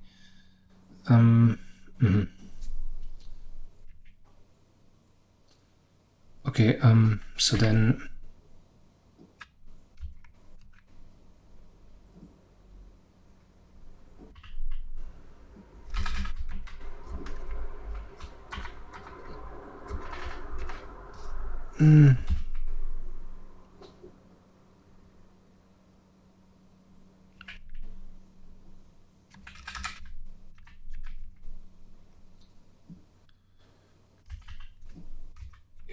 Then always inline, else empty string. Yeah, so We're just checking if the name of the method that starts with no inline, then we'll put in the always inline. Wait, what the fuck? Then we'll put the no inline annotation. Yeah, no inline. It's like this. No inline.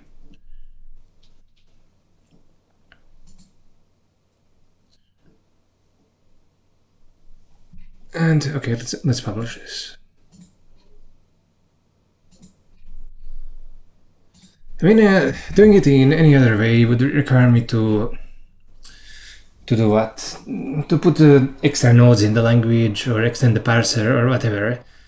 I mean, we could. The next simplest solution would be like an hour of work, and I don't want to bother with it.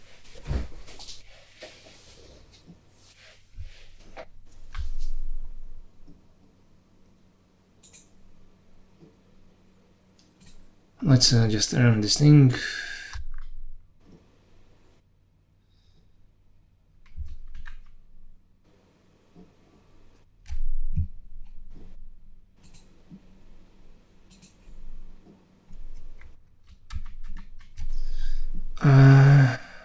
Where's the model?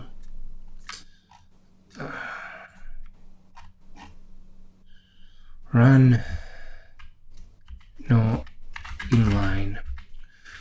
Run. The no inline prefix is, of course, the no annotation in the generated code.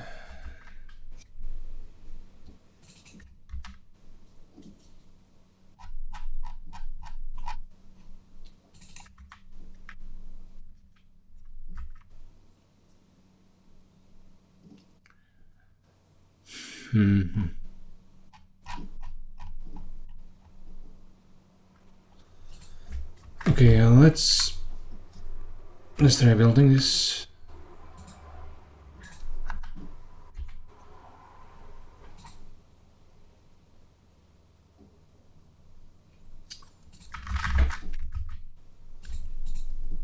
Wait, I can't actually build the play. Oh yeah. Now it shows up correctly. Device no inline 2.7, and hopefully this doesn't have to be at the very start. It can be here. Okay, let's try building this.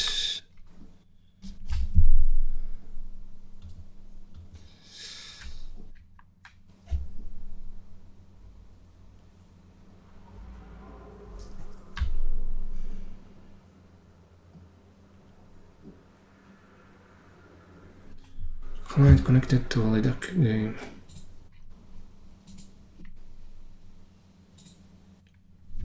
It's going to run this. What the hell?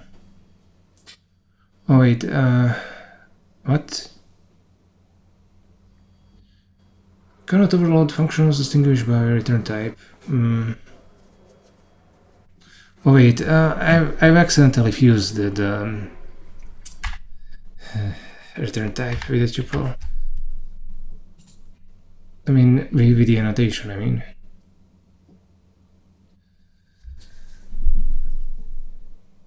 Okay, where is it? Cogen CUDA. We need to put in space here. Let's publish it again.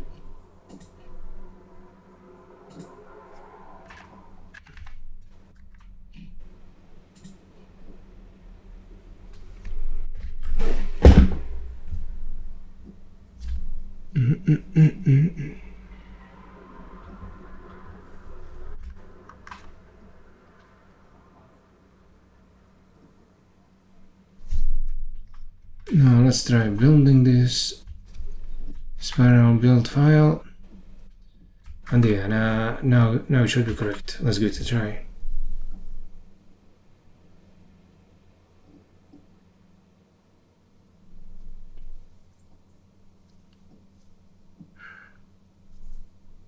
Yeah, this is pretty boring. but we have to get through it. So let's start the game. I'd rather just take a nap than do this, but I want to go through at least this before taking a break. And I do want to figure out why there are invalid outputs. We're going to have to print them out and see what's going on.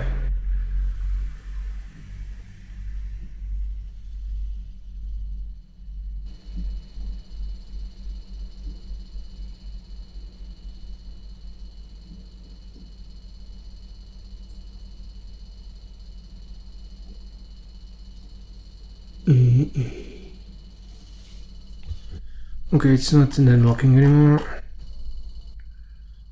Okay, the first actual 6 are raised, then the rest of them crap out.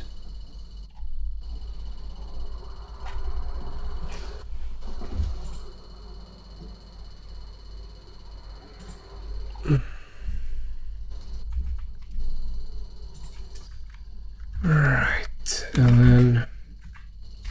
I mean, we don't need these anymore.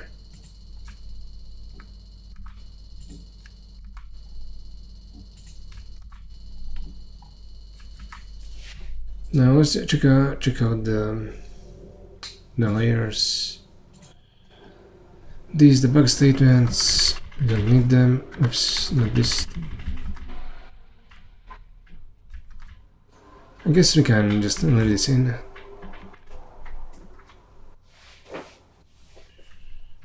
Oh no, what?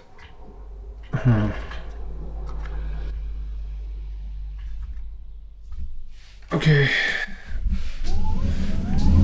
That takes care of that.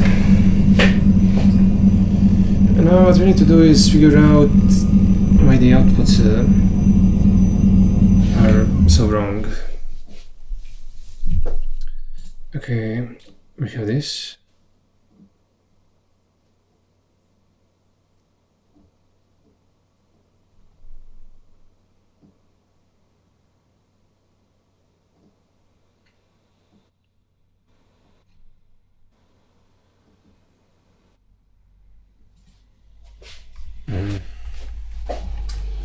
If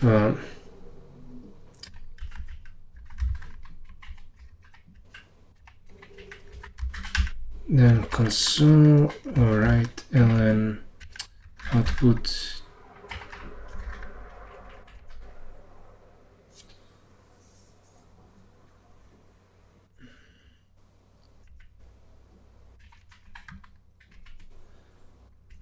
and in fact, instead of I want to print out everything, so instead of using console, we'll use what exactly? Where's the tensor printing thing? Core tests.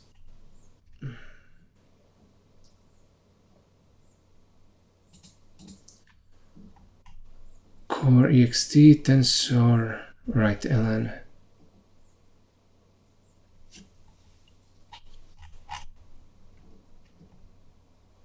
Oh crap, I shouldn't have named this. This is console tensor. Okay, I see. Console tensor right ln limit max.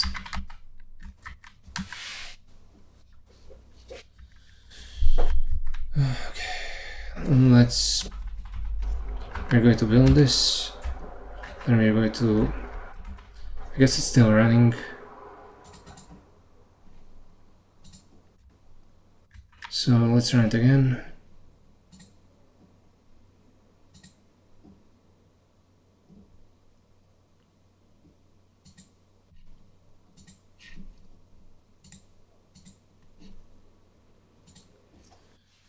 We need to wait for it to compile, and I wonder what we'll see in the output. I mean, it's kind of weird that there be invalid outputs, because I mean, even if there are NANDs, you should be turning the left. Maybe we'll see a bunch of NANDs, I'm not sure.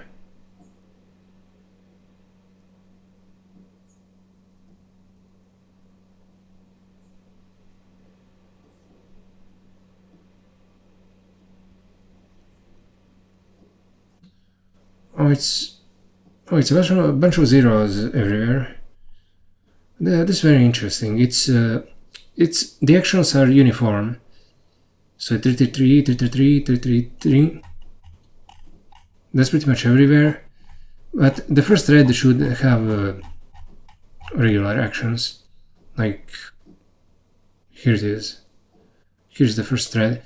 And you can see that it's opening 3 parentheses here, while this one is for the second thread, and so on.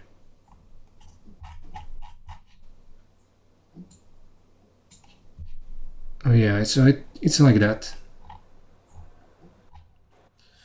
As far as I can tell, the output probabilities are correct.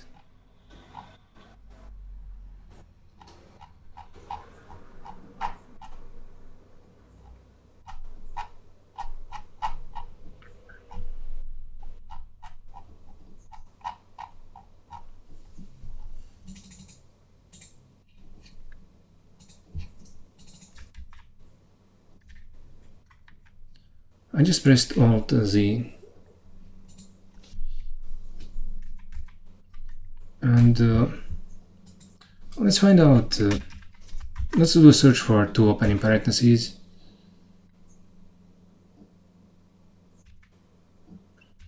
Really?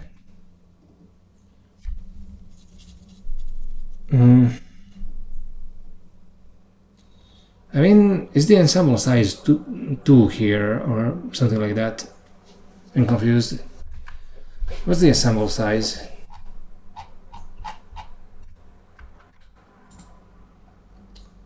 Where's the model?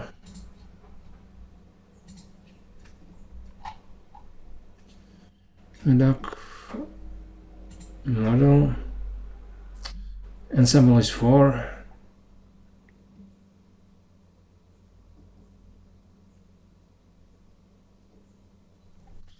There's only one block. The size thread is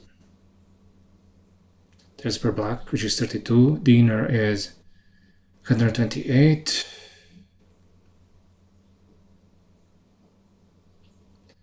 Okay, it's a bit weird. I think there's something wrong with the ensembles, but the softmax probability themselves are, let's say they're fine.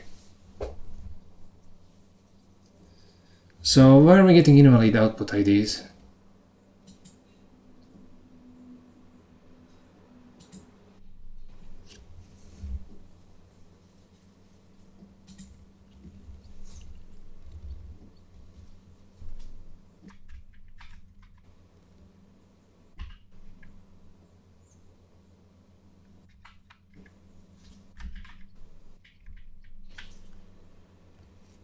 Okay.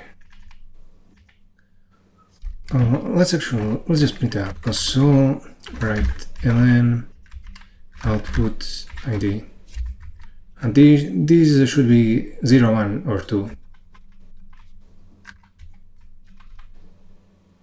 If that's not the case, then there's something wrong.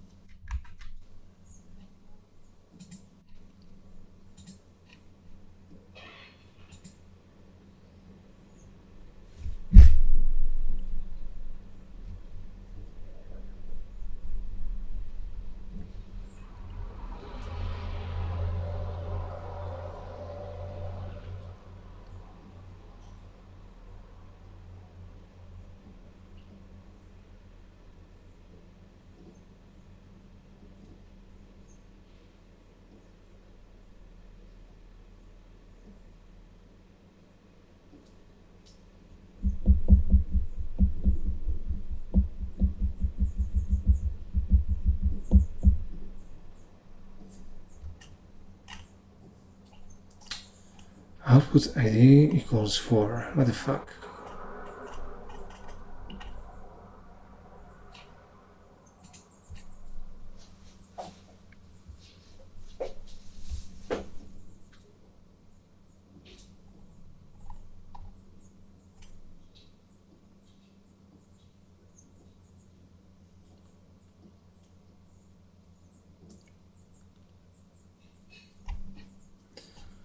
Okay, so 1, 2, 3, 4, 5, 6, 7, 8.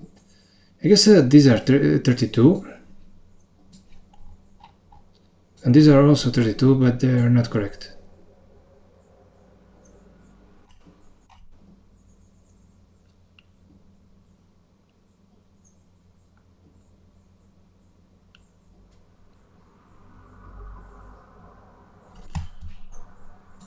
Oh, what a drag. What a drag.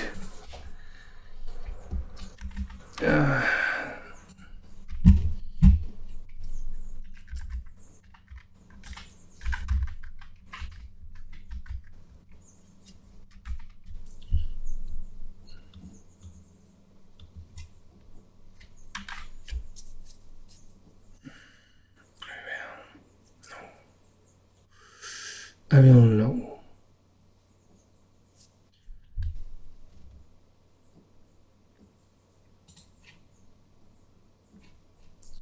Wait, did I even build this?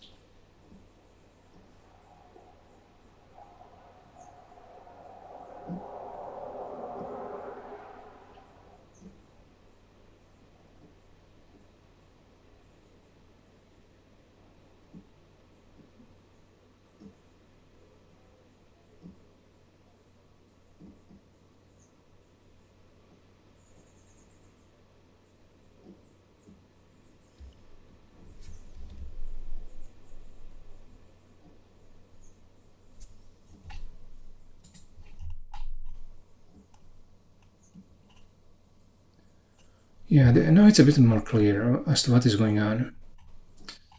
And I made a serious mistake. Okay, I'm not exactly completely sure why it's outputting ID 4, but yeah, it might have something to do with the thread 1 not being present here. I mean, I already got an idea of what the problem is. If we're going to play,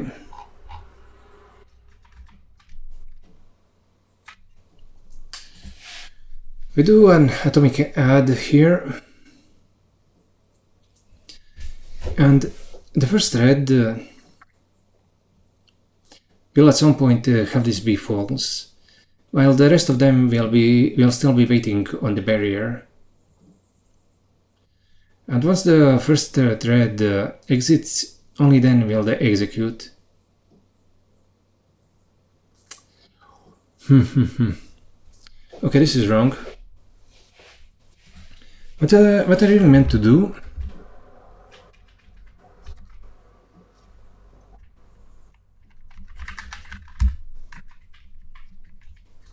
if equals 0, then loop break.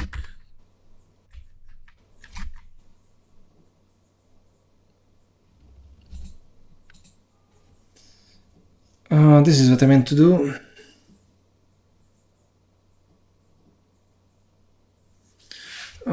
Let's try this out. I want to see what happens.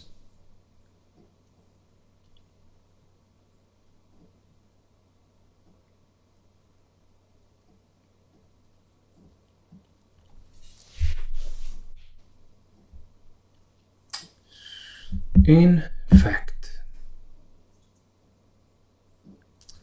we can put it here.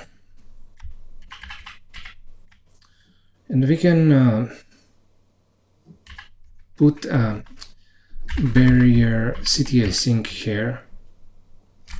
And we don't need that first sync in run.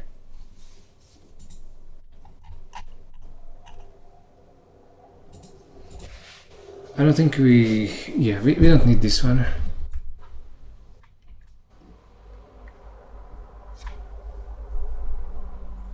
Oh no, wait.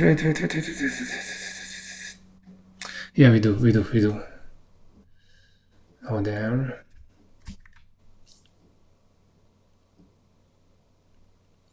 Okay, yeah, we cannot have this. I guess it has to execute one last time, even with arbitrary inputs at the very end. Okay, so this will break out of the loop. And the reason why it wouldn't work to have a CD burying sink here is because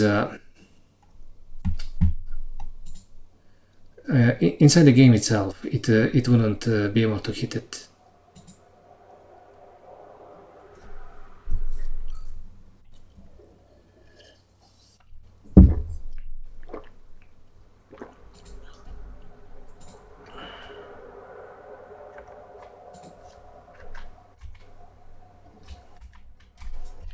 We need to restart it completely because it's probably deadlocked. Did I build this?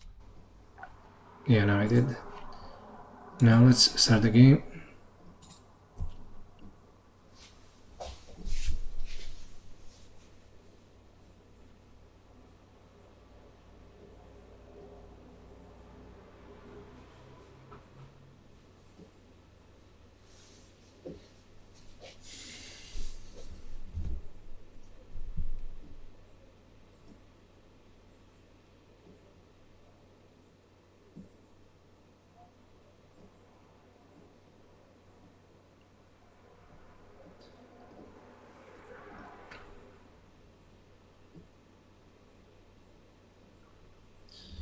Oh, it's already 3 p.m.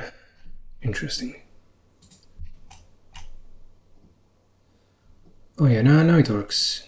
Output ID 212111222.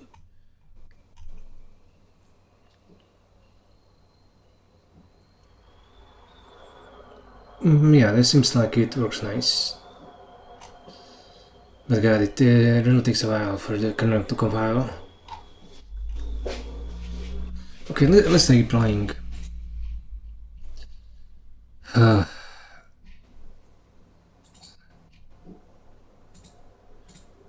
raise, it raises, I call. It has the nuts. The only way I can win is by raising. Player 0 folds and I win 5 chips. Yeah, nice. Raise. Let's raise. It folded. Yeah, nice. Raise. Raise. Oh, this time it won. Okay, great. It works. The model actually runs. The only thing I'm worried about is that the ensembles aren't showing up correctly. So let's do one last bit of checking things out. Here we have the models. Everything is right here. The only difference compared to last time is that we're going to do some tensor MU.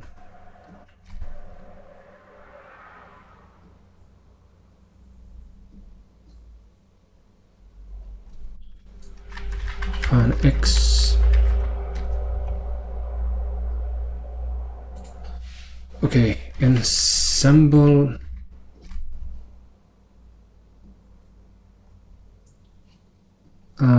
What? Ensemble block thread inner.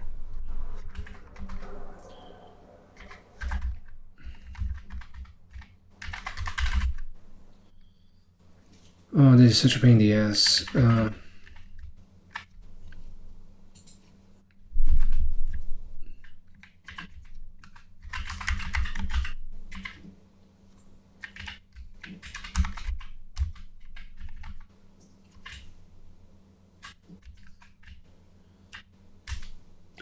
I should really make a version of Vue that doesn't require me to put in from and near to pretty much everywhere explicitly. It's really making me die here. Oh, yeah. It's from equals 0, 0, 0, 0. I forgot how it was. It's actually like this, not the way that I thought it would be. So this is ensemble block thread inner. And instead of this inner, we just want the last three outputs. Now, instead of 128 outputs in the last dimension, we'll have 3, which are... And that will be a lot more informative. Let's try this. Build file.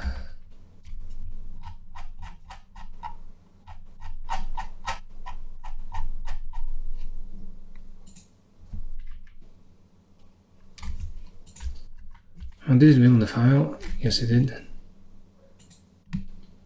Now let's run this. And I have to wait for it to compile. Like it takes a whole minute.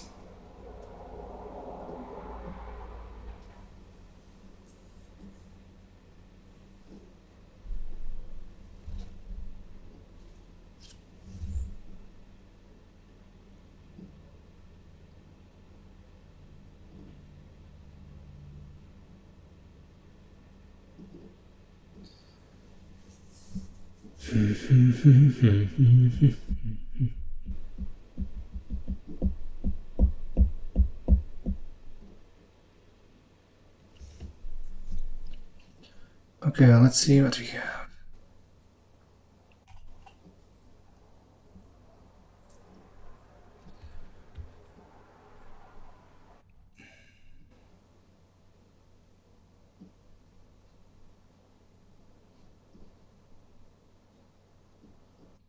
Oh, this is one.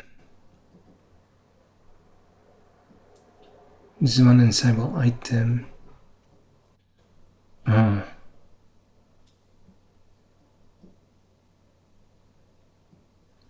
Okay, yeah, this makes sense. This is for the first thread, and the first thread does have proper probabilities for the actions instead of random ones. So I'm just confused why this isn't getting printed like twice.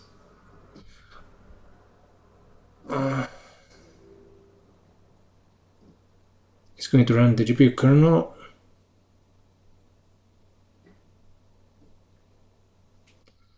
And yeah, I should be running the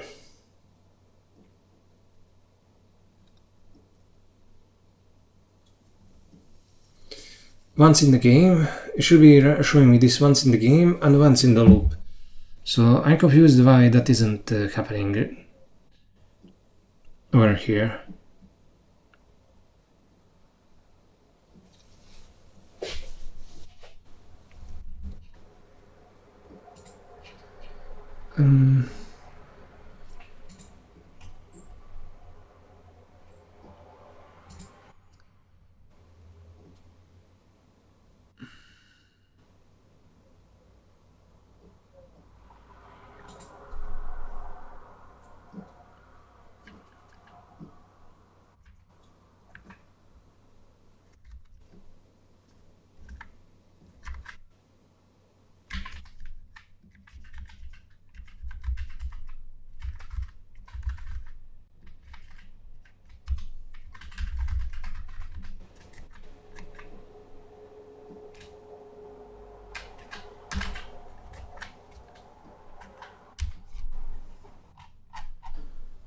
Okay, thankfully it's not deadlocking anymore, so we can just recompile it normally and not have to rerun the backend again.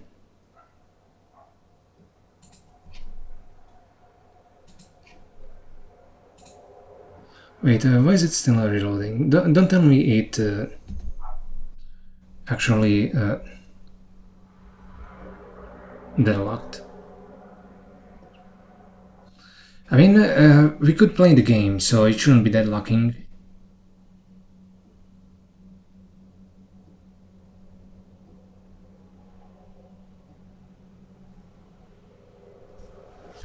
Okay, let's abort all this, and then we'll run it again. Maybe it started deadlocking once we added this print statement in. Oh, we still had this output ID, and it didn't get printed at all.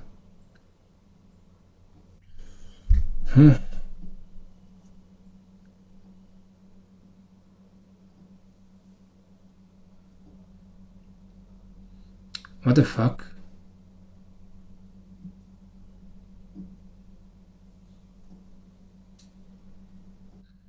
Okay, that's definitely confusing.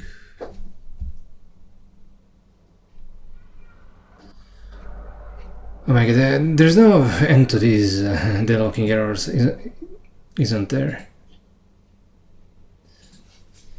And to make matters worse, we have to wait such a long time for it to recompile. I probably spent at least half an hour just waiting for it to compile today.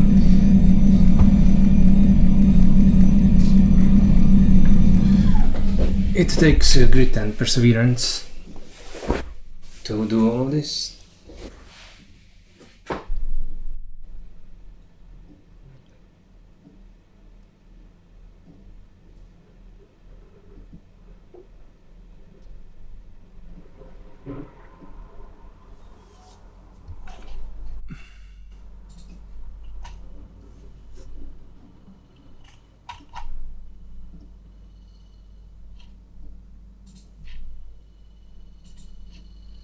Yeah, the game is not starting. And it has deadlocked.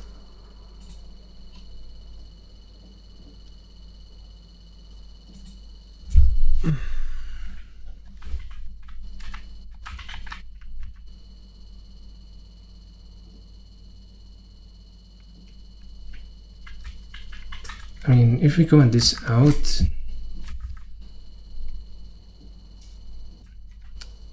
wait, am I even properly rebuilding it?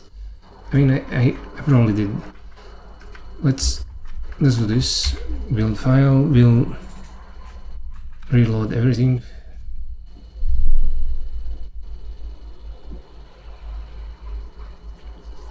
Oh, wait, maybe those. Oh fuck. The coalesce group instructions. They might be causing it to deadlock because under the hood. Let me take a look at the PTX manual once more. PTX.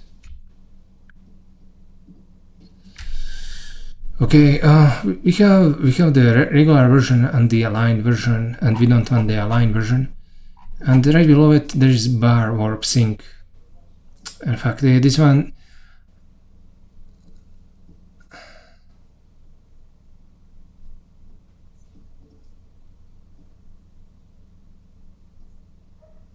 For target SM6S and below.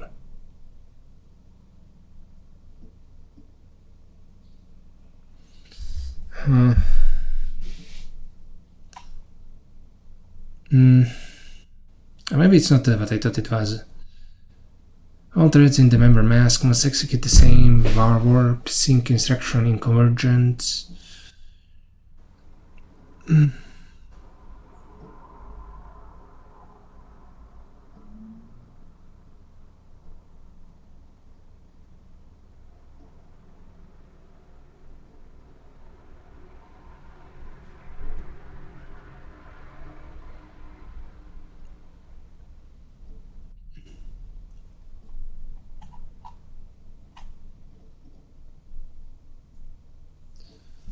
I don't know.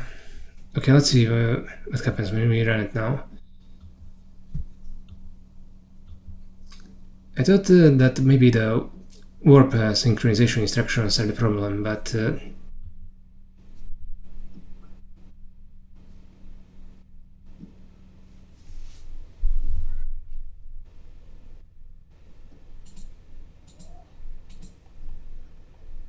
no, this should work, right? This is what we had before, pretty much.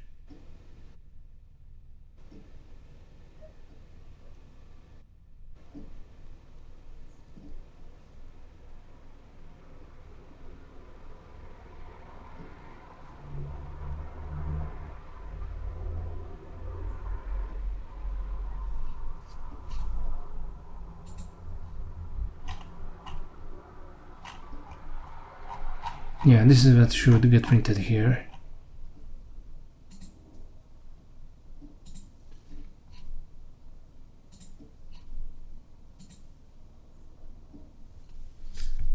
But if I put I mean, this thing shouldn't be the problem directly. But if we try to put printing out some arbitrary thing like console write ln hello, now we can build a file.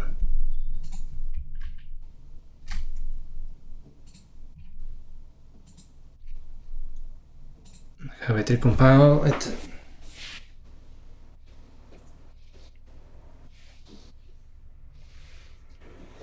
I'm just wondering whether this has something to do with the fact that we're printing out a tensor.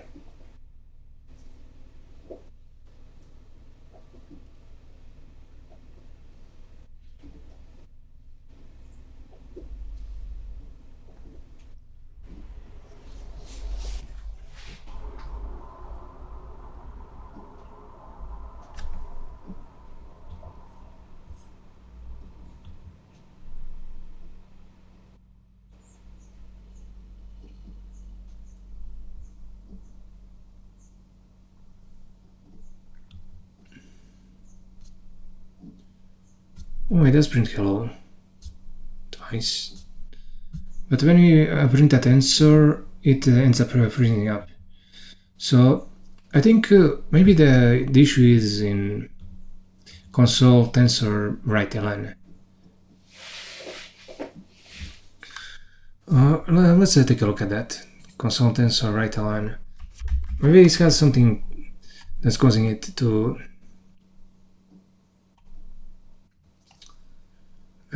okay, where's core ext tensor. So it's calling this a single threaded thing. Oh crap, what's this write ln?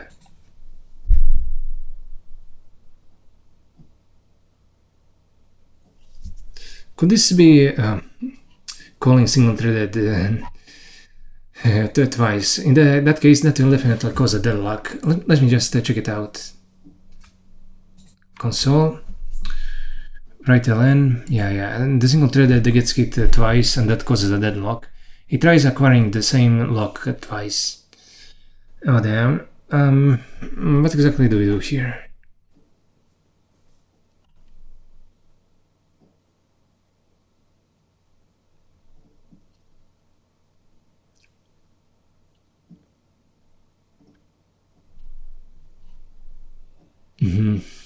Okay, so let's do it.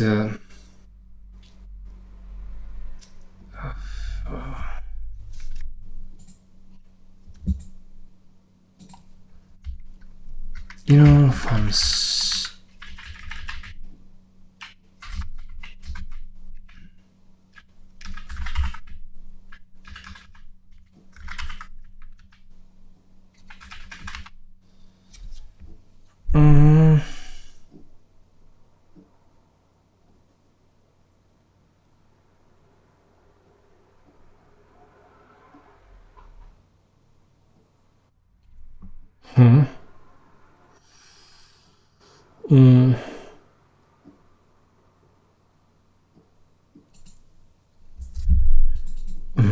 Okay,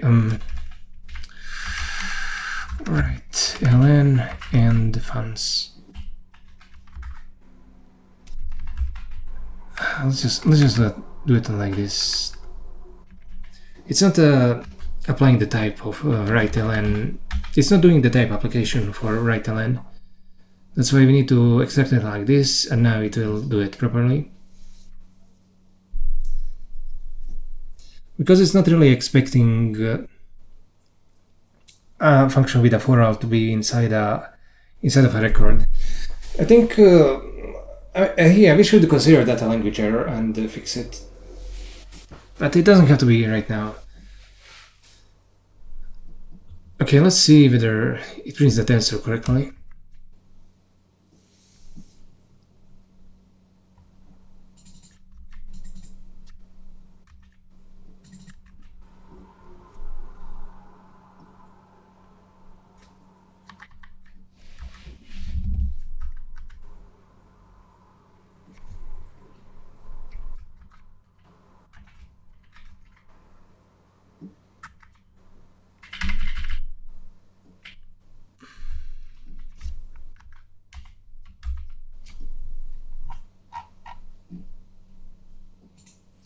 yeah, let's also get rid of this. We don't need that. We don't need that anymore.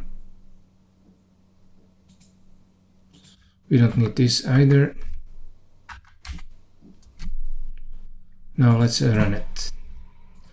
And hopefully this will be the last time. And yeah, we won't end the video just yet, even if this ends up being correct, because we have to run the no limit hold'em.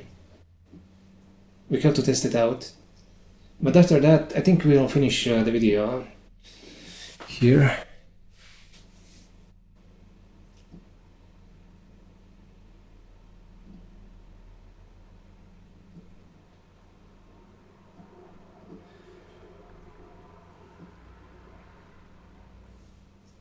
It's going to run the kernel.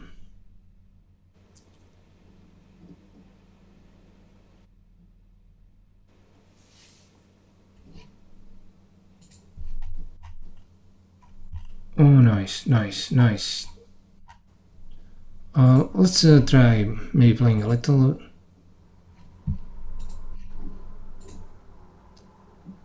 And as you can see, it keeps printing stuff out.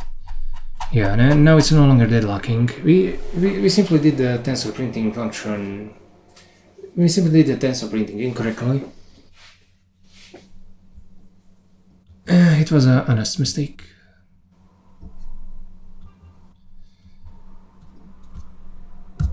It was...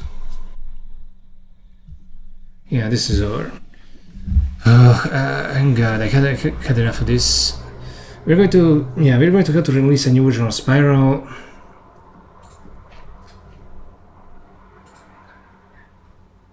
Okay, fixed.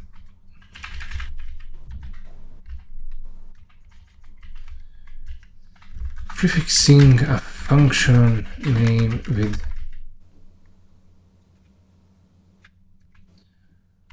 no inline causes the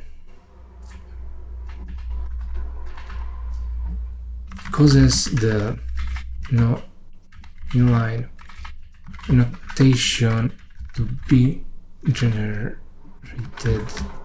in the CUDA code engine.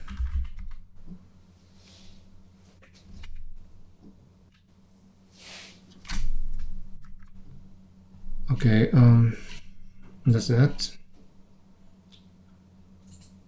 So let's just I mean, we don't even have to close the extension manager.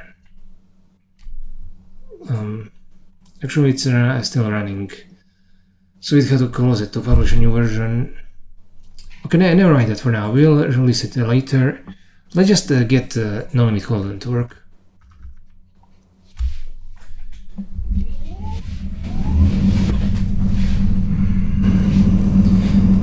I admit, it was a lot more difficult to actually get the neural network model loop to work than I anticipated. I didn't think we'd run into this many errors. Yeah, I guess it does take some skill to do all of this.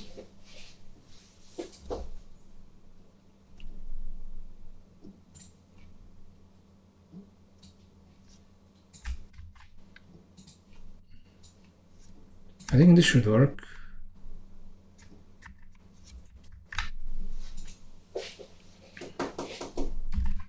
Sorry, I got distracted again.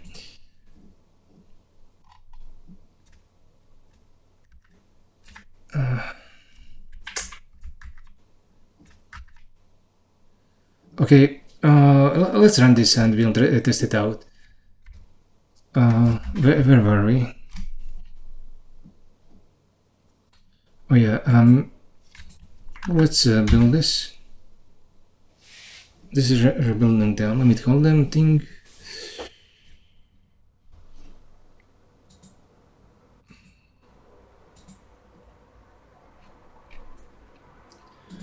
Oh, now I wonder how much time it will take to compile this now. Probably a minute and a half, something like that. I mean, even Ledak started off at 10 seconds, then it climbed up to 50. It's insane how much time this takes.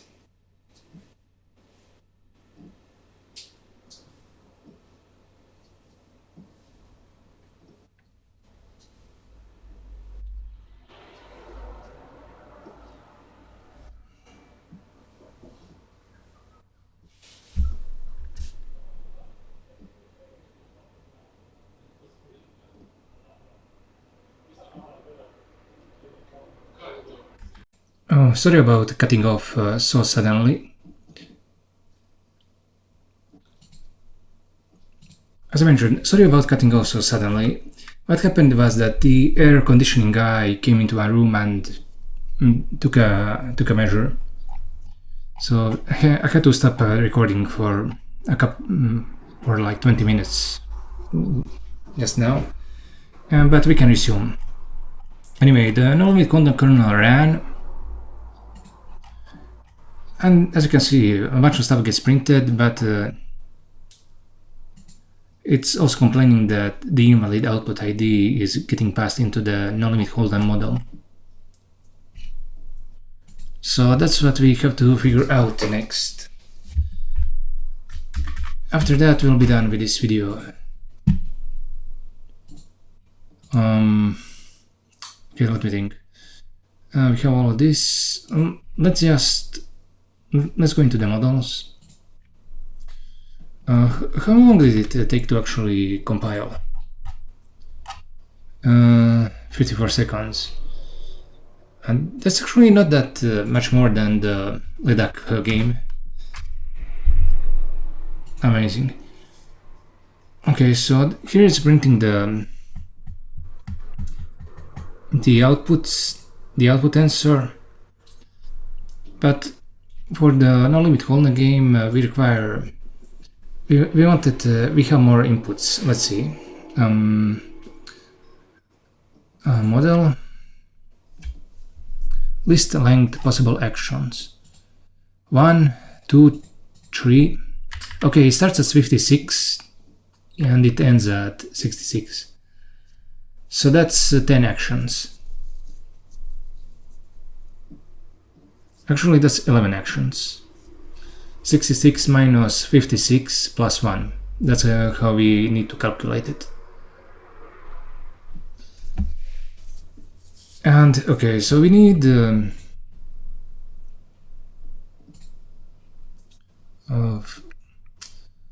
okay, this is the model. For fuck's sake, can't it keep anything open? Okay, now we need to go into the models. Here we have this print, and we'll put in 11. We also want to print out the output ID. Console, right, ln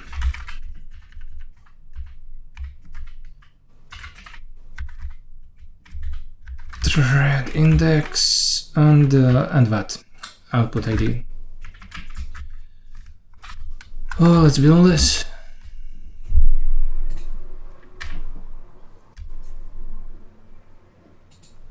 And let's start. Now we need to wait a minute to see what's going to happen.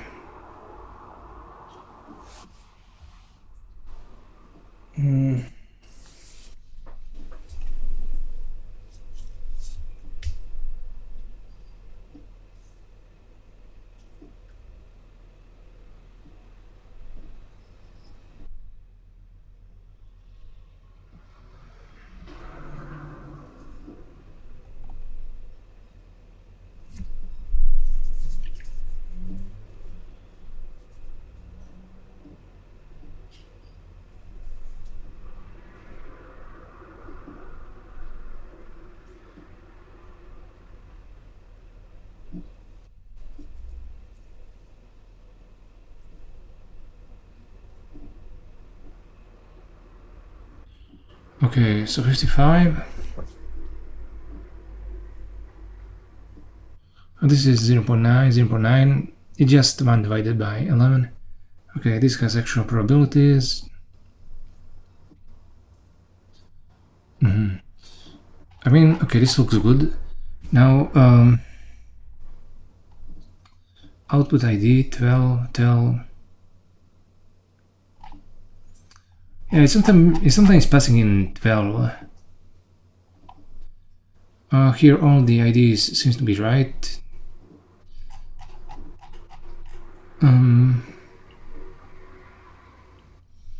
Yeah, sometimes it passes the output ID of 12 into the kernel.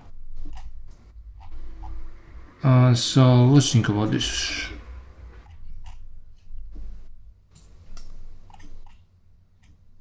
Okay, where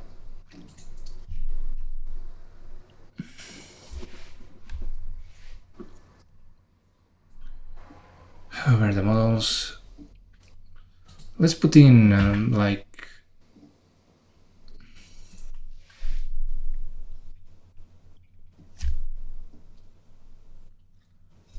that doesn't give an ID of 11 anywhere.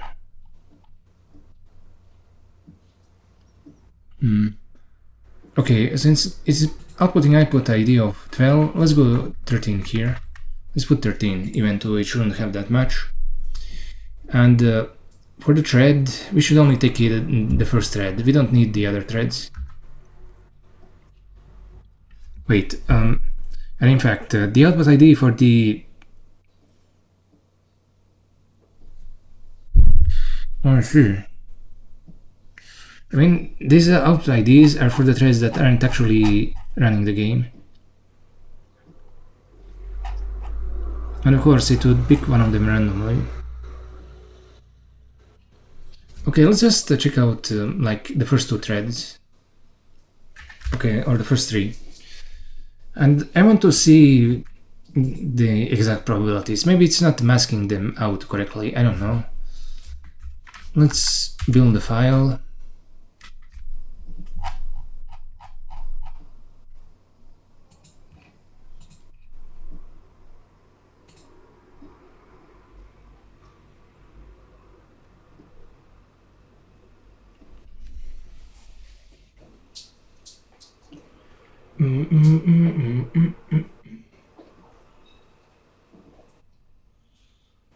Like, first we have to make sure that the softmax probabilities are right. We're going to count them exactly. And then we're going to ensure that, you know, if the softmax probability are masked out, yeah, it should be outputting zeros, in fact. I mean, we'll see when we check out the tensor.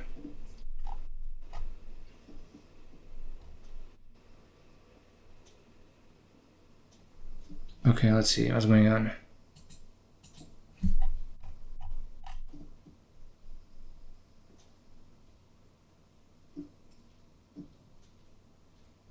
For fuck's sake, what the hell is going on here?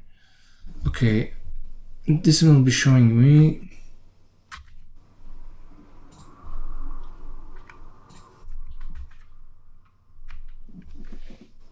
Alt Z.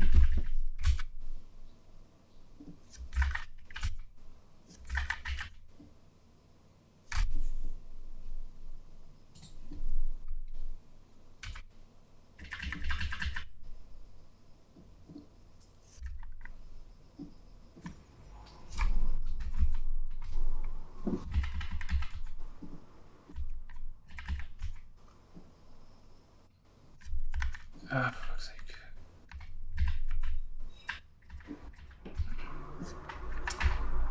No, if it would only stop indenting this.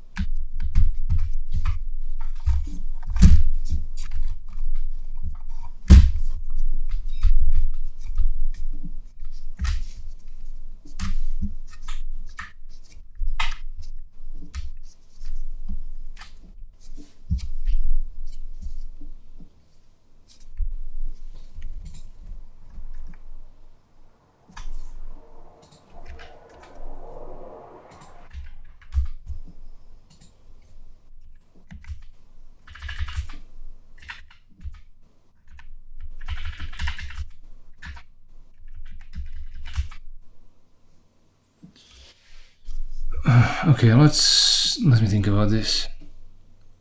Yeah, as could be expected, these have yeah, okay, 1 2 3 4 5 6 7 8 9 10 11. So yeah, it only has 11 bins, so it should now be outputting 12. And now let's see, what does the terminal say?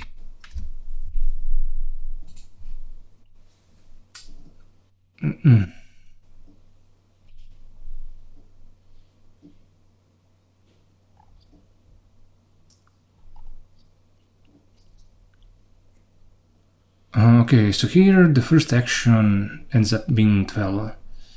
How is that possible?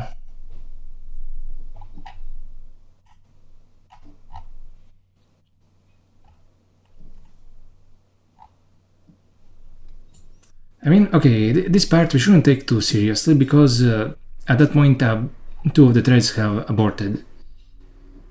What I'm really wondering is like what the output IDs, what the probabilities would be for the elements where the output ID is wrong. Okay, so that's what we need to print out. Okay, let's go into the models. I mean, printing this out as it is isn't doing us much good. Thread ID, if output ID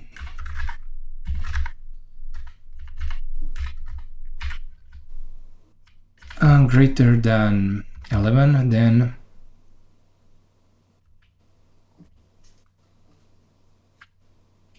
ensemble block thread inner. Okay, this is going to be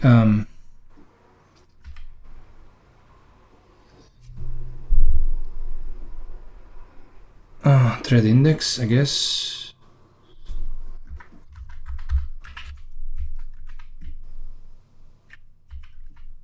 Thread index +1.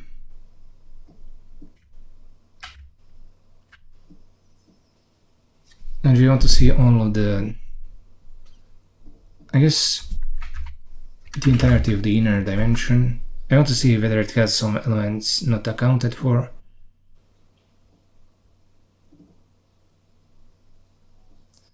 Oh yeah, I guess we need to take a look at the entire ensemble, and we are in fact doing that. Okay.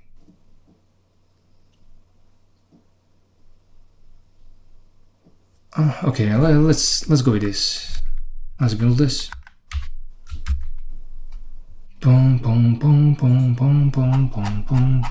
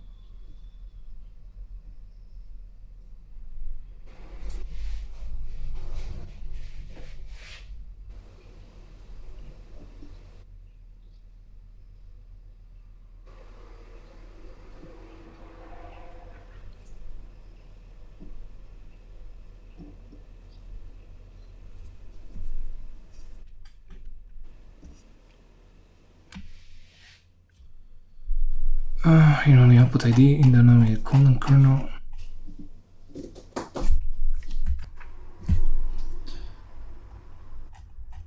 There are so many fucking elements here. I thought maybe that we'd see some incorrect stuff, but I guess not.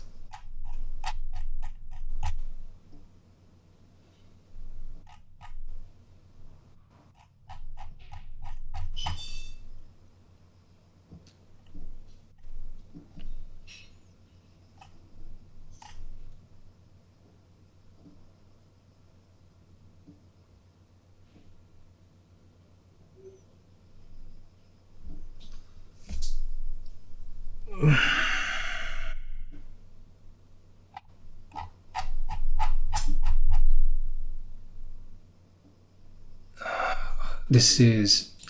yeah, this is extremely annoying. Okay, I'm going to pause here, and I'm just going to come back and tell you what the error was when I figure it out. See you soon.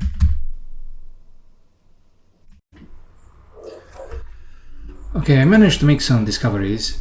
First thing that surprised me is how large the dimension, the inner dimension of the output tensor here is. It's 64 elements.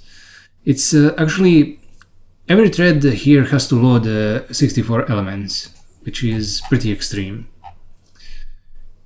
And this is the output ID, and when I print out those who have more than 11, this is what I get. This is one of the samples. In fact, this one came out as 16. So we can conclude from this that in fact the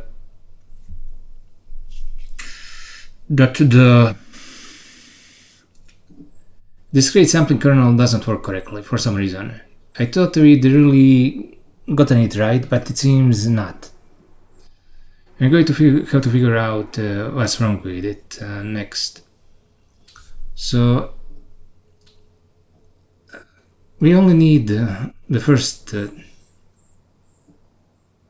11 elements of this. And as you can see over here, these are the negative values, so they can be ignored. The first 10 elements are negative, but if the 11th one is positive, then it kind of gets confused. It ended up picking the 16th element. And the 16th element, actually that's this one here. And for some reason, so we have to figure out why is it. Actually, no, it's the 16th would be this one, yeah. And the rest of the elements are after the 11th one are supposed to be masked out, but yeah, it's not working correctly. We had huge issues with having to make sure that the left one that is being returned is in fact that it has a smaller index, but it seems like that hasn't worked.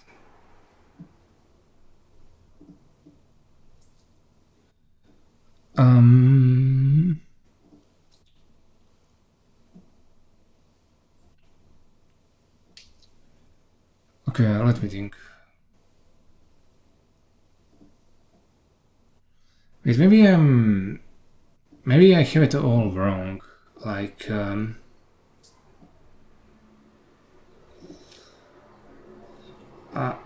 mean, this is the output ID just for this particular thread.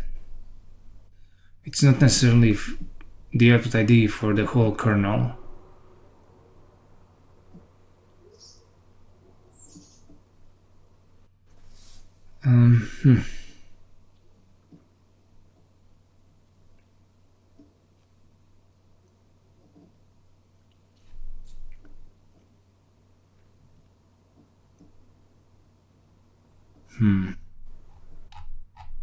I think I have it wrong here. I guess I'll pause and dive a bit deeper. The other threads could have it be reduced to. No, actually, it should after reduction, the output ID should be shared across all of the threads. So it doesn't matter what the thread ID here is. Yeah, that's the thing. The output ID has to be the same across all the threads. So we can be sure that either the reduction kernel or that this thing here isn't working correctly.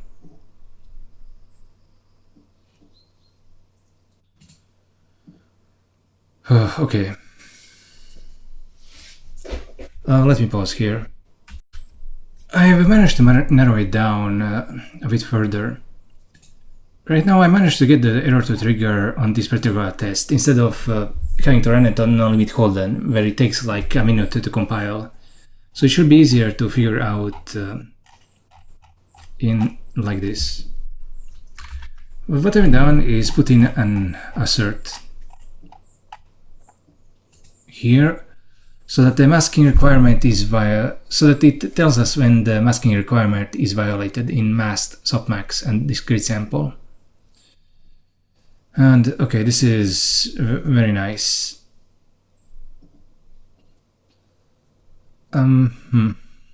So we have to figure out what exactly do we want to do.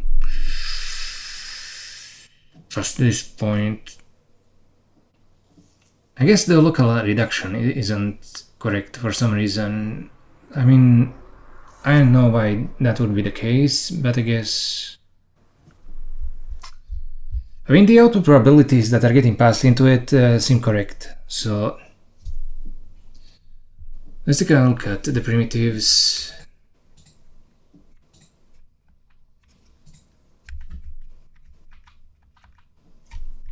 For fuck's sake. Lock, reduce. Okay, here's the reduce, and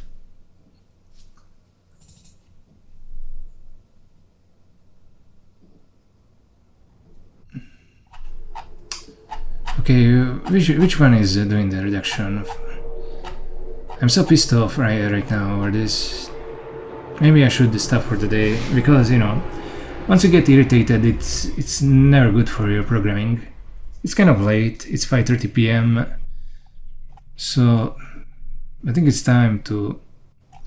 Yeah, we need to look into local reduce. For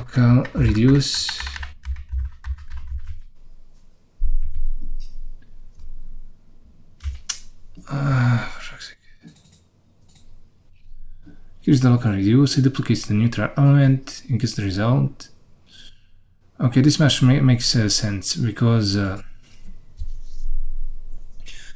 we always do get the leftmost result. It's either 12 or 16. And the problem is most likely here, in block reduce to the...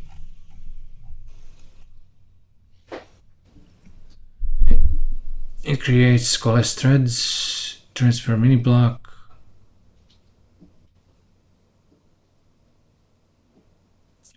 transfer over.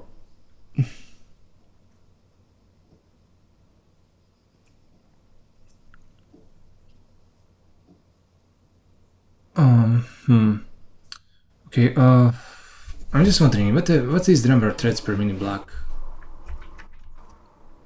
Print static.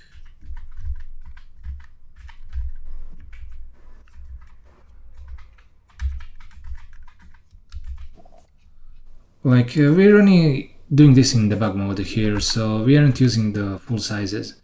Yeah, this is threads per mini block.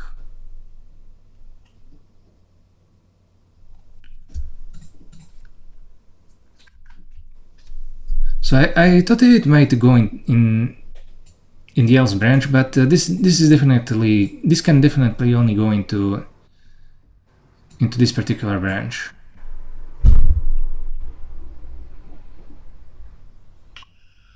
Create normal partition group, mini blocks in block, transfer mini block from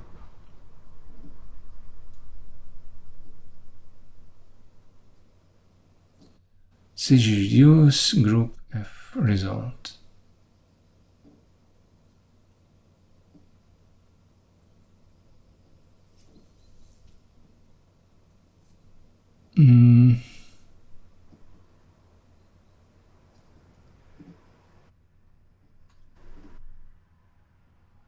Mini blocks in block. So, oh yeah, okay. This label partition can only be 0. Yeah, that's what I think. So I guess the problem is in CG reduce. I cannot fucking believe it. I mean, aren't the CUDA library developers fucking me over again?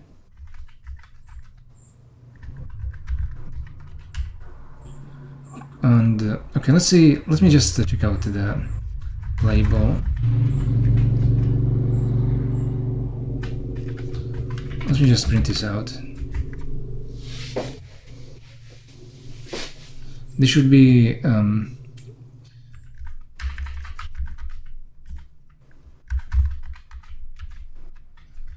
this should be 0 everywhere, the label I mean. Wait, we have to actually run it in layers. Okay, let's run it in layers.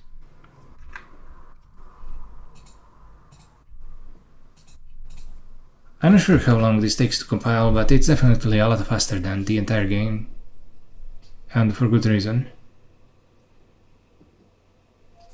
Now we're going to see what's getting printed here. And I'm probably going to leave it for tomorrow.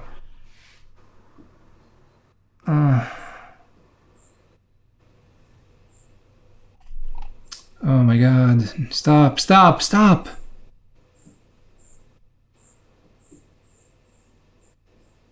What the hell is it printing?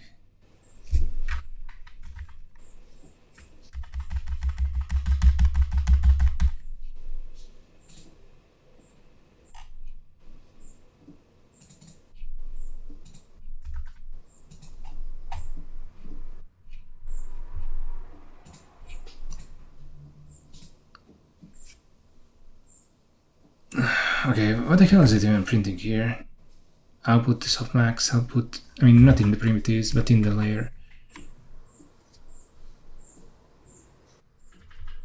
Oh yeah, now this is a lot bigger. Okay, let's compile it again and then print it out.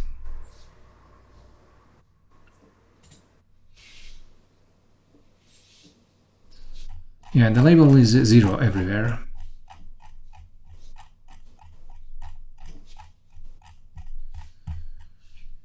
And what we're going to do...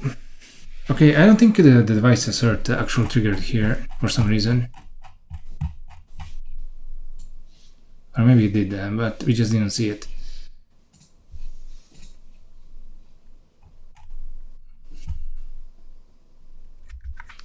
Okay, let's go into the primitives.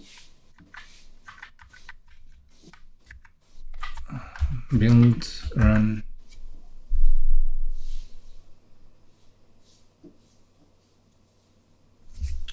Oh wait, so what the hell?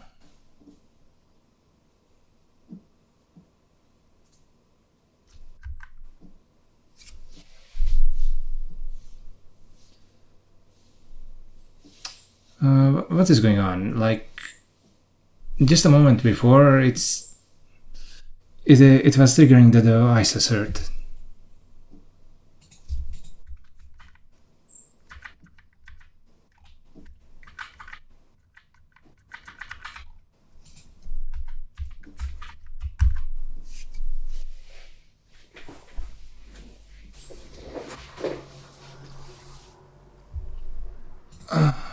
While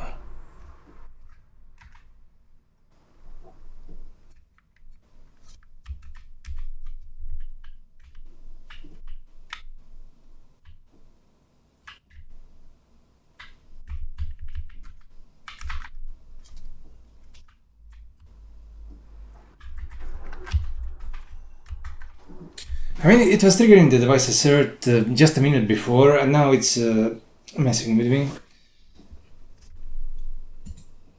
Oh yeah, I think it's pretty much time to stop for the day. I'm just going to get annoyed more and more here.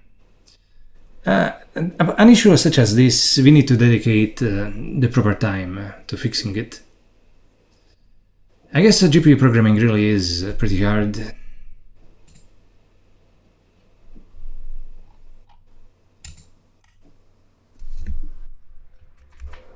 It's crazy. It's simply crazy what this thing is doing to me.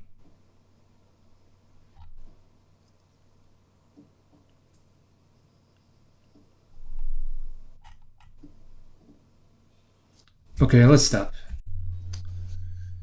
Okay, it's time to start for the day. I got a reply to that issue that I opened out, I mean that I opened yesterday. Regarding the semaphores, I made this example and it's not compiling. The latches cannot be used because they don't have the default initializer.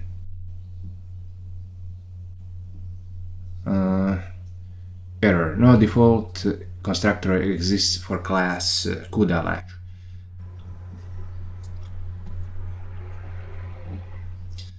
And this is how you do it. We're going to look into that later. It doesn't matter right now. What really matters right now is that we figure out that bug from yesterday. I think I published unusual spiral, so let's try it out.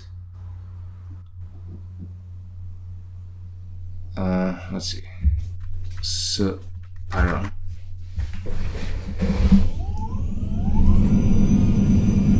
And what we're going to do, the first thing is set the probability to a near maximum.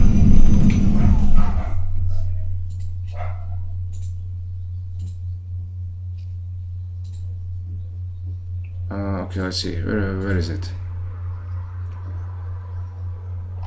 Yeah, we have to go into the primitives. Here it is. And it's this thing here. The reason why it's hard to debug right now, besides just the extremely long compilation times, is all the randomness in the kernel. So we're going to get rid of one aspect of it. We're just going to set this to 0.99999, whatever, like this. And then it should be picking the rightmost element nearly all of the time. And while we were printing things out, I've noticed that it only really gives us wrong results when it's picking the rightmost element. That's when it gets confused. We had that kind of error before, but it's occurring again when the input arrays are very large for some reason. I don't know why. And yeah, we're going to first test out this change without necessarily making a completely new example. But since this probably won't reveal the error, we're going to have to make a pair down example anyway and see and try to figure out where the error is occurring exactly. So let's get started. We might also want to, instead of using the clock to get the random seed, we might want to just get we might just want to use an arbitrary random seed. Okay, let's build this. We're going to run all the tests from the top and see what happens.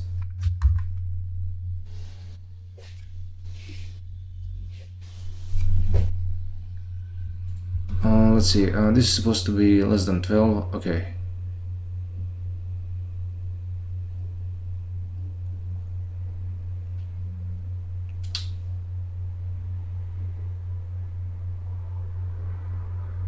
Oh, what the fuck. Right, ln. I mean, this isn't very helpful. It's actually pretty hard to debug this parallel program. I really wish we had access to debuggers in code that we compile even to Python. Okay, so let's see.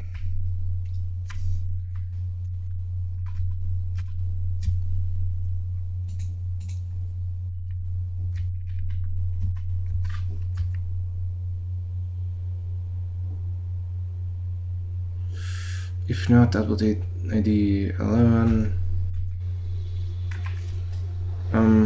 Wait, didn't we have... Yeah, we're here. It should be 11.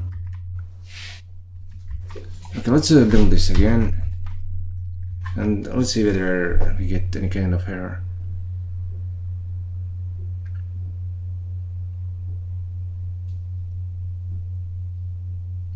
Oh, for fuck's sake, why are things...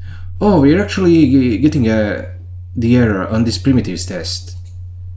Well, that's very good because we managed to isolate the error without necessarily having to convert the whole fucking game into a simpler format. Okay, but where this output ID? Yeah, this is printing. This is printing the example where it's wrong. Okay, I see. So, okay, what are we even looking at here? 10, 10, 10, 10, 10. Okay,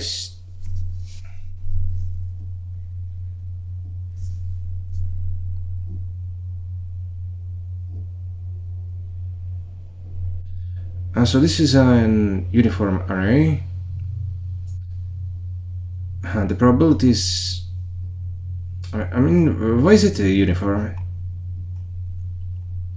That's what I'm confused about.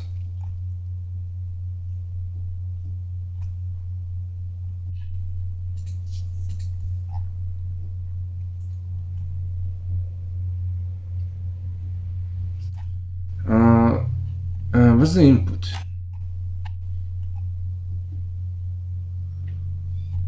Yeah, okay. The input should be random.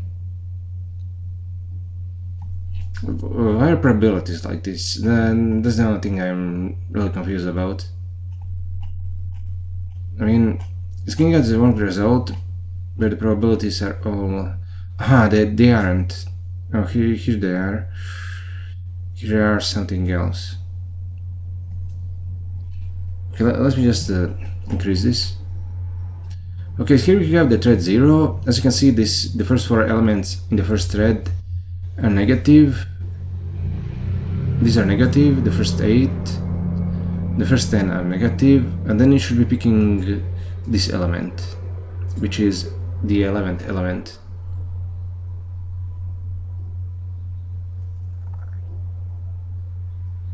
Alright. When how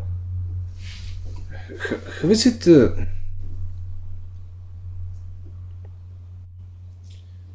how is it possible that it's even picking the... Yeah, we have...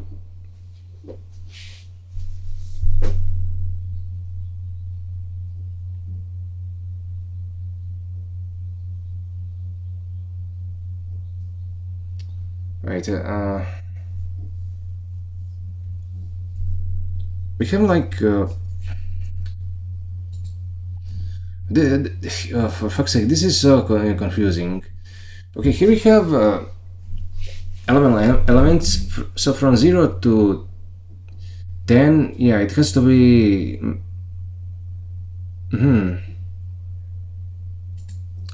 Yeah, from 0 to 10, that's 11 elements, so 4, 4, okay, this is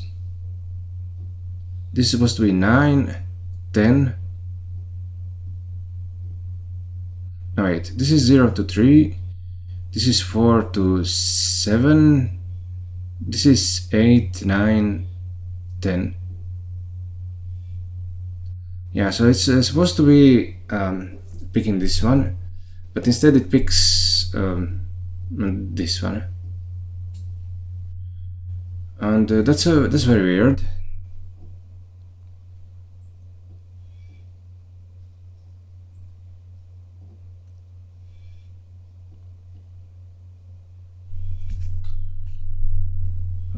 Yes, it is very weird. And I don't understand.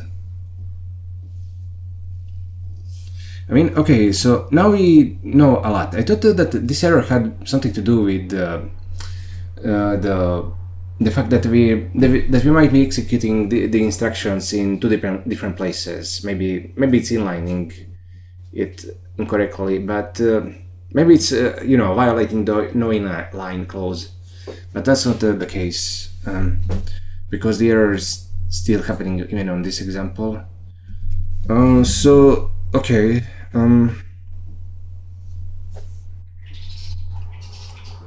How could this possibly be happening?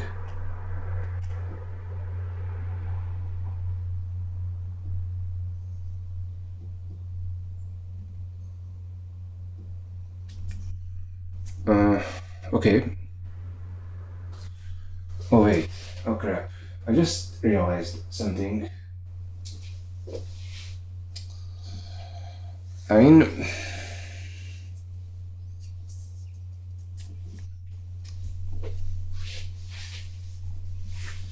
uh, I'm thinking what could be wrong, and this thing could be wrong, this less than or equals. Okay, here's what I think is happening right now. Like, we have some kind of array, and we have, let's say, 0.4,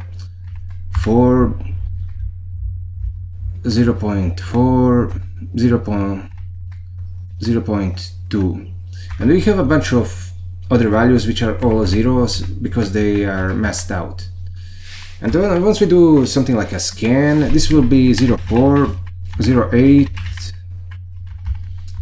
01, 1, 1, 1, and so on.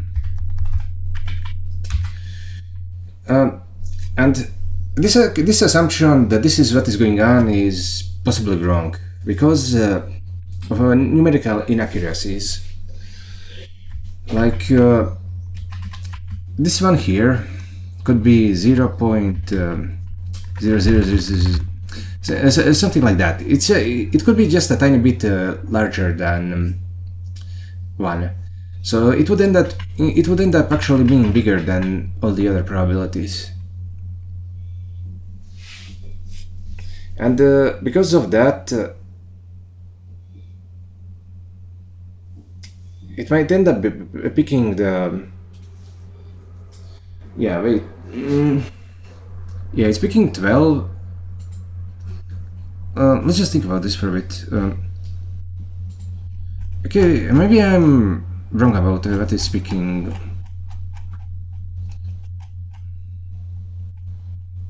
Like 0, 1, 2, 3, 4, 5, 6, 7, 8, 9, 10, 11, 12. Like, in that, if that's the case, why isn't it picking this element then? Like, if what I said was true.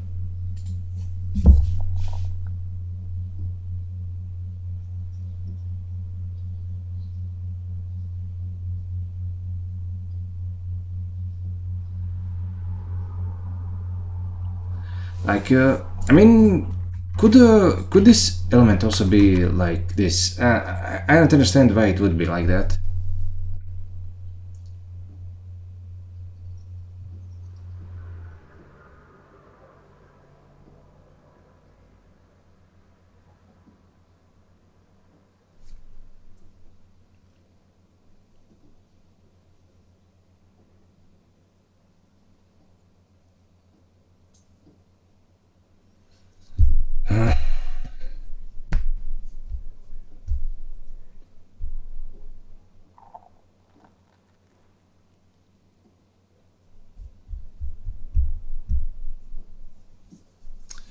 Okay, I guess we'll have to change the way the scan works.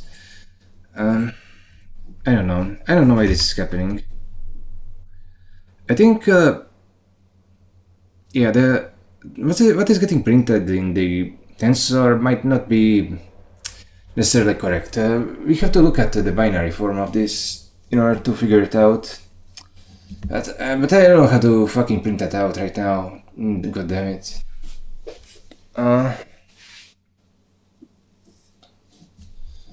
Okay, how do we print the binary form of something?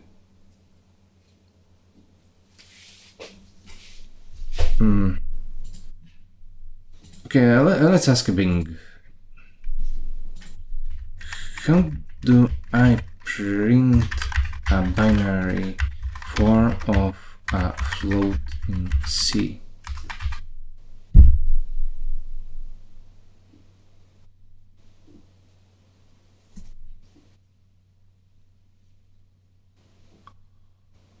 We could reinterpret the...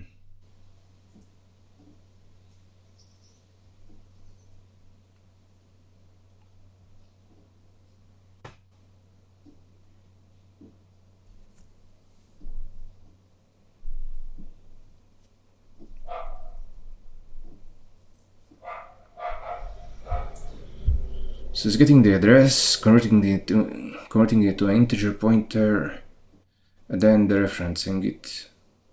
Okay. Yeah. Well, let's do it. I mean, we can just even print it as an integer. That should tell us something. At the very least, I want to see if it prints like. For fuck's sake. I don't really care about the binary form. I just want to, make sure that this number and this are in fact the same in binary. That's what I'm curious about. Okay, so let's go into the console CUDA. We're just going to temporarily hack the floats so it prints them as binary. Okay, we need to hack the 32-bit float. And okay, let me think. This is going to be it's going to be let's see, unsigned integer. And as for this, let's put a quote. Then this is going to we're going to take the address, then convert it to an integer pointer, then dereference it. And this is going to be an int.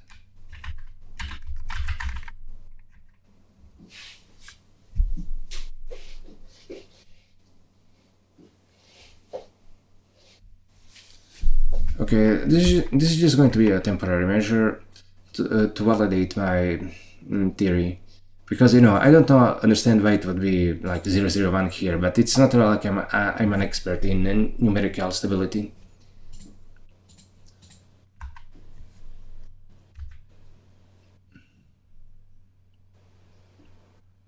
Yeah, previously when we were testing things, I only really tested it on full arrays, and on that it worked, but over here it doesn't. Okay, so now where is the primitive spy?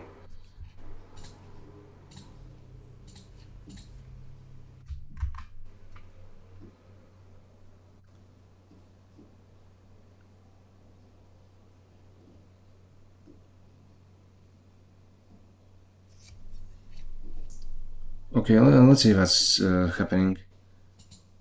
Sometimes it even picks 16 for some reason, and this is 925302784. Okay, whatever.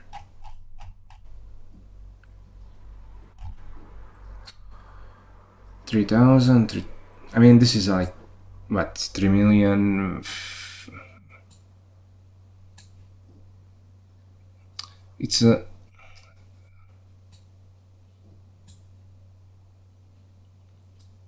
it's 3 billion, something like that. Okay, it's, let's say 3 billion.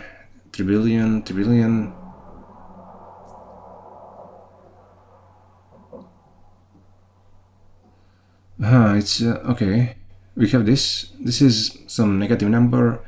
It's like 3 billion. And then we have this 925368320. And okay, this one are in fact the same, but the rest of them aren't. So even though this should be like, if we printed this as floats, they show the same value, but they aren't the same value. 8.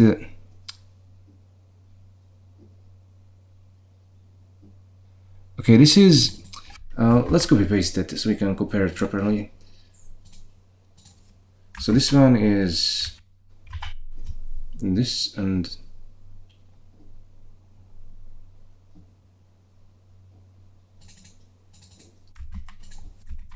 okay, now which one is bigger? I mean, it's not, we can't necessarily assume that that this number is bigger than this one when converted into a float.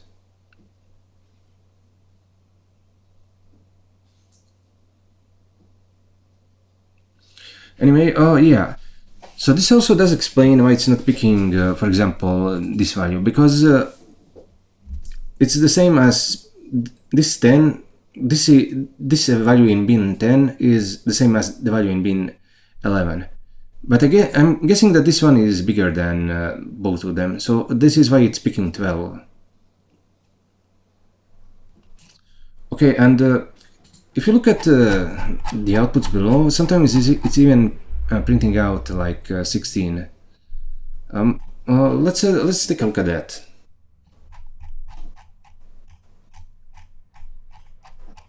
I think it should be. Oh yeah, here is 16. So let's see what's going on there. Thread ID 2. Okay, this is like 3 billion, 3 billion. Then it skips this one.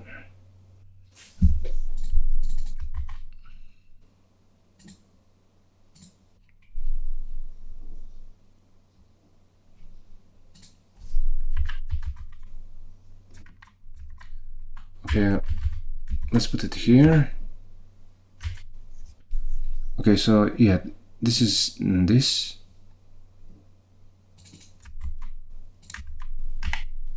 This is this.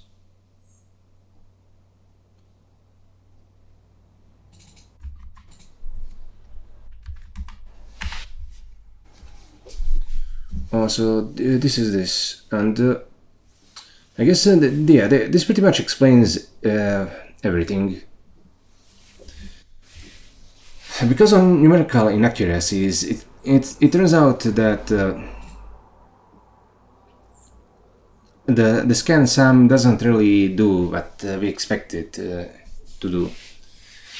This one is very close. This is very close to 1, but I guess it's less than this one, which is less than this one. Wait. These two and these two are actually completely the same.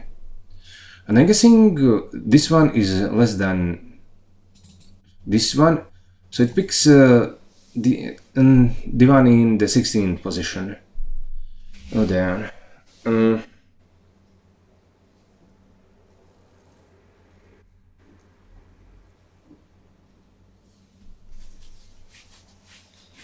Oh my god, I never expected an error like this. I thought that the scan sum would be solid, but I guess not. And I guess this is a real issue when you're adding elements together. I guess I mean it is a real issue when you're randomly swapping the positions inside the array. Okay, we're going to have to do something about this.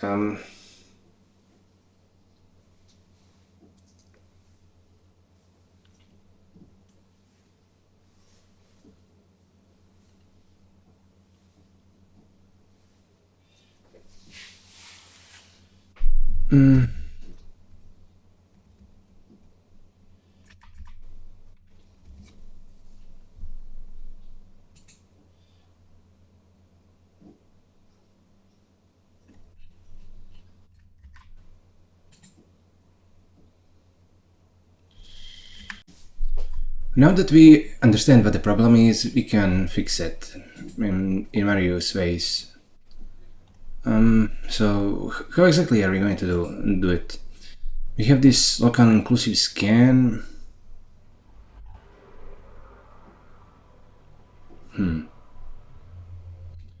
Local softmax, local masked softmax. Yeah, we should be focusing on the masked softmax.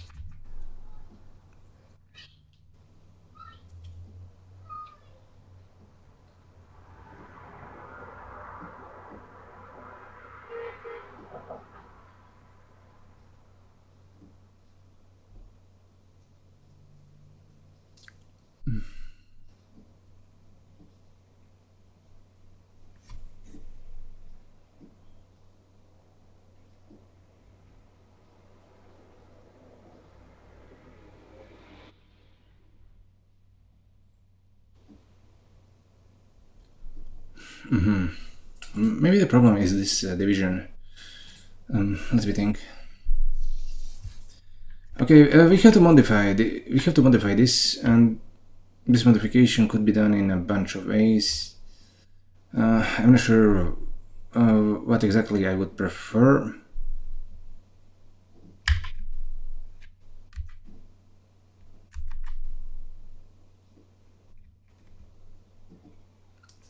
Limit mean minus average. Yeah, well, why aren't some of the masked out values exactly 1? That's... Oh yeah, this masked out value should be like exactly 0. Then we do...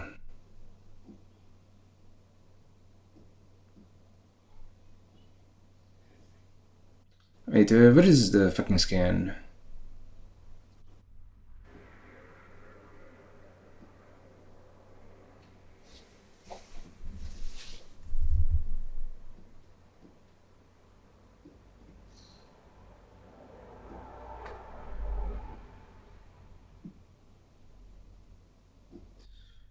Oh wait, this isn't what is responsible for the scan.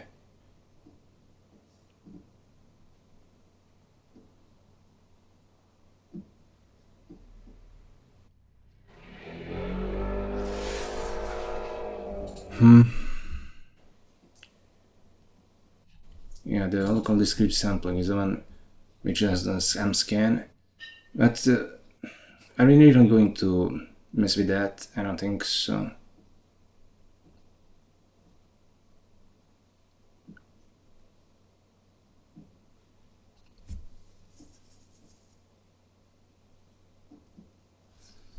Zero plus something.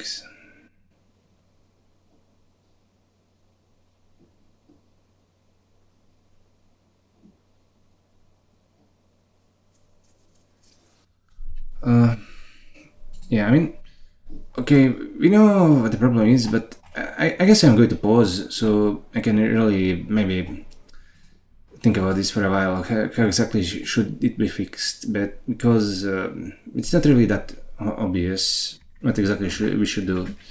Should we focus on this? Should we focus on the inclusive sun? I don't know. Let me stop. Let me just, before we begin, let's just see if I got any replies on the Stack Overflow answer. I probably get downvoted. Again, no, I get nothing. Okay, never mind. Basically, I asked this, and I thought that maybe instead of using floats, we could use integers and get around the issue of numerical inaccuracy, and that way. At least for the inclusive scan. But the inclusive scan being inaccurate is not really the only problem this kernel has. The probability itself is also inaccurate. Let's see, where is this? Yeah. When we're actually generating it randomly using a random uniform, it will generate it between 0 and 1. But this the sum of this vector x isn't necessarily 1, but some small delta around 1. So it could be a bit bigger or a bit smaller. And in edge cases, this random probability will not be correct. So even if we move to using integers here, and we move to using integers instead of random floats, we still have a problem with this. And I thought about one other option that I thought about is maybe to just mask the indices which cannot possibly be true. For example, in the text example that we're testing it on, we know that we can only have indices between 0 and 10, so we could mask out the other ones. And convert this local discrete sampling and the local softmax, local masked softmax, so it uses a vector of optional floats, and then we could operate on the optional types like that. But I then realized the main problem isn't really that, but we could, for example, have 0 elements in the vector itself, which aren't necessarily masked out. So that wouldn't get rid of the problem completely. So I thought of maybe we could even go a step further and mask out all the 0 elements as well. Something like before, at the beginning of this function. But then I realized maybe even that wouldn't be enough to get rid of the numerical inaccuracy. The problem is that it's adding very small values, which results in these inaccuracies. So we'd have to mask out not just 0, but some maybe very small probabilities as well. But I have no idea which values those would be. So that's another problem. In other words, trying to actually make this kernel work is simply too hard. It seems very straightforward, but it's actually very complicated, and it's completely broken, and it cannot be fixed. So after that, I got a brilliant idea, and it really is a brilliant idea. I've amazed myself. Okay, let's open an F# script. I mean, we're not going to be working on Spiral today. I'm just going to use this script file here.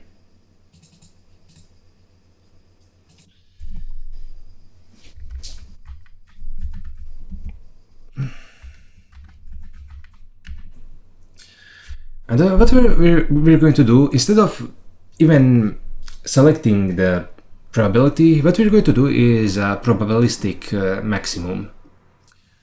For example, let's say we have something like an array. Like, let's say 1.2, 0.2, 0.3, and 0.5. Obviously, this sums up to 1. And then let's say we want to take the maximum of this.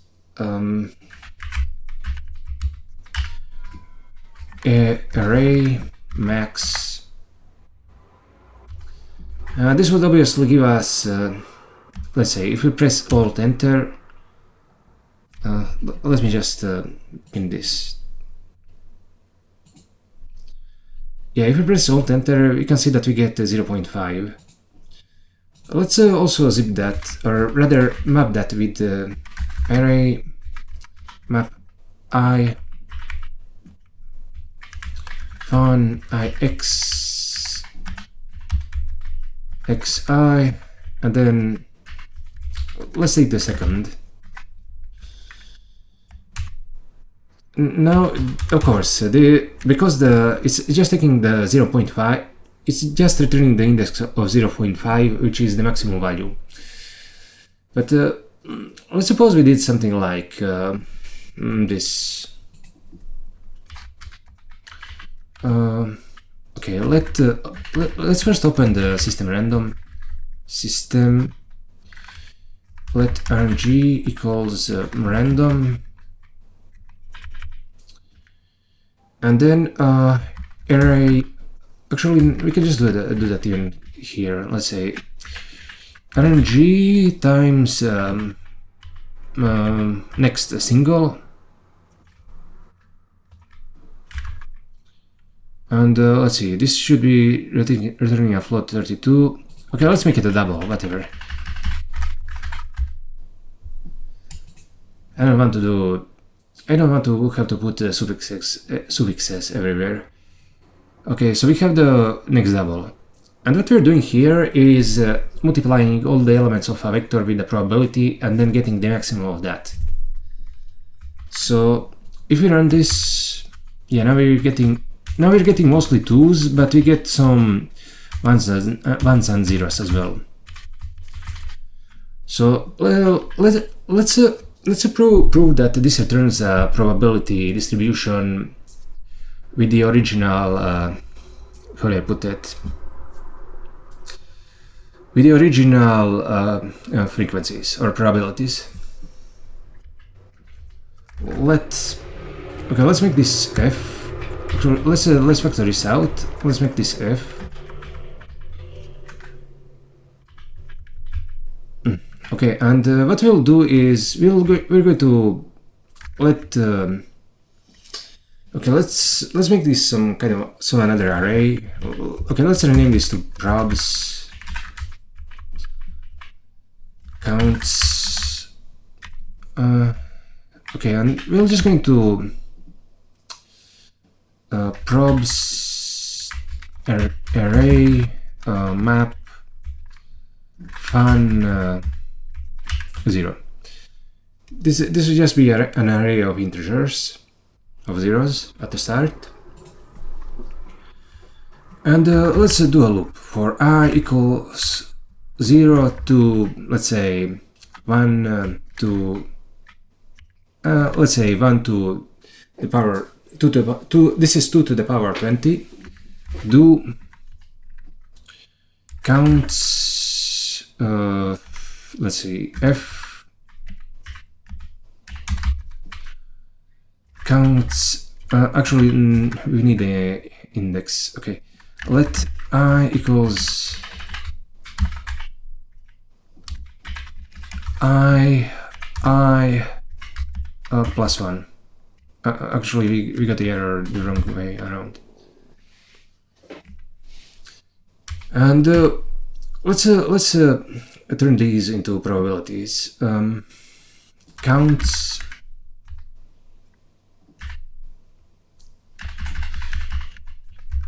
Okay, let probs counts, and then we're going to do array. Let's say array. Yeah, we need to get the sum. Counts array sum, and then we just map this to fun x divided by sum, and this needs to be a float. Let's make it a float.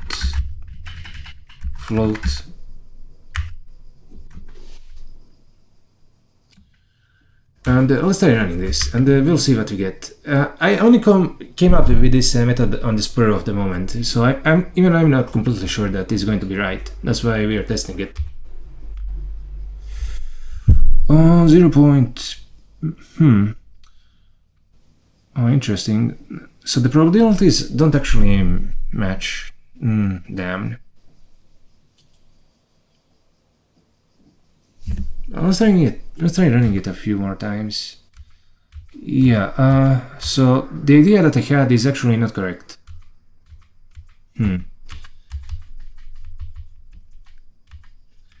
It's picking this action with 0.65 probability. I mean, what if we maybe played around with this a bit? Maybe if we took the square root of this. I mean, I have no idea what I'm doing. I'm just playing around.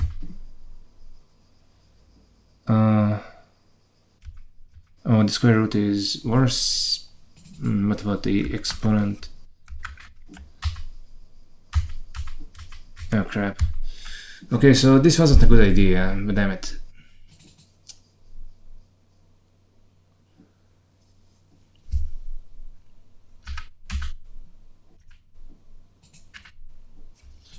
You know, at this point, I might want to check out how sampling works in something like PyTorch. Who knows? They're probably using some kind of probabilistic maximum there.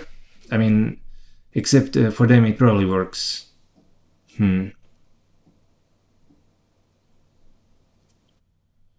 Okay, what if we maybe did a square root of this? Oh, this Yeah, this is actually much better.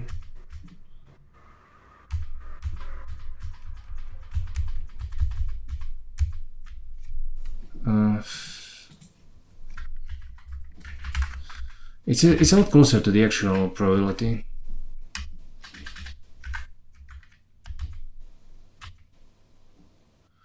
Oh, so this is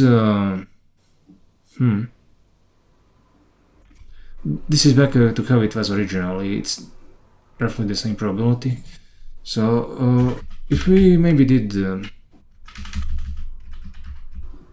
like let r equals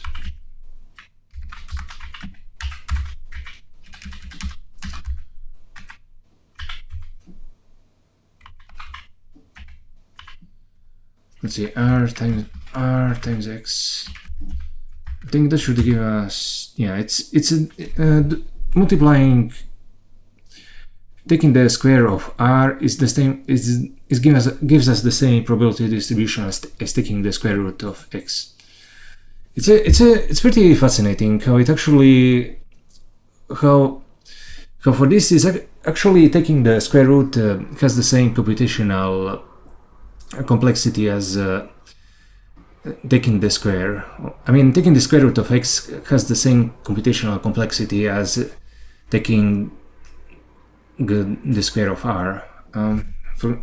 If we maybe did this, what do we get? Yeah, it's not quite what we want. Oh, damn it. Maybe there's just the right way of multiplying this thing, like okay, suppose we try like multiplying r by 2. I mean, something like this. I mean, okay, multiplying it by a constant doesn't do anything at all. So maybe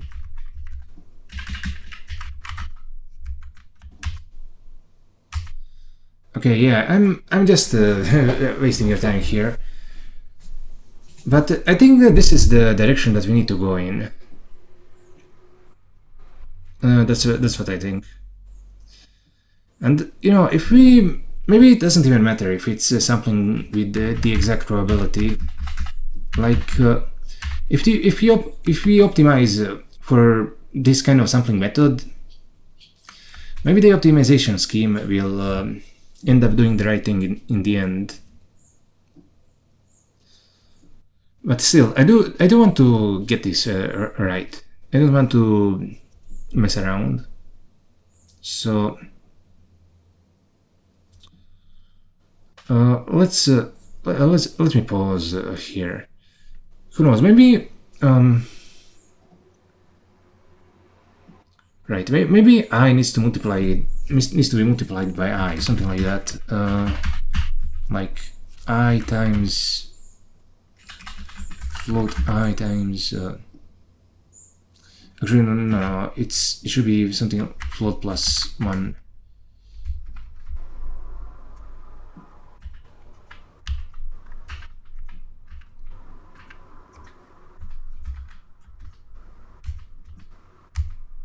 Yeah, it's not that. Okay, let me pause here for real. I'll get back to you when I've figured this out. Let's see whether we can do video rendering while at the same time doing a screencast. I think so we don't crash anything, we're not going to be actually running the code.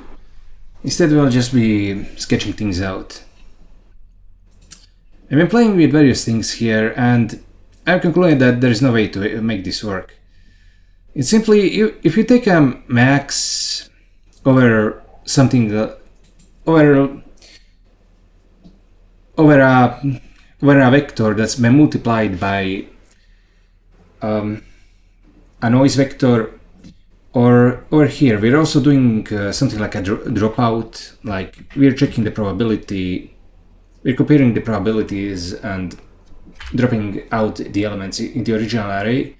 If we take the max over that, it ends up transforming the original probability distribution.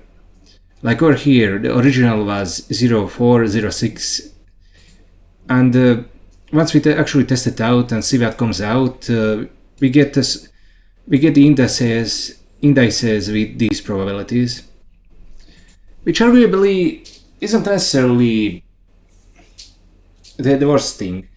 Like we could imagine having this be an activation function that outputs the indices. It doesn't matter what the original probability distribution was, as long as it gives us some results. And indeed, we could use something like this and replace the softmax. It would probably be easier to do it like this. But it doesn't really matter. What I want to do is actually make it work. I don't want to do things at random. So I've been thinking how we could fix it, and like after 6 hours of thinking about it, and I realized that we could fix most of the errors by simply doing this. I mean, this. And why would this work? Because if we do an inclusive scan, the left side should always be smaller or equal than the right side. So there's no point in even comparing the two, because the only way this could not be true is due to some numerical inaccuracy. And in that case, we want to return the left element anyway. So yeah, I should have done this like in 5 minutes instead of thinking about it for 5 hours. It's very good that we have this here. I mean, previously we didn't, so you cannot blame me too much for doing what we did last time.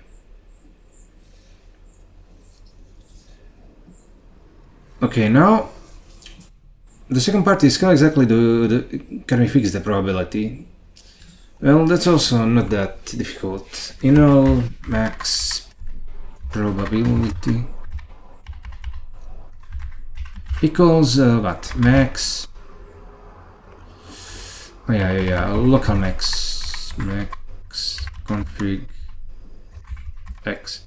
Now we have the max probability, and as I said, the actual max over this inclusive scan array will be a small delta around 1, and that could cause trouble in edge cases. So what we can do is multiply this probability by the max probability, and I think that should give us what we want. And yeah, I think this should pretty much fix this kernel completely. I think this should. I think this should fix the kernel completely. Also, let's go into console CUDA and get rid of this.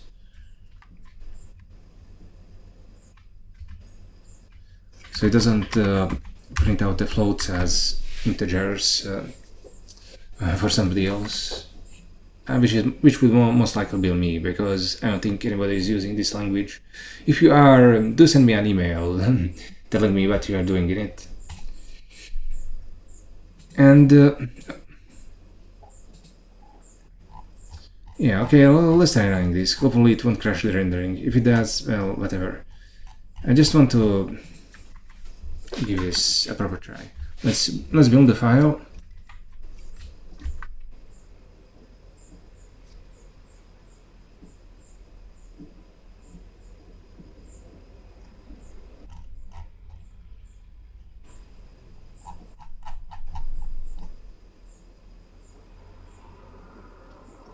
Yeah, as you can see, it all gives us proper results now.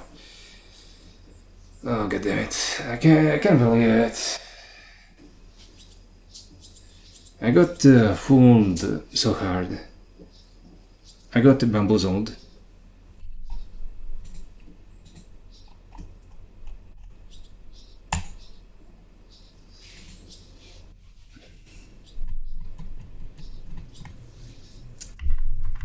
Okay.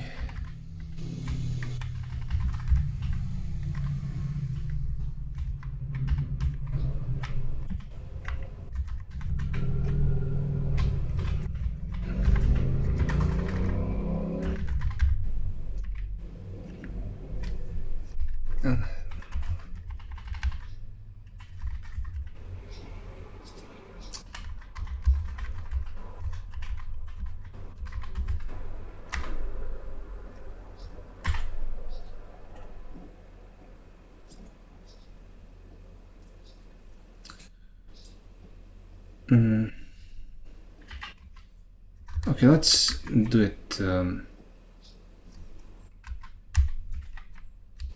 Let's do it a bit more.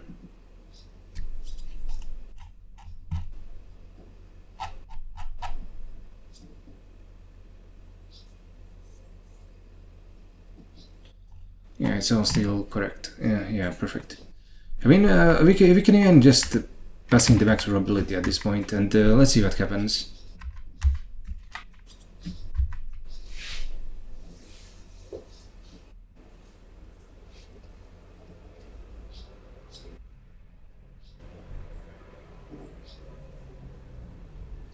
Oh, okay, so this gives us trouble.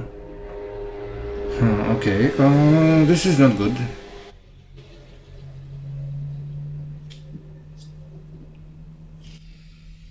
Oh yes, this is not good.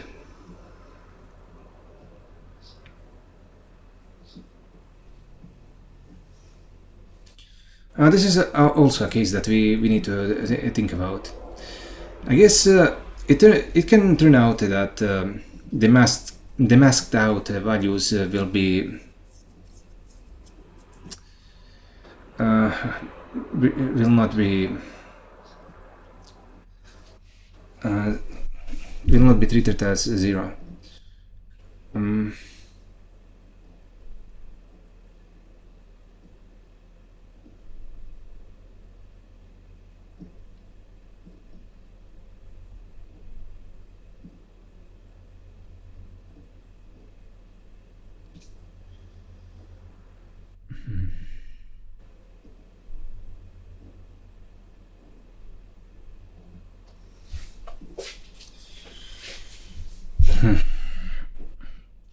Okay, how exactly do we want to fix this?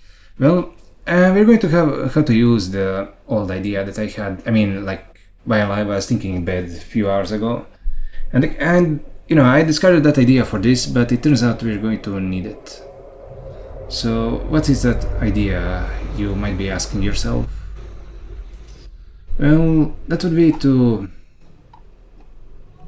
not to throw away the mask, and yeah, basically we could just mask out the 0 values.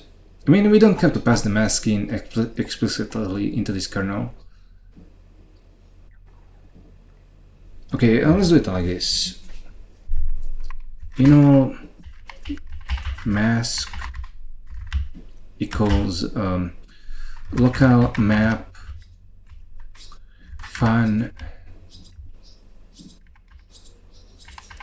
I mean, we can just partially apply the operator like this as well. Like this will give us true for the values that are not 0 and false for otherwise. And of course, the masked data values should always be 0 when they are passed into the discrete sampling kernel.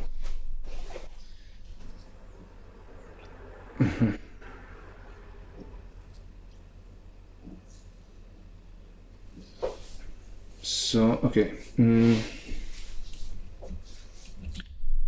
now, what exactly do we do?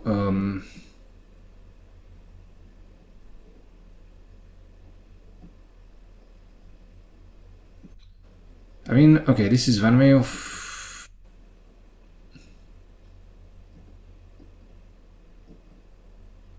Okay, let's zip it with the mask.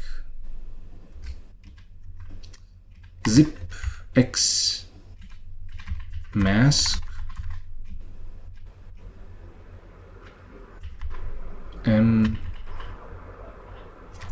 what? Okay, if if m, then basically this, else whatever. Let's make it a limit min. And why is this giving us trouble?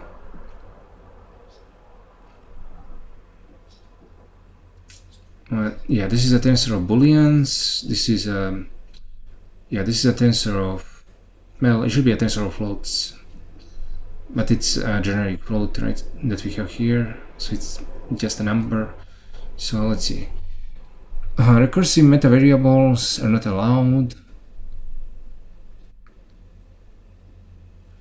Oh yeah. Oh, what the hell? We need to do this. Okay, if m, then x minus probability, else limit min.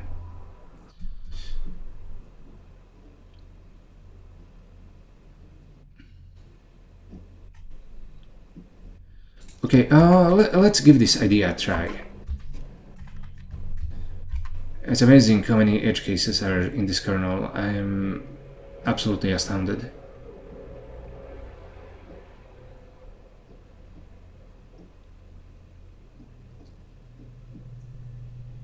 Oh, sometimes it gives it back 0.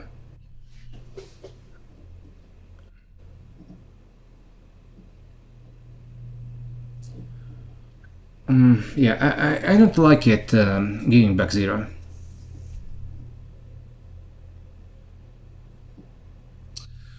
Oh yeah, but it would give back 0 if the probability, if those other probabilities are simply too high. Oh yeah, okay. When we are getting the max, we should take the max into the consideration. Zipx mask. Let's make it a local reduce config, and this should be what? I guess limit min false fun xm, if m, then wait, v, if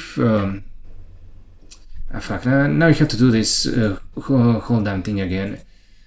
We really need something that operates over optional types instead of me having to do this over and over again.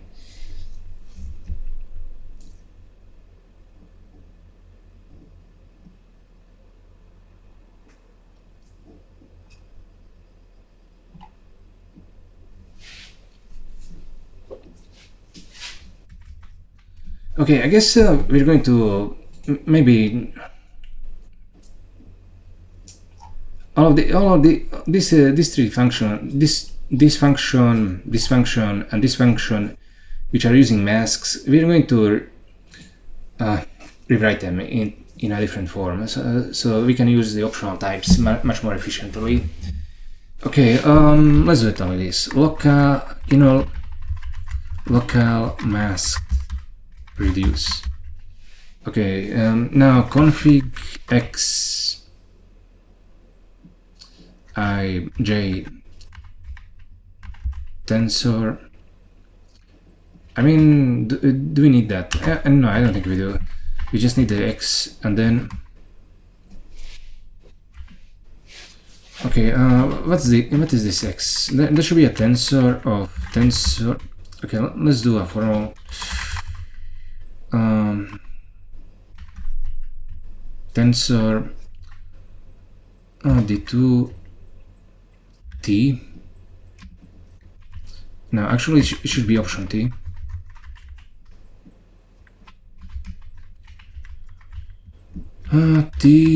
T,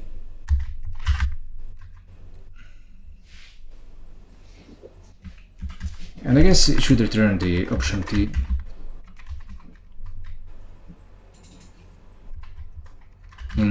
Int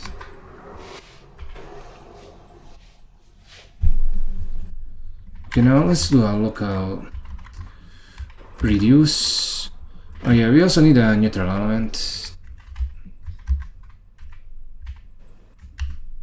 No, we don't.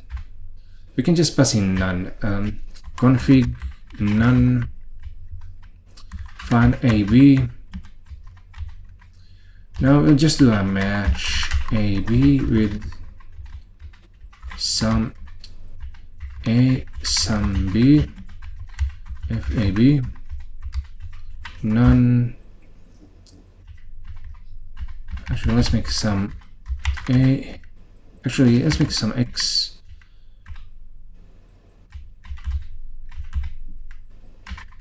Some X. We just return the X. Actually, we just return some X. And oh yeah, we also need to return some.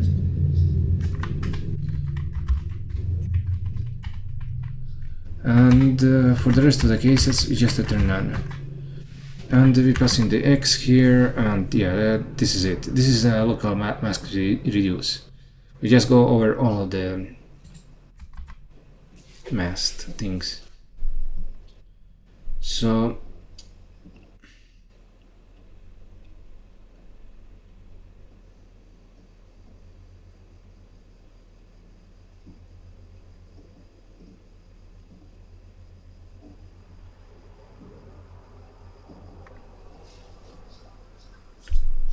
okay, we have the masked softmax.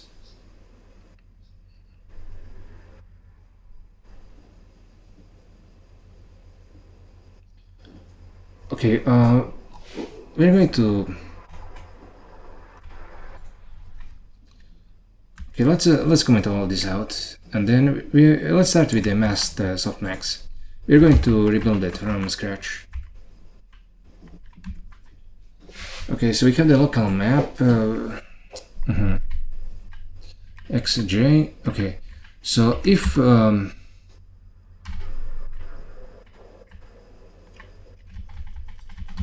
then some X, else none. And okay, now this will be what, X. Now we need the masked average.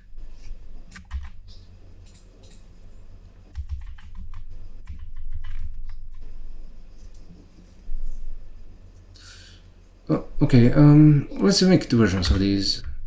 This thing above it will be one version. We're also going to make a version which doesn't return an option type. Instead, it assumes there will be at least one result. That will be, let's see, local masked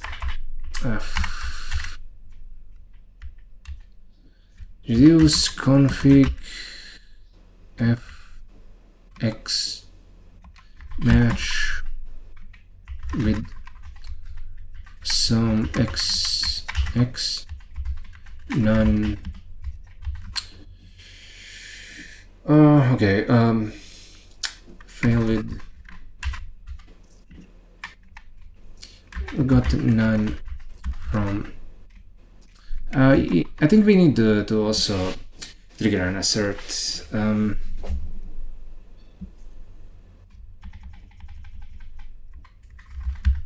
Okay, let's trigger an assert here.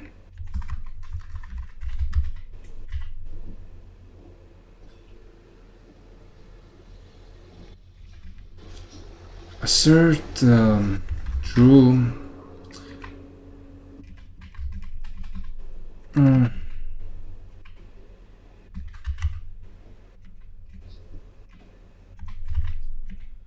I got none from local masked reduce.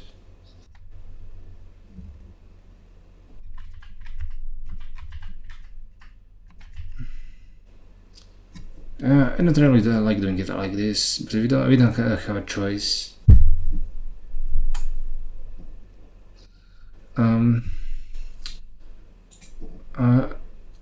Okay, instead of fail with, we can just use the assembly exit instruction. Or maybe, yeah, we can use...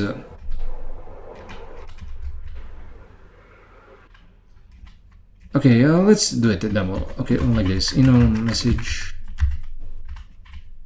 We can use an assert and this fail with both.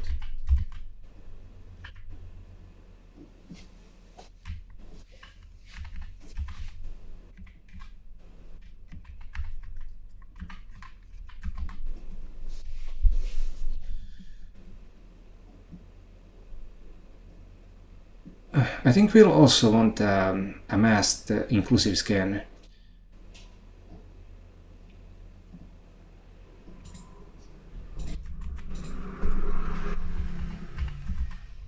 Local masked. I had to go for lunch earlier. Let's do a bit more. I was going to actually stop, but I do want to get this done. Did I close everything for some reason? I thought of doing the local masked scan, but then I realized that the scan wouldn't work the way we expected.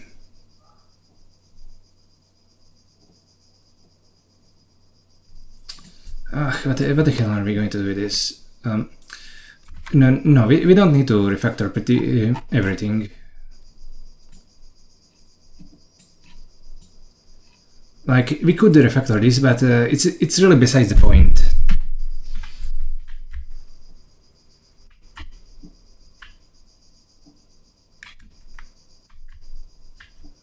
Let's leave this like so. And we know that the masked out elements will have a probability of 0.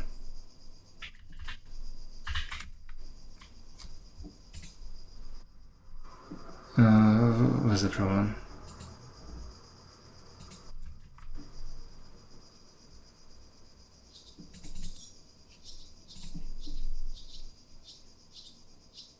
Wait, did a compiler crash or something?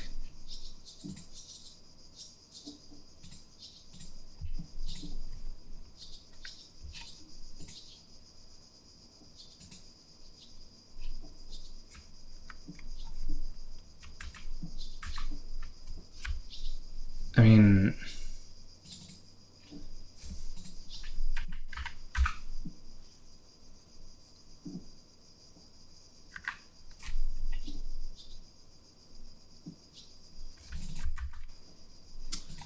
what the fuck?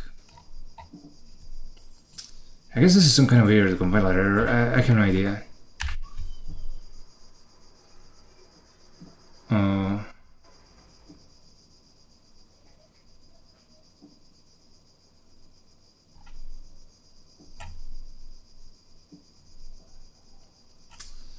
Okay, I'm extremely confused why we're getting this error.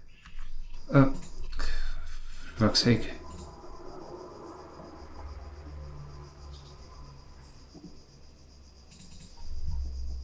Maybe I should have just left it for tomorrow.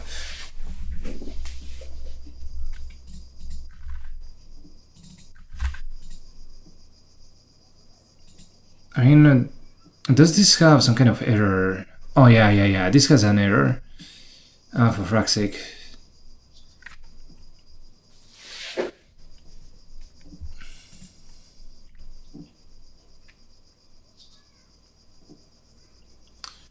Okay,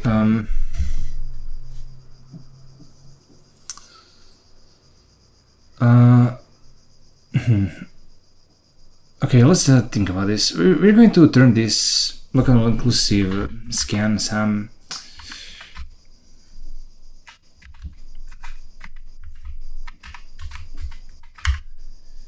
I guess, okay. Let's, x equals local map, and then we'll take this and also zip it with what? With the original.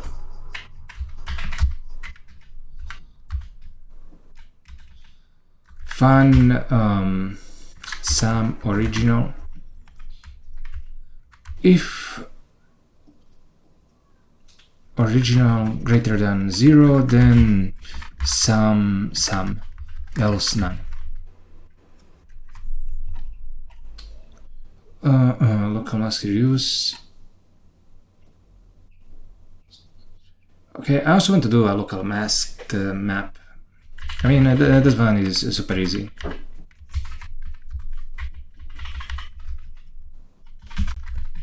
It doesn't need a config. It goes from A to B.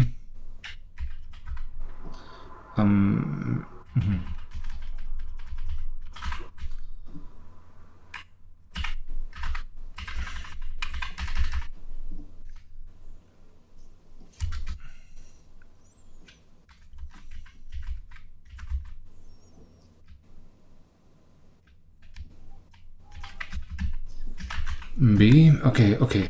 So like that.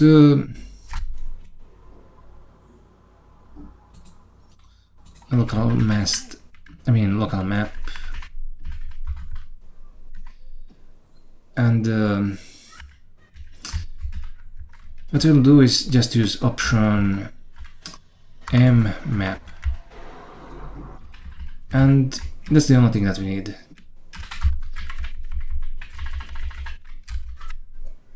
I have no idea why I even put all of these type annotations. It doesn't matter. Let's finally get this to a resolution.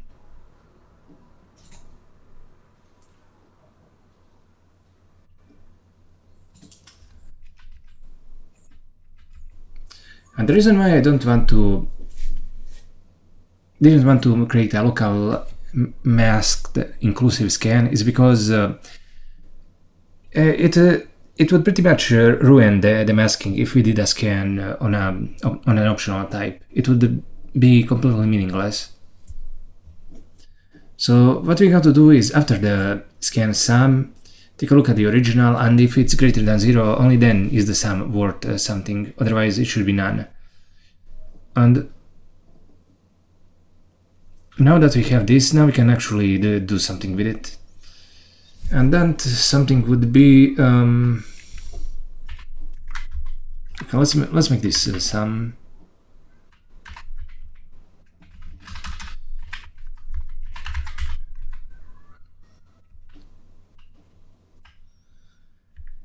Okay, now we can just use x local mask reduce. Let's use local mask reduce config.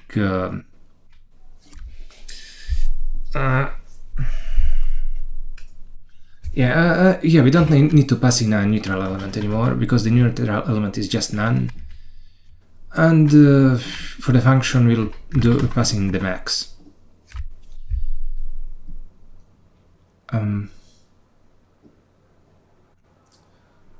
What's the problem?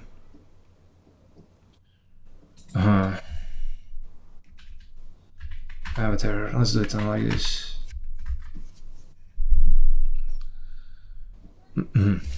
And what's the problem here?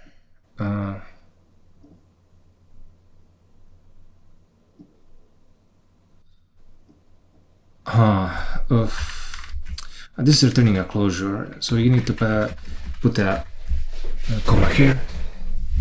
Oh god, I wouldn't be able to program at all without this standing desk. I've been going swimming, but now just my right shoulder is kind of messed up. But who knows, maybe I just need some rest. I've been swimming pretty intensely for the past couple of weeks. Okay, this mask max probability needs to be optimized and factored out into...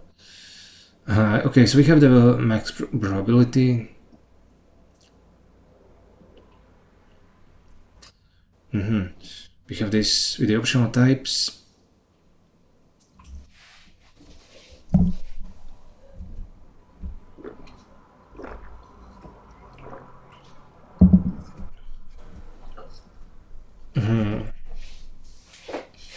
And this one we aren't going to use a masked map, but just a regular one. Okay, let's see. This is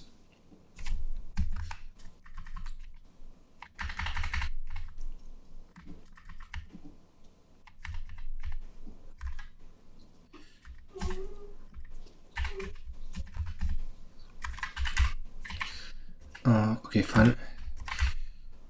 And this is x minus probability.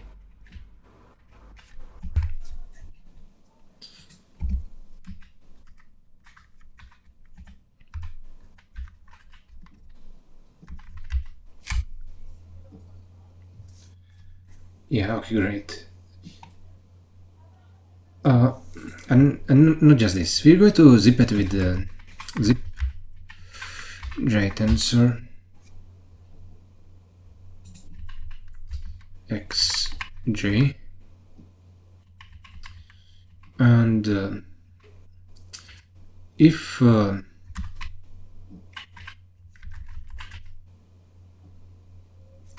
actually it's going to be option n bind.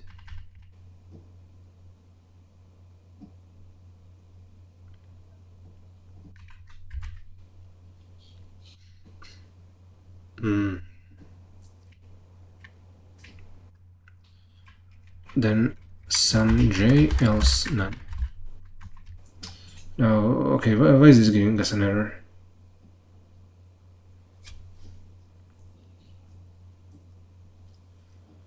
For fuck's sake. Okay,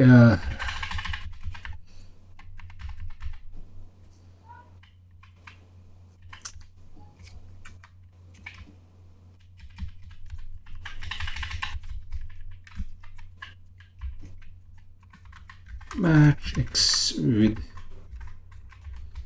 some x else none. Okay, so what's this? If x minus probability greater or equal to 0, then some j else none. Now, for all of this, we can just get rid of. And this is just going to be a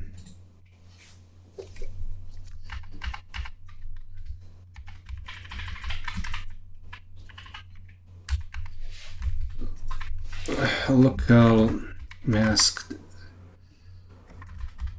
reduce config min.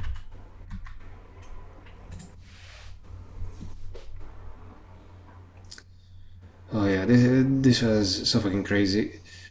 We replaced that entire reduction with just a min operation.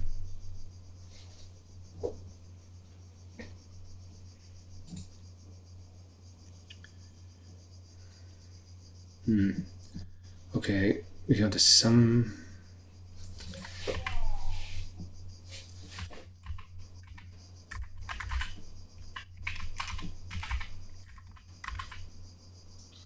Let's actually just name it CDF. CDF, conditional density function. Of course, it's like more conditional density array, but whatever.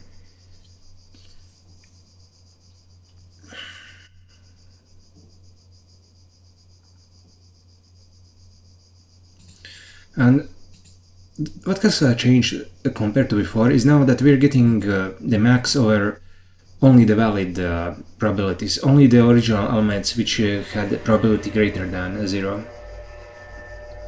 That's the key to all of this. And we're getting the max probability here, so we know that as soon as it gets here, it should have at least one element which is equal to the max probability. And once we subtract the x from that, we should get 0, and then we'll just return the j index of that. Then at the very end, we just return the minimal index. It's absolutely amazing how many errors there were in this particular function. I'm absolutely astonished. I never expected this kernel to be a problem. I thought it was a done deal, and I even did it in 2018, and I didn't run into so many errors like today. It's unbelievable. But I guess the reason why I didn't run into these errors back in 2018 is because it was incorrect and I simply didn't notice. I think having a a lot more advanced language than then is really proving its worth. Now we can finally test this out, and hopefully we won't be getting any more errors. But you know, there's no hope that this will be the case based on how things are going up to now. And let's just give it a try. There is no hope, but we must persevere.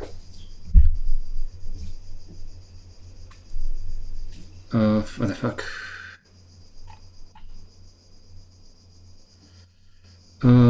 Type is not compatible with device shuffle. An static assertion of... I mean, shouldn't this be... I don't know, I guess it's not trivial copyable.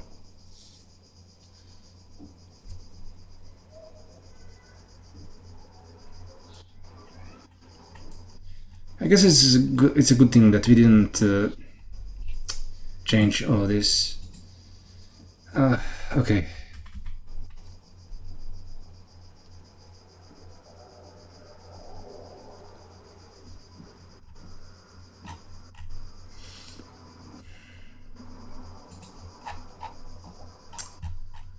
Basically all of this is busted. We cannot use local mask to reduce. We cannot do a reduction with optional types. At most we'll have to put a boolean next to it.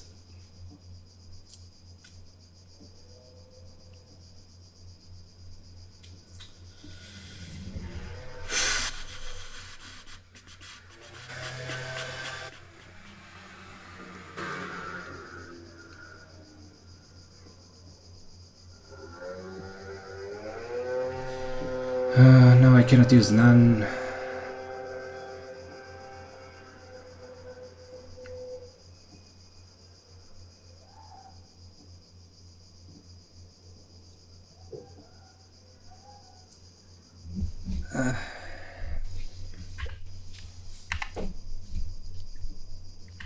I guess we'll need the neutral element. Neutral element.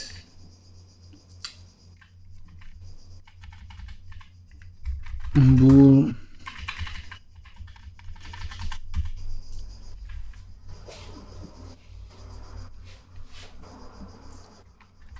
Okay, if what we'll do is the same thing as that loop that we had in local reduce. If second A and second B, then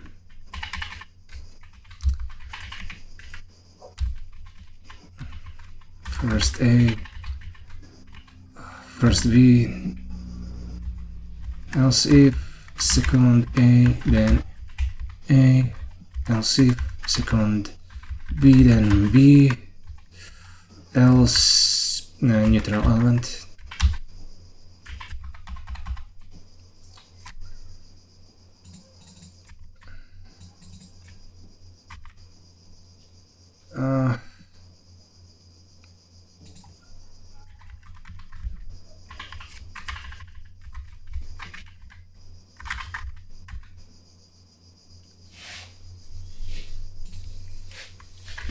This is true, true, true. It still wants something else. What does it want? Oh yeah. First. You also need to return first A, first B. And I guess for this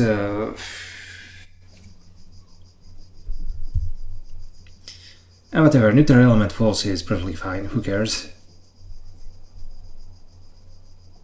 We can either return A or B, but...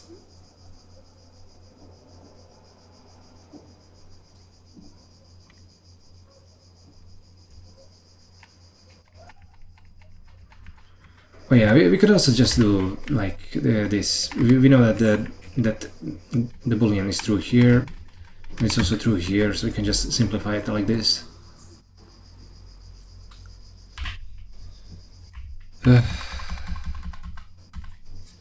Okay, local master use.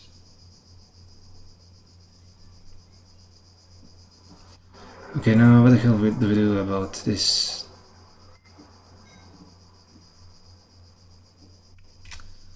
Okay.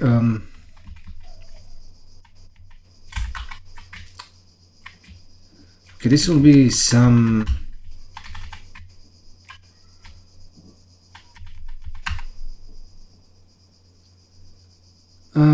Local mask reduce max x.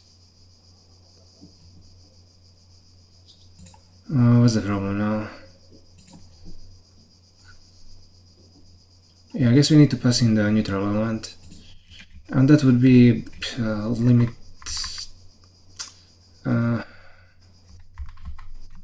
Something like that, I guess. Wait, what are we trying to do here? Yeah, we're trying to get the max probability, so instead of the limit max, we should be using the limit min.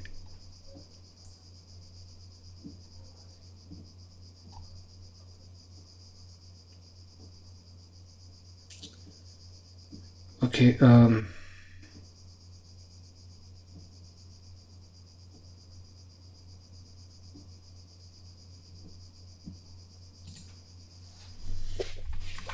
if second x, then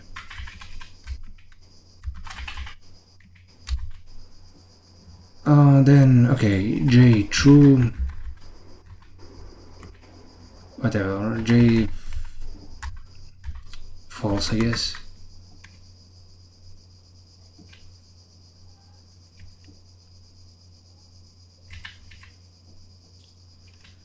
I mean, we could just do it like this then.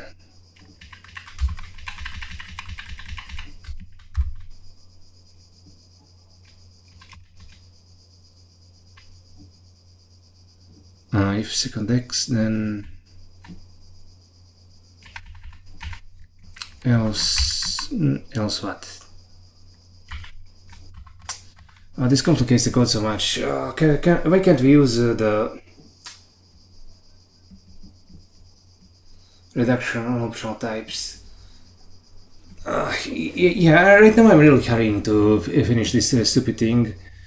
If I was my usual self, I would just maybe do my own reduction data that can make use of optional types instead of just making a bigger mess. Okay, and x here should be I think first x. Otherwise, I guess we'll just j false, whatever. Let's do it like that. And we need the neutral element. It's taking the mean, so we'll put in limit max. And that's that is generally the neutral element for the minimum operation. The only thing we haven't really covered is the product reduction, and that one takes one as the neutral element.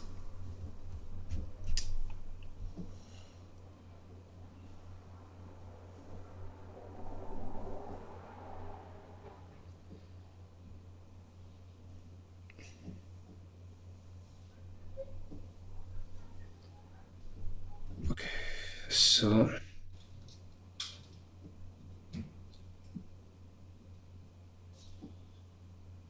local map, first x minus probability. Yeah, now it's a bit confusing. Now I'm not sure what's what here. And yeah, the x is basically the sum.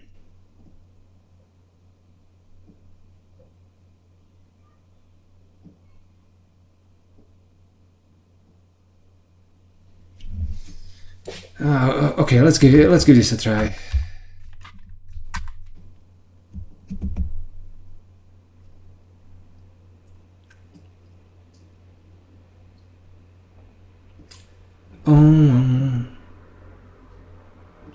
Oh, it does work.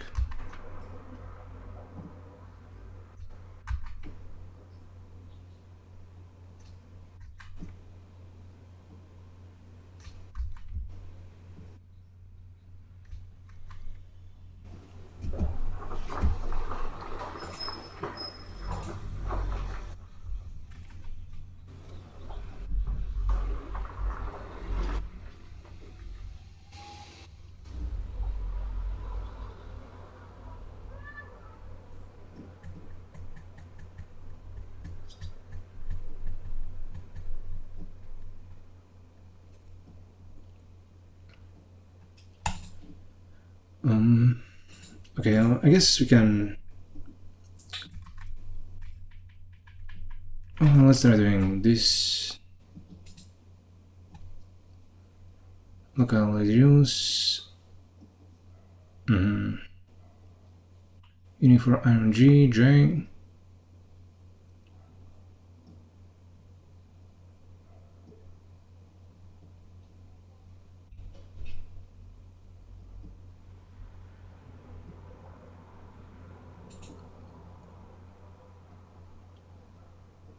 We also need to go multiply it by the max probability. Okay, here's how we can do that. Succinctly, I mean, like this. We take the first, convert it to a float. No, we aren't converting it to a float, but to whatever type is being used here. Then we multiply it by the max probability. Now let's build the file.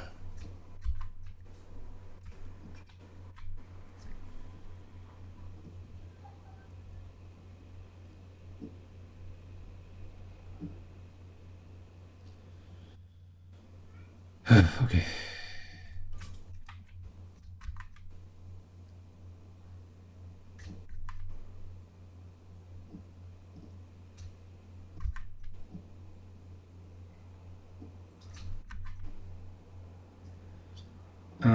But if you ask me, this isn't good enough just yet. We have to do in local masked reducing. Instead of just taking the first, which is a bad habit, we need to find X and then assert conditional. The local reduce must be true.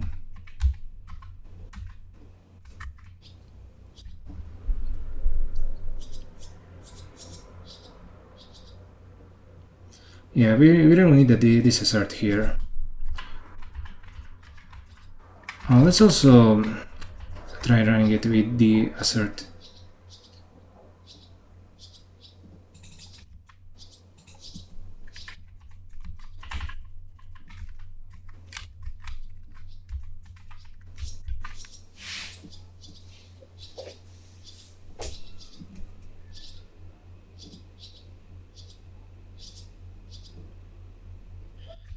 And thankfully it does work. I can breathe a sigh of relief.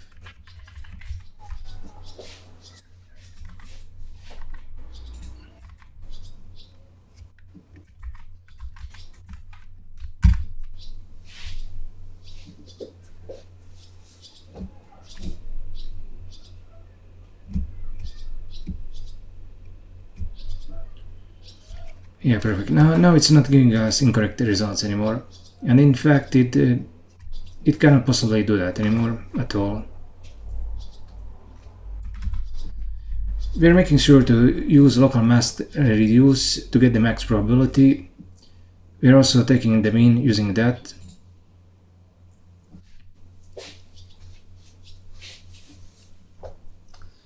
I mean, what we have here is basically black magic. I mean, is there a better way to maybe somehow do this? Yes, it is. Okay, here's how we can do this better. Local masked reduce.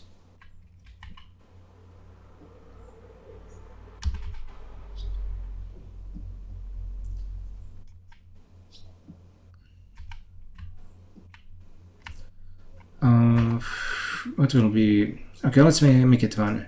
Let's make the neutral element 1. And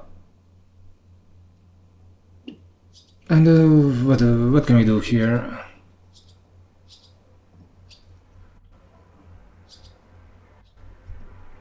I mean, we no longer have to check for position. We only have to check the case where J is 0. But you know, maybe the J will be masked out, so that will fail. Yeah, you know what? Let's do it as it was. Who cares? Who cares? This is.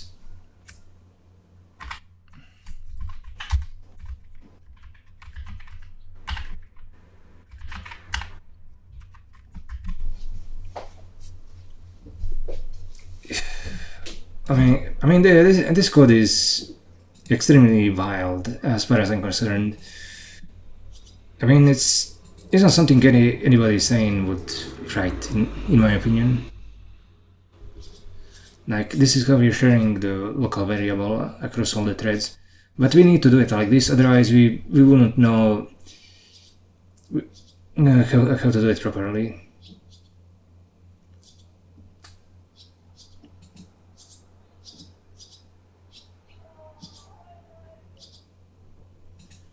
Okay, can I at least do something like... okay, let me at least use a match case here. X with X true.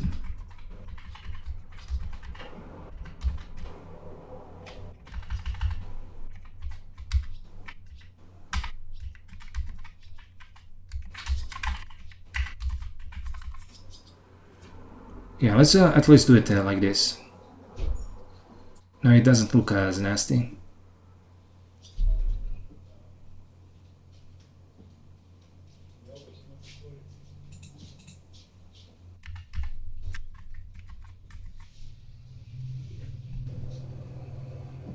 Okay, can we do this somewhere else? Yeah, I mean, yeah, we could do it here. Okay, match A, B with A true.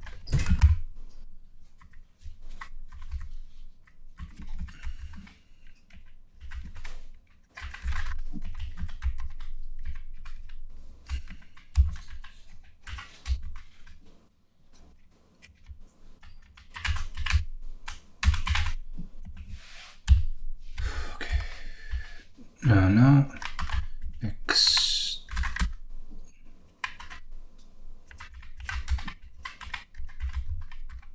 X true.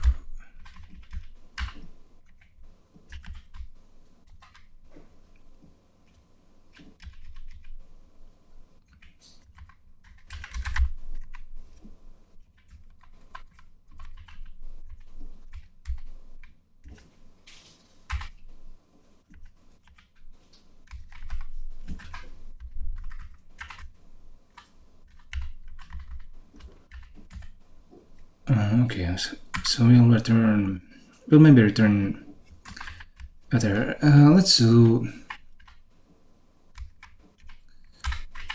this and then this and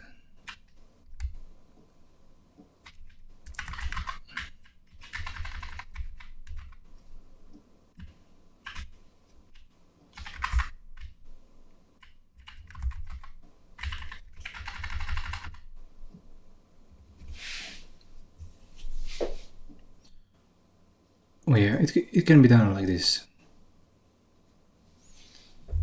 So now we are kind of making it a bit better looking. Hopefully it's still correct. Let's try running this.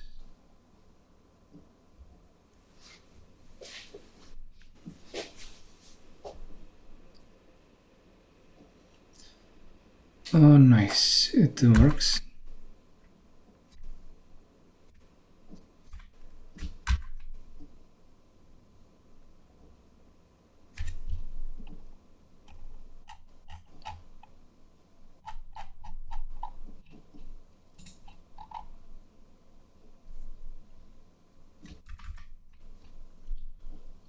Okay, here we have the mask.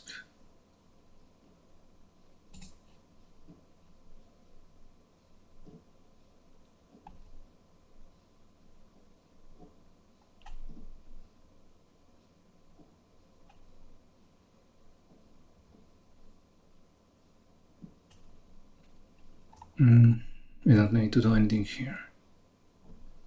I mean, let's just test this out again.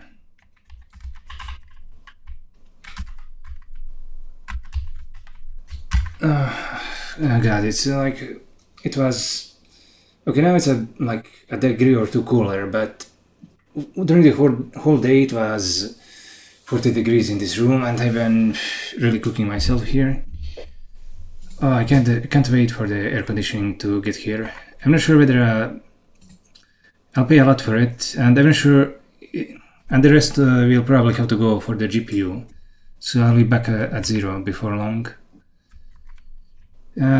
So much for money.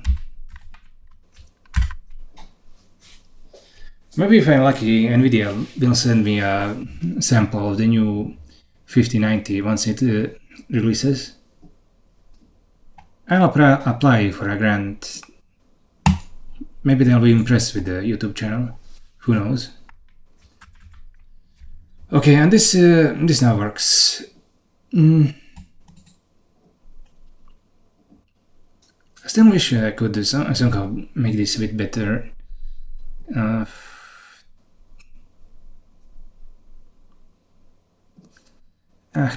Never mind. Forget about that.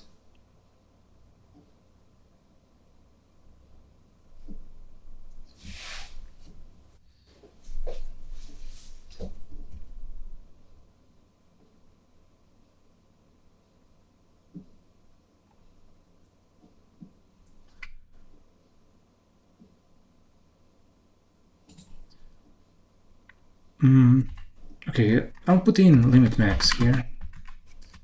Okay, this is the only thing that I can do at this point to improve this kernel. I mean, compared to just putting in limit max, you know, if it actually comes out, would break the kernel, but that's what we want. We want the kernel to break in an obvious manner, in case something is really wrong.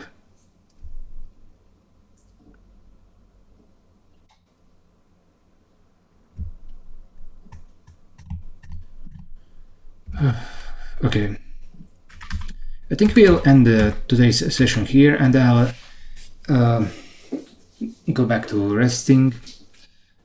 It's time for me to play some XCOM, and tomorrow we're going to get back to the layers and finally get the Ladakh game, I mean the No Limit Hold'em game, to run with this new sampling kernel.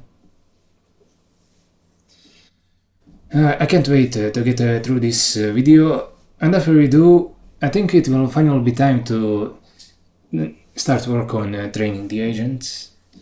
And that will be a major milestone, actually finishing this video and being able to move on to more interesting things.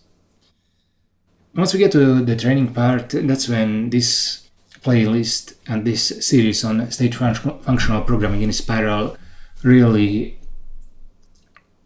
fire up.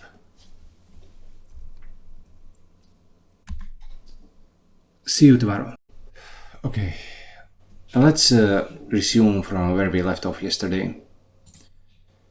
We finally managed to get the sampling kernel to work, and what is next in line is to actually run it on No Limit Hold'em and finally get that random neural player to run. I really expected that after we got it to work on Ladakh, that we were pretty much done with the video. I never expected there to be so many issues in this video, or that they'd be so difficult to deal with.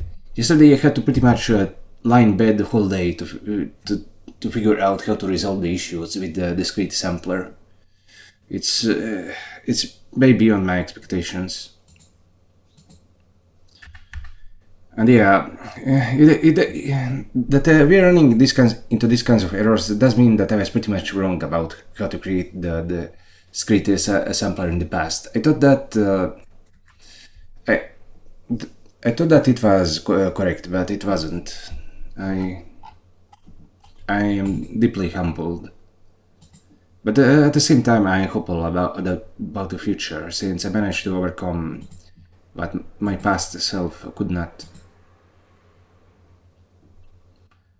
So, okay, let's try building this. I have no idea what's going on anymore. Right now it's 11:40 a.m. It's what? It's fucking Sunday. I can believe it. The time really does fly. And compared to just a few moments ago for you, it's a whole new day for me. I need to remember where we are standing. Okay, let's just try running this. We run this. Okay, let's see whether LDAC still works. Then we'll try no limit hold'em.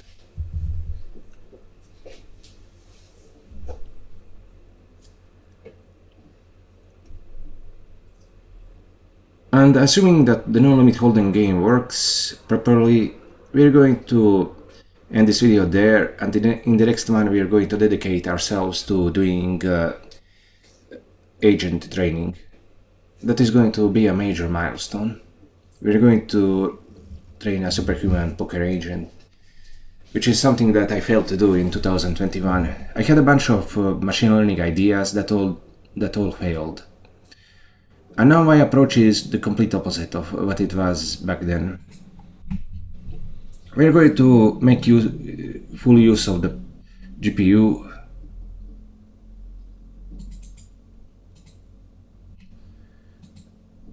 And we're not going to be relying on trying to find new tricks or trying to crack intelligence.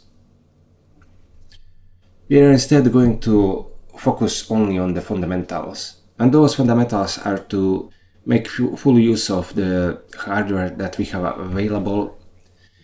And we are going to try to improve the process of doing machine learning itself rather than trying to imitate how the researchers do their job. I'm not really supposed to be a researcher, so it's no wonder that I failed. Okay, let's try no limit hold'em.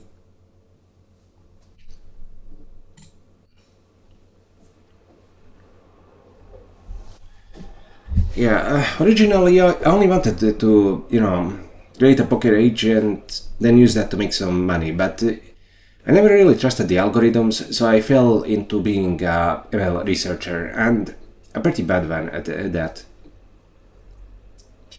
Instead, if I'm going to cause the singularity and crack the secrets of intelligence, I need to do it as a programmer. I need to find my own way that plays to my strengths. And what am I good at? I'm good at writing compilers, and I'm good at functional programming, and that's basically it. So I need to go beyond so in order to actually go beyond the state of the art, I need to build an automated system.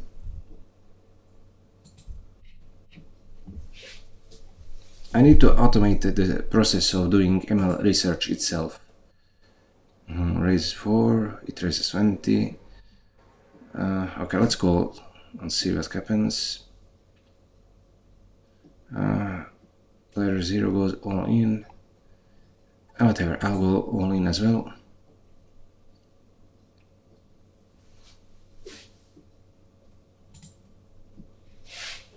And okay, let's see.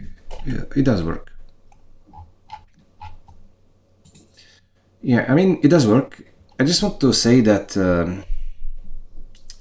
one issue is that I haven't really intended for the discrete sampling kernel to operate over such a large number of elements for each thread. It's like what, 256 elements for each thread that is currently operating. That is going to spill over into local memory. I mean, which will spill into L1 cache and then into global memory. But okay, it doesn't really matter. What matters is just getting it to work. Okay, let's go. Oh, I have a straight draw, and this guy has a pair. I guess I'll fold better.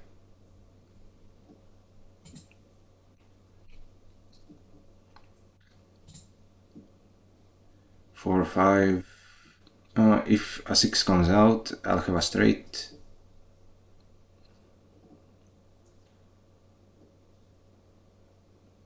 I mean, and he has a gut shot. If I mean, no, he doesn't. He need the 4 and the 5 to get a straight. Okay, let's call. Now he's raising. I guess we'll fold.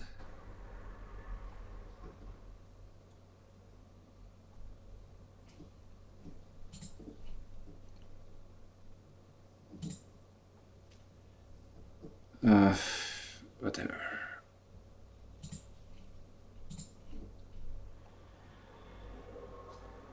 I mean, it's very easy to play if you can see your opponent's hands.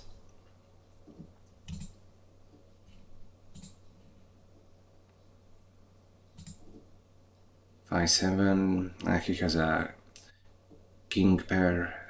I have nothing.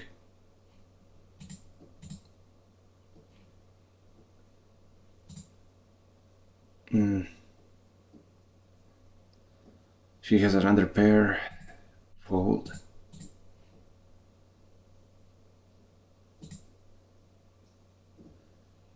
No, he has a straight, and I have 4, 5. Yeah, it's I pretty much have nothing.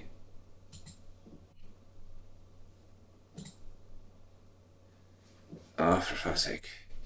I cannot hit the board. Now he has a trip. Okay, I thought we have something good. Let's raise. Raise. And call. Yeah, I finally beat him.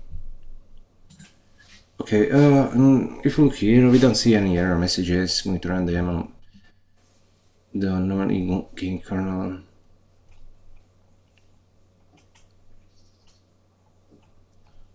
Oh yeah, this is very nice. Okay, it's nice.